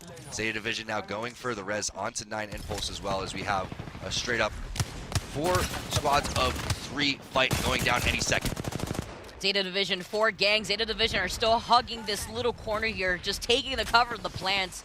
You know there's that team still off to the right here, but Taskmaster wants to try to play this slowly. They don't want to put themselves in the middle because then they'll get pinched. Potential kidnap going on, but no, it's just a reposition, it's just a portal, but they get burned. They may not want to take that portal. Those shots are looking so clean from Taskmaster on this Bloodhound, formerly playing Loba in the previous split. Now, can they finish this one off? The res has to happen, but the rest of the teams are going to start collapsing. The armor swaps are there. Na'Vi starting to push around the corner, and they're looking for blood. They're doing it for you, Tom. They know that you have them in your sights, and they are coming to make a comeback in World's Edge. Horizon over by the other side. This is a team that's not pinched right now. They have the circle to their backs, and they want to hold this position, but Zeta Division is not as lucky. Sneaky res over there, as you can see. The heals have to come through. I'm shocked that they didn't get pushed throughout all of that. You know what was going on in the kill feed, but they just didn't want to overcommit because you know that you want to be this last team, win a 3 versus 3 versus 3 situation. Things slowing down temporarily, but the heals have to come through. For some reason, Na'Vi is taking the fight over towards the side. Actually, it's Zeta just taking the fight directly towards them. Did they just push up too fast, too early here? Na'Vi now trying to drop down, but they're taking too much of that ring pressure too. They gave up the high ground, and now Zeta Division, they're going to be climbing up, and Horizon are just looking at everything happen in front of them. and they have barrels down below, so they know that their back's going to be clear. All the action directly in front of them, hitting them while they're getting the armor swaps. 90 on top of 90. The PK shots are looking so clean. 2 members of Zeta already down, and there's the third. Horizon with a nasty Game 6. Horizon doesn't need Horizon on this team. They got the big boys, they got the Valkyrie, and they have the positioning there. I love what I am seeing right now from Horizon in that final game, being the winners. And this is what we were talking about before. It's all about that positioning. And Horizon was in such a good spot behind that natural cover of the truck. And you're seeing why Caustic is so useful in all of these situations for World's Edge. Makes me wonder what's going to happen in Storm Point. Will we see, again, the meta shift? What's going to happen when we see Caustic still returning to the glory days, even though the fact that we've seen some nerfs in the past? What a game number 6 in Horizon, picking up a lot of kills. But Na'Vi, like you said, they're doing it for me. I appreciate the Na'Vi love right there, as I don't know what happened. Like you said, they just pushed up a little bit too early. Yeah, I think they just gave up too much space to Zeta to actually pinch him over to the side. Usually they're in Zeta's position. They were kind of the odd ones out. When they were forced to actually get into the circle, they would have inevitably been stuck in between Na'Vi and Horizon. But Na'Vi getting a little ahead of themselves, they pushed up. They still secured 3rd place, though, in that final game with 4 kills. GMT definitely going to want that one back once they see what happens in that 3 versus 1. But what a day for them, especially game number 5.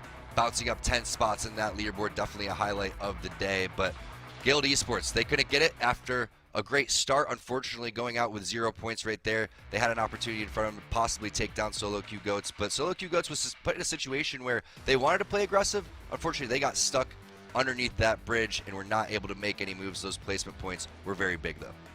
Yeah, and like you said, the Caustic being so important in that final game, looking at the results here for our winning team for the final game here today. 10 kills in total for Horizon, and those are the points that you definitely want to scoop up in the final games, especially seeing where you were standing before that last game.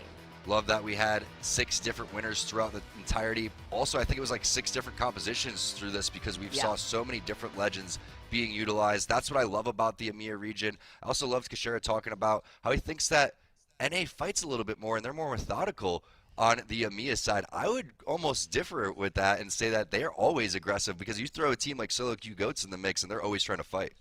That was the first thing I thought about, too, was Solo Q Goats, because we were highlighting how aggressive of a team that is. It's like they were just pulled out of NA, essentially, just with that playstyle alone. But to see that Solo Q Goats was still able to consistently stay on top, despite not taking a dub today, really highlights their performance overall when in terms of momentum and kills. I can't wait to bring Rain Day back onto the desk so we can break down what happened throughout all of this action. Wow, EMEA region, they just continue to hype. And, you know, it is a really unique day. I'm not sure how many we have. You could probably count them on one hand, where there is 6 different winners. That's a rarity there. But then the team who ends up on top didn't win. It's typically the team who wins 2 ends up getting the victory. Walk me through why this was able to be such a unique day of Apex Esports that we saw here. Vicky, I'll start with you. Yeah, just looking at the way that our teams were able to make these quick adjustments from Storm Point all the way up into World's Edge. I mean, we saw 3 different winners in Storm Point as well as in World's Edge, but with those 3 different wins, we still had the same type of teams stay within the top 3. You had Solo Q Goats, you had Fenerbahce, you had Ascend at one point even making their way through Game 1, even though they had a pretty rough start in day number 1 just yesterday. 4Gang winning that first game, really setting the pace for what the other teams needed to do. And I think with that difference, and as we go on with more days of competition, a lot of these teams are going to start figuring out what they feel more comfortable on to actually be consistent on both maps. Tom, is it something, to me, is it something that is just about not knowing how you want to play yet? Is that part of why we're seeing so many different people have moments of brilliance but not consistency over the course of this? I think that you're seeing the teams that are playing confident and feel very prepared are showcasing that, and other teams are still making adjustments along the way, just like Vicky was talking about. And, you know, one of the teams that comes to mind is Alliance, right? And then you look at a team like Na'Vi, who had a great day yesterday, and then seemed like they were kind of scared to fight, and once they started to fall behind, started to force themselves into situations. But I just love the talent that we're seeing from all of the regions. But the EMEA region, can you just look at the plays that Unlucky made right there? 3v1, yeah, he's getting help from Solo Q Goats along the side, but you don't see that in professional play. We've seen that from the EMEA region so many times, though. really cool plays from Muterium throughout the day. Not only a big win, but yeah, you're right. Unlucky, maybe the show-stopping 1v2, 1v3 of GMT Esports, a team we expected to be at the top of this thing.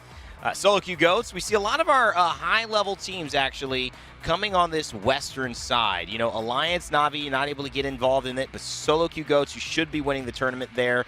Muterium landing out north. Vicky, what kind of stands out? Anything in particular for these drop spots, or just kind of an overview of the day of how Europe is shaping up and where people are trying to start their games off?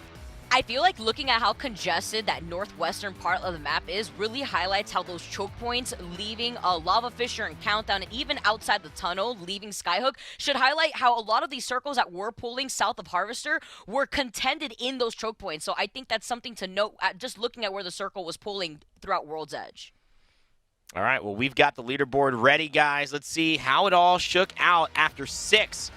In EMEA, it is Solo Q Goats who are your champions of the day. Congratulations.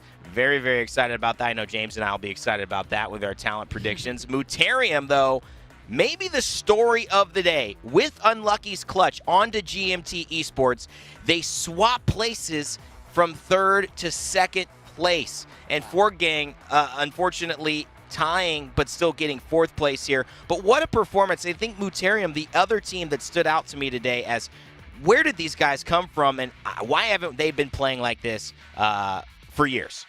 Yeah, I think just looking at their performance alone, I mean, they just put in so much work. Looking at Unlucky's performance in that last game, I mean, come on. Cleaning up GMT like that, securing that extra KP when he had already did him dirty before. Like, that's just that extra KP that Muterium just welcomed with open arms. If you're going to serve that on a silver platter, that's definitely going to be in favor for Muterium.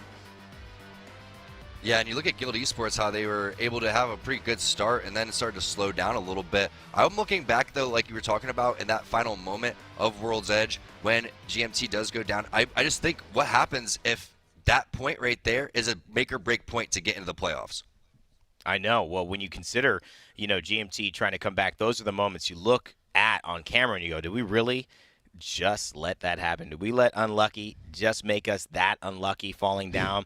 You never know, too. Having that low ground, I mean, for a team like GMT, that could have been also maybe a win. Maybe that turns into a 10, 12-point win. They might be vying for first. There's a lot of different things that can happen. But, of course, second stream, that's the stream, twitch.tv/versusgaming_GG.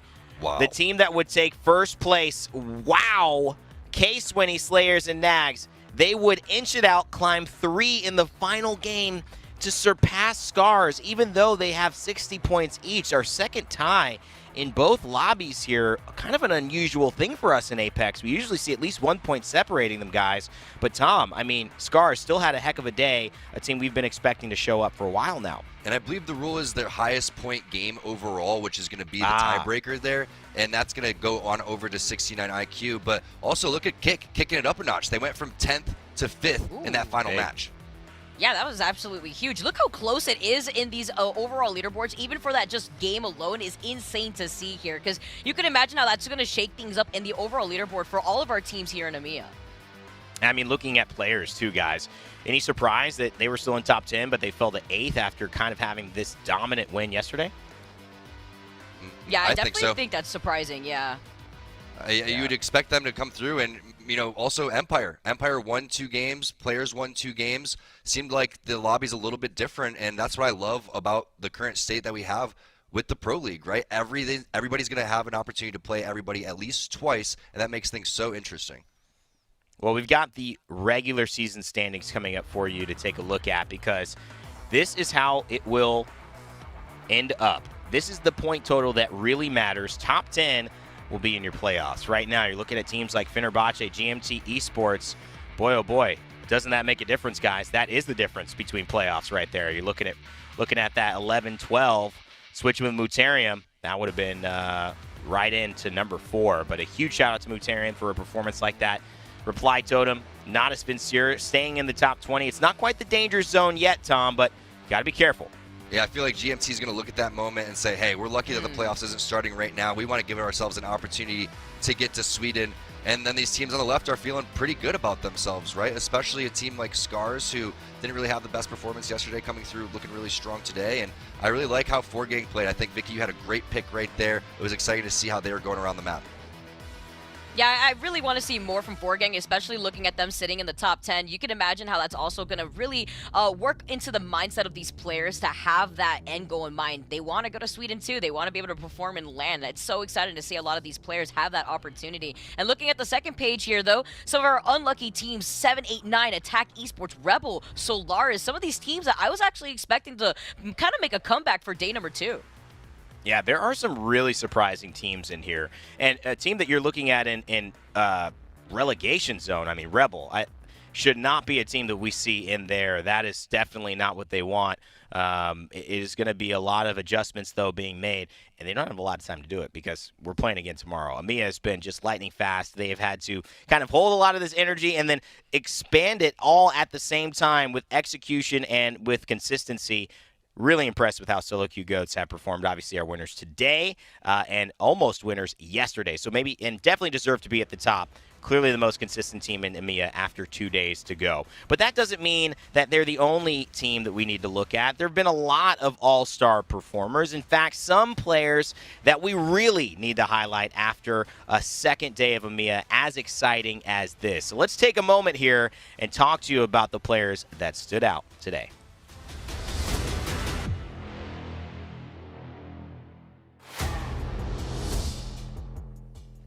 All right, guys, we had teams all over the place. Muterium had a lot of great moments. Solo Q Goats had a lot of great moments. I want to start with you, Vicky. Which player stood out to you as the one that caught your eye that really put on the brightest performance this afternoon? They may not have been my team preds, but I have to highlight DivQ on Solo Q Goats. Just his performance today was insane. Not only was he able to rack up so much KP for this entire squad, remember, this team didn't win, yet they still stayed on top no matter what. Just looking at the KP that they were able to solidify for themselves here. You could see DivQ putting in so much pressure, the way that they were also able to work together in synergy with the rest of the members of Solo Q Goats. I believe he finished with 14 kills in total today, so that's really impressive after looking at the lobby that we had. It's not easy, flying high, and that's kind of the approach that a Valkyrie has to take. You take a lot of responsibility for your team in those late game rotations where it is do or die, and you have to make it happen. DivQ showing up, clearly Solo Q Goats on top of Europe so far, on top of EMEA. Great performance to him. Tom, let's slide it over to you. Who stood out to you today in EMEA as a player you need to shout out? I'm going with our Game 4 winners from Muterium. It's Tyler for me, and I think that Tyler was just so clean in the way that he was approaching the situations. This portal was just chef kiss coming around the corner, making sure that they're taking out all the players, but also getting closer to the zone. The way that they were able to get over towards the snake building and end this game too was so impressive. But it was the shots, it was the decision making, the leadership here for Tyler for me, and also just watching how Muterium worked together as a team. I mean, you have to be hyped. Watch your boy Unlucky go for that 3v1. I may almost want to pick both these players or all three of them just because, like you said, Rainday, where has this been the entire time? It's really exciting to see how these players in EMEA are going through. We know that they're skilled, but it's nice to see them finally playing up to their full potential, and I think that we get a little bit of taste of what Tyler can bring to the table when you watch these team fights. Putting themselves in the conversations of maybe most mechanically gifted, definitely putting them in the conversations of clutch. In EMEA, watch out for Muterium and, of course, Tyler FPS, who we've highlighted today alongside Diff on Solo Q Goats. But there have been more players, really, that have stood out this afternoon. That's why we always got to bring up the kill leaderboard and see where everyone stands. And, yes, the one player we maybe didn't mention stands above the rest. It's Unlucky. Those 3 kills on a GMT. I mean, Vicky, what a moment. Really putting Unlucky and Muterium on the map. Absolutely insane, and I had thought about it too, but we had our decisions for the players to look out for at the end of game number 5, so we didn't get to see that amazing play coming in from Unlucky on Muterium, but I want to see more of this player. That was absolutely phenomenal, including just the ability to get into cover immediately out of the line of sight of Solo Q Goats, who was putting in a lot of pressure. Hey, Tom, how about Nasky, man? Getting involved, GMT, not the best day, but still Nasky carrying his weight for sure. On the crypto, too. I mean, that is really impressive stuff. That res towards the tail end. Almost maybe wishing that he didn't get the res now because those points ended up going right on over towards Unlucky and Muterium. But going back to that 3v1, we can't talk about it enough. That has to be the clip of the ALGS so far, EMEA or North America. Well, That's what happens when you have some of the standout players making standout plays. These have been your best in EMEA Day 2.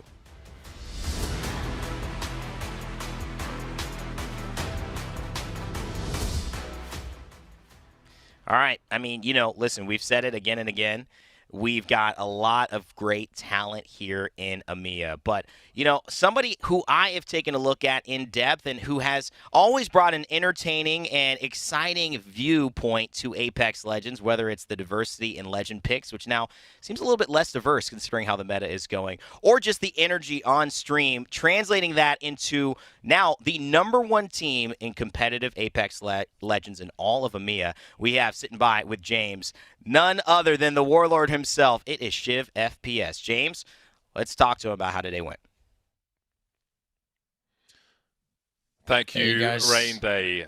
Man like Shiv. Normally I'm in your chat typing caps and asking for mukbang streams, and now I'm interviewing you on the main broadcast. You guys had a pretty sick day today. Obviously, there's a lot of Bangalore stuff to talk about, but before we get into that, you guys were really holding W today and just destroying so many teams. I think you averaged about 7 kills every game. Like, what were the games like for you guys today?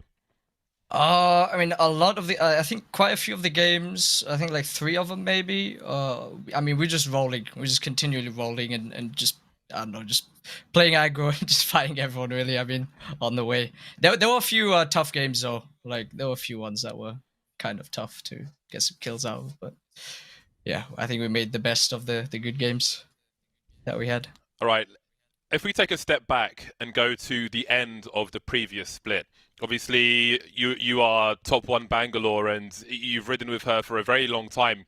Like, before this split started, how was the run in multiple previous splits with Bangalore for you, to the point where you were considering dropping Bangalore at the end of last split for professional play at least? I mean, Split 1 Pro League was horrible for us. Like, I mean, of course, the meta was more so like there's more caustics, and obviously everyone needs to have a Valk. But I think it was very hard to fight people with Bangalore, especially last split, with all the caustics and all the bunkering down. I think now it's more easier. But yeah, last split was horrendous for us. We did terribly. So definitely step up from there. Definitely a lot better from that.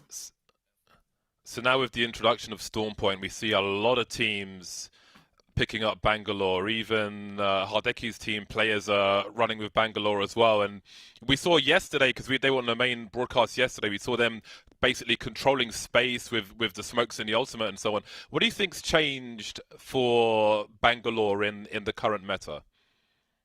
I don't think it's I mean, I think it's just a lot easier to play Bangalore. I mean, I think it's just a lot less bunkering down now. So I guess it's easier to kind of take advantage with Bangalore and fight all the teams in like open space and stuff using the ults and smokes and everything. And I think you can pretty much make do and take advantage of the fact that everything's a lot more open now, I think, and less bunkered down, I think.